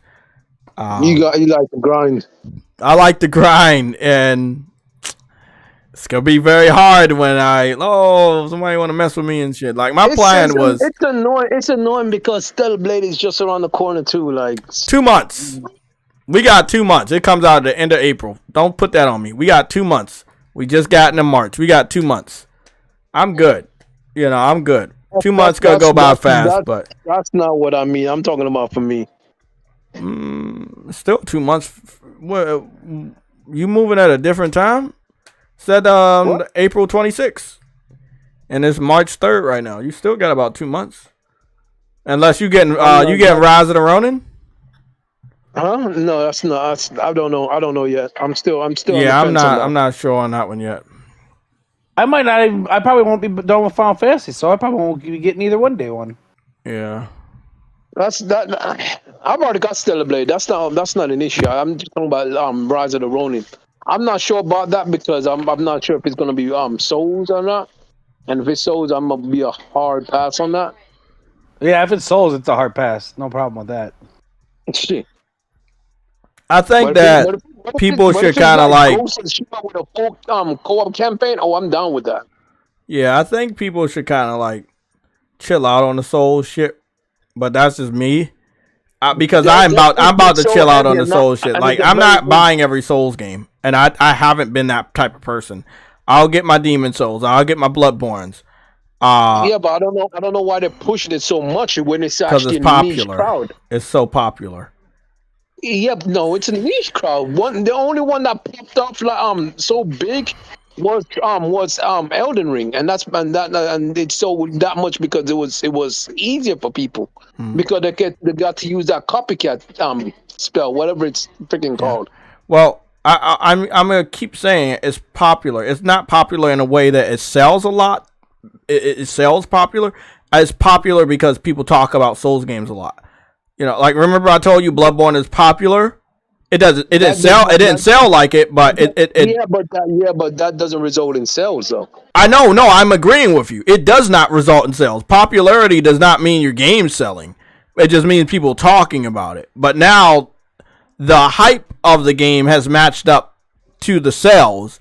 So, and then everybody looking around, they don't look at the sales, they're just looking at the popularity, and they're going to hop on the trend. And as a developer, you want to hop on the trend and see if you can sink your teeth into potential buyers.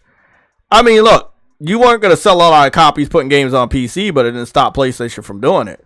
So just because you don't think a Souls game is going to sell doesn't stop you from making one. So it's popular. People talk about it. Developers don't know the difference. They're hoping that they can break ground and finally break through and actually get the game to start selling the way that people talk about it. Elden Ring, they did it. And then a whole bunch of other developers, because people kept talking about Souls games, kept making Souls types. Remember when Souls wasn't doing good in sales, True Witty? Did it stop other small devs to keep making Souls types? No.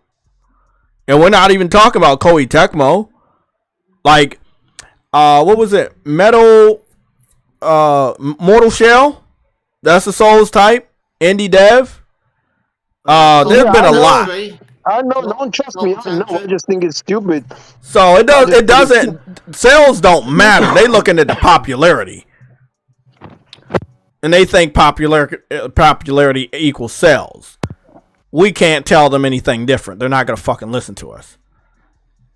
So I agree with you. These games aren't actually selling. They're still niche, but they now saw, and this is after they've been copying off of the hype of Souls games that are popular. After they were creating these games that weren't selling on their own, they finally see a Souls game by the original Souls creator that actually sells. So what do you think that's going to do for them? Oh, we need to double down. Even the people that made Ori, the people that made hit that number. Huh?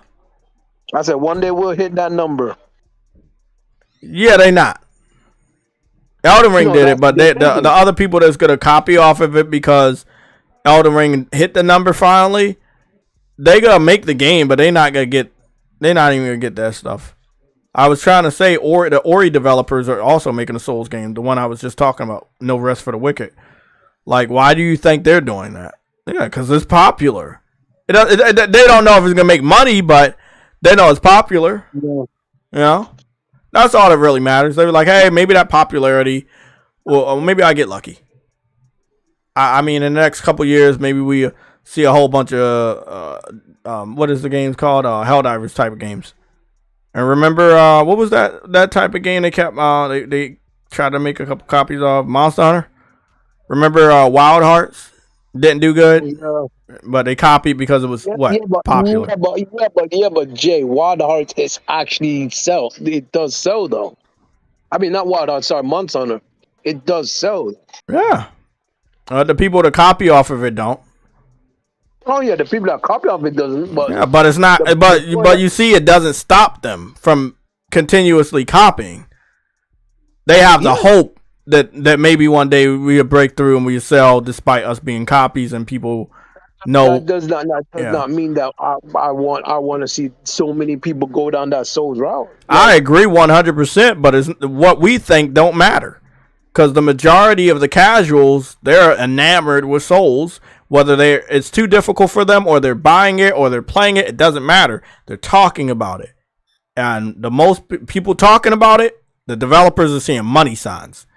So it doesn't matter if people are buying it. It doesn't matter if people are playing it. It doesn't matter if people are beating it. What they're seeing is it's got a lot of buzz.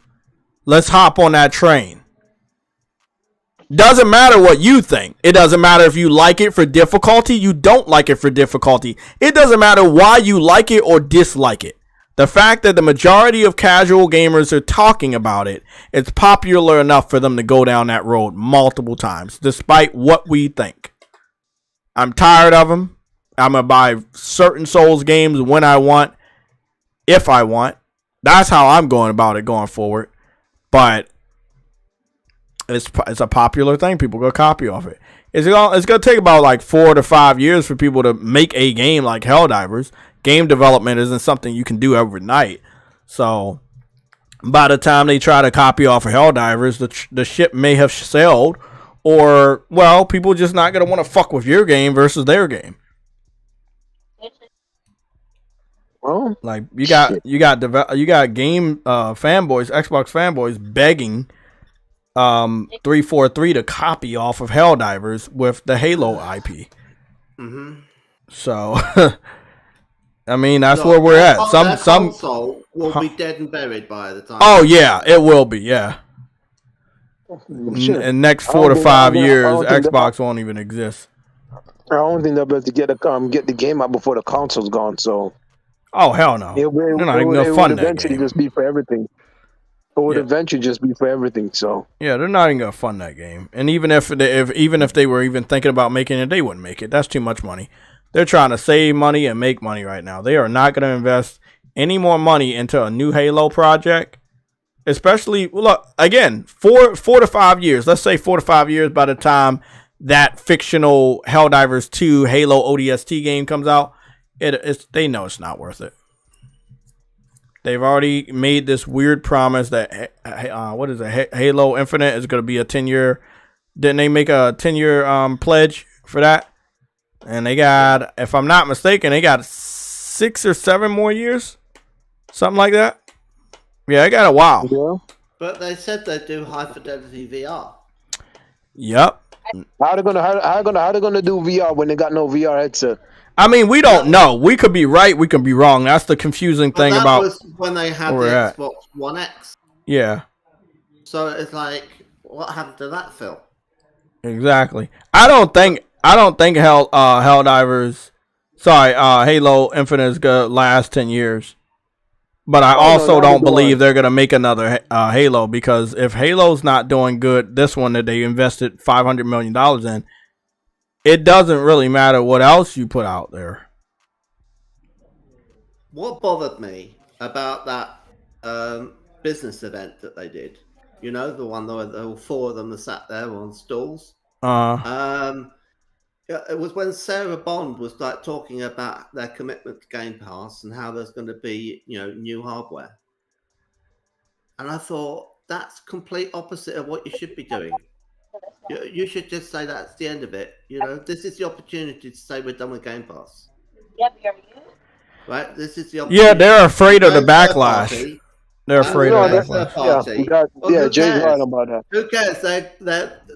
They don't even have customers. They have people who rent their stuff. I agree. I'm right there with both of you guys, but I'm just telling you how the realistic aspect of it is. Hold on. You gotta also understand what you call it. Competitive. Even if you're renting, you are still a customer. You're just not a buying customer. Mm-hmm. You're a renting customer. Phil Spencer was afraid to say the 4 games because he was afraid of backlash. Oh yeah. So that's all I'm saying. I'm not telling you anything wrong. I'm trying my best to give you the accurate truth. Yeah. And the truth is, he was afraid of backlash. If the leader of Xbox would have said, these are the 4 games, Sea of Thieves, Hi-Fi Rush, Grounded, and whatever the last one is, we're coming over to PlayStation, guess what?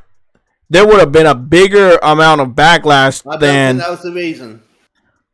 I think the reason was that Nintendo said, we're going to have them in our, developer direct thing, and we want to be the ones to announce them. So in other words, Nintendo was calling the shots. He couldn't announce them because they were announcing them. Bro, so that means Nintendo was calling. Yeah. Well, yeah, because they have to allow those games on the platforms. I think Hellblade 2 will end up simultaneous release. To a point where Nintendo's calling their own marketing spiel. God damn, bro. True Eddie, hold on. True Eddie, uncompetitive. Can you finish what you were saying? I think Hellblade 2. I said this before. Hellblade 2 will be simultaneous release on PlayStation, and it will be PlayStation that announces it. I doubt it. Right, and there won't be another one in between, because that's one's due out fairly soon, isn't it? Hellblade 2. So we won't hear anything much in the way of like more exclusives going to PlayStation in the meantime. But when there one is, it will be that. I don't think so. I am inclined to agree with both of you guys. Because it's in the new financial year. I agree. I'm inclined to believe both of you guys. I believe uncompetitive because you're going to lose a lot of money on this development that took 5 years now and still hasn't came out. It's going to go to Game Pass and make absolutely no fucking money. You want to put it somewhere where it's going to make money. If you put that shit on PC, I'm going to be honest, that's an old-fashioned style indie game. PC fans are not. They're into these new type of indie games. That's very slow, third person. I think it would have already released, right? Hellblade 2 would have already released if it wasn't for them having decided last year they were going to do this. And they said to Ninja Theory, we really need you to port it. And they've spent more time porting it to PS5, and that's the delay. There's no earthly reason for a game like that to have taken so long. And the reason it should have been done in 3 to 4 years. It's been 7. I agree with that. I don't think it's going to go to the Switch unless they're going to bring it to the Switch too. Or stream it. Yeah. I mean, we don't know whether they're Switch 2 dev kits. I've not heard a damn thing about that yet. So I'm assuming not. Because it could be that Nintendo are waiting until 2025 for the Switch 2. You said what? Nintendo might leave it until 2025 for the Switch 2. But she doesn't listen. Maybe. I mean, we're all expecting something like this year. And I'm thinking, well, you know, they're still selling well with the Switch that they've got. You know, why change things? Well, I don't know how to answer the question, because if I answer the question, I'll be wrong, but I'm going to do it anyway. Competition from outside forces of maybe snooping around that territory of what your hardware will be. Let's say they've made so many different PC handhelds that one of them may actually get to whatever the gimmick of the new Switch is going to be, and that they want to hurry up maybe. I don't know. So you're saying like a ROG Ally running a Dolphin emulator is a threat? Yeah, I can see that. I must say 100% yes, since they're trying to go up against, you know, the emulators. They taking one of these dudes to court right now. So yeah. I'm definitely gonna say definitely a yes on that one.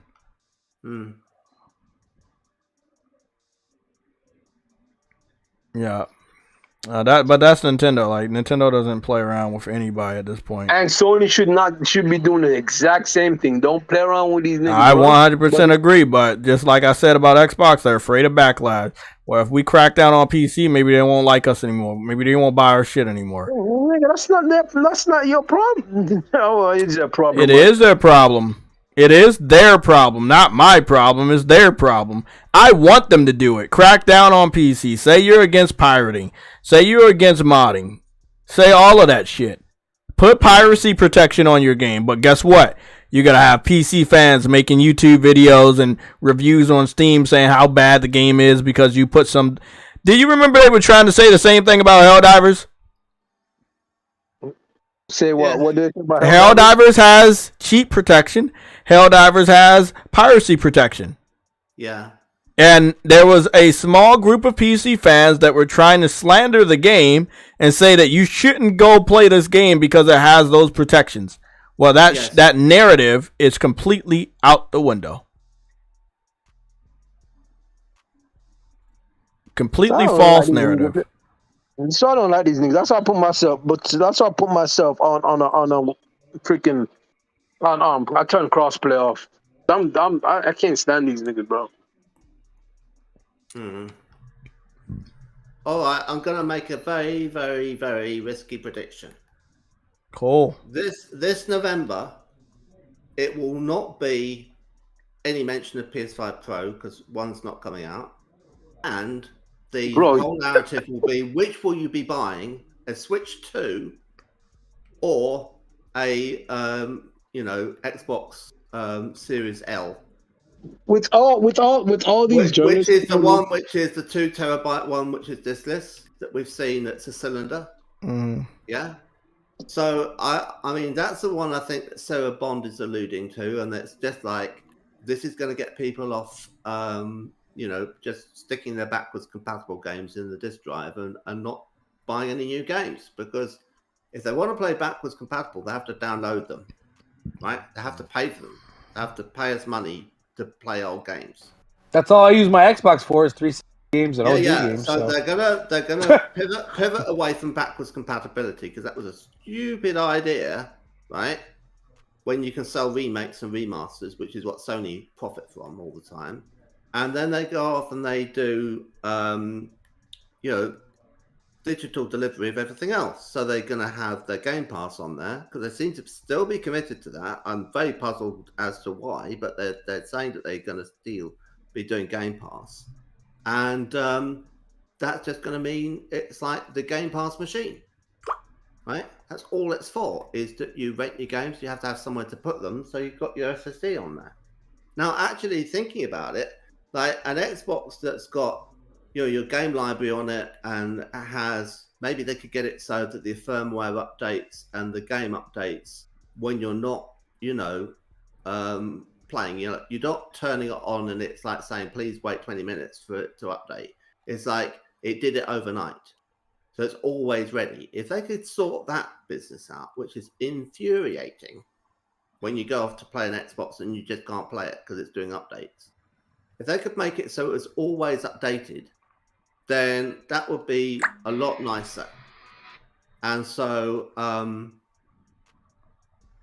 they've got things on there that are kind of like playable, like Microsoft Flight Simulator and things like that. They've got a few games that are like things that you could have in a game catalog and there'd be a reason to own one, but it needs to be super convenient. It needs to be on all the time, and it needs to be updating itself all the time, and just be like something you just forget about really until you just think, oh yeah, I'll have that on, right? And then you press a button and it's on, and it's like ready to use for whatever you want to do with it. And it's just simple.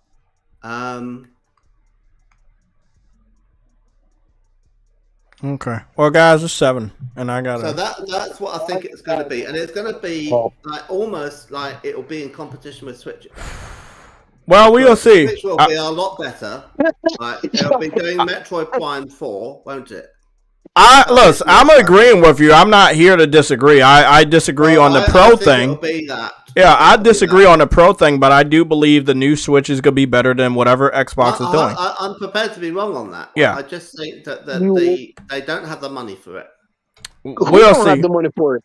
It's already designed. Wait, PlayStation don't have the money for a Pro too? A Pro?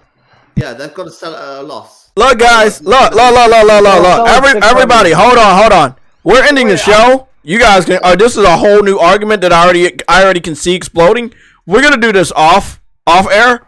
You guys have fun with that. Everybody that's watching the stream, thank you. Thank you. I'm out. Good night. I'll see you guys on Helldivers today, and I'll probably be on Final Fantasy tomorrow with a stream. If I play tonight, it might be off stream or on Twitch. So if you follow me on Twitch, follow me on Twitch. Other than that,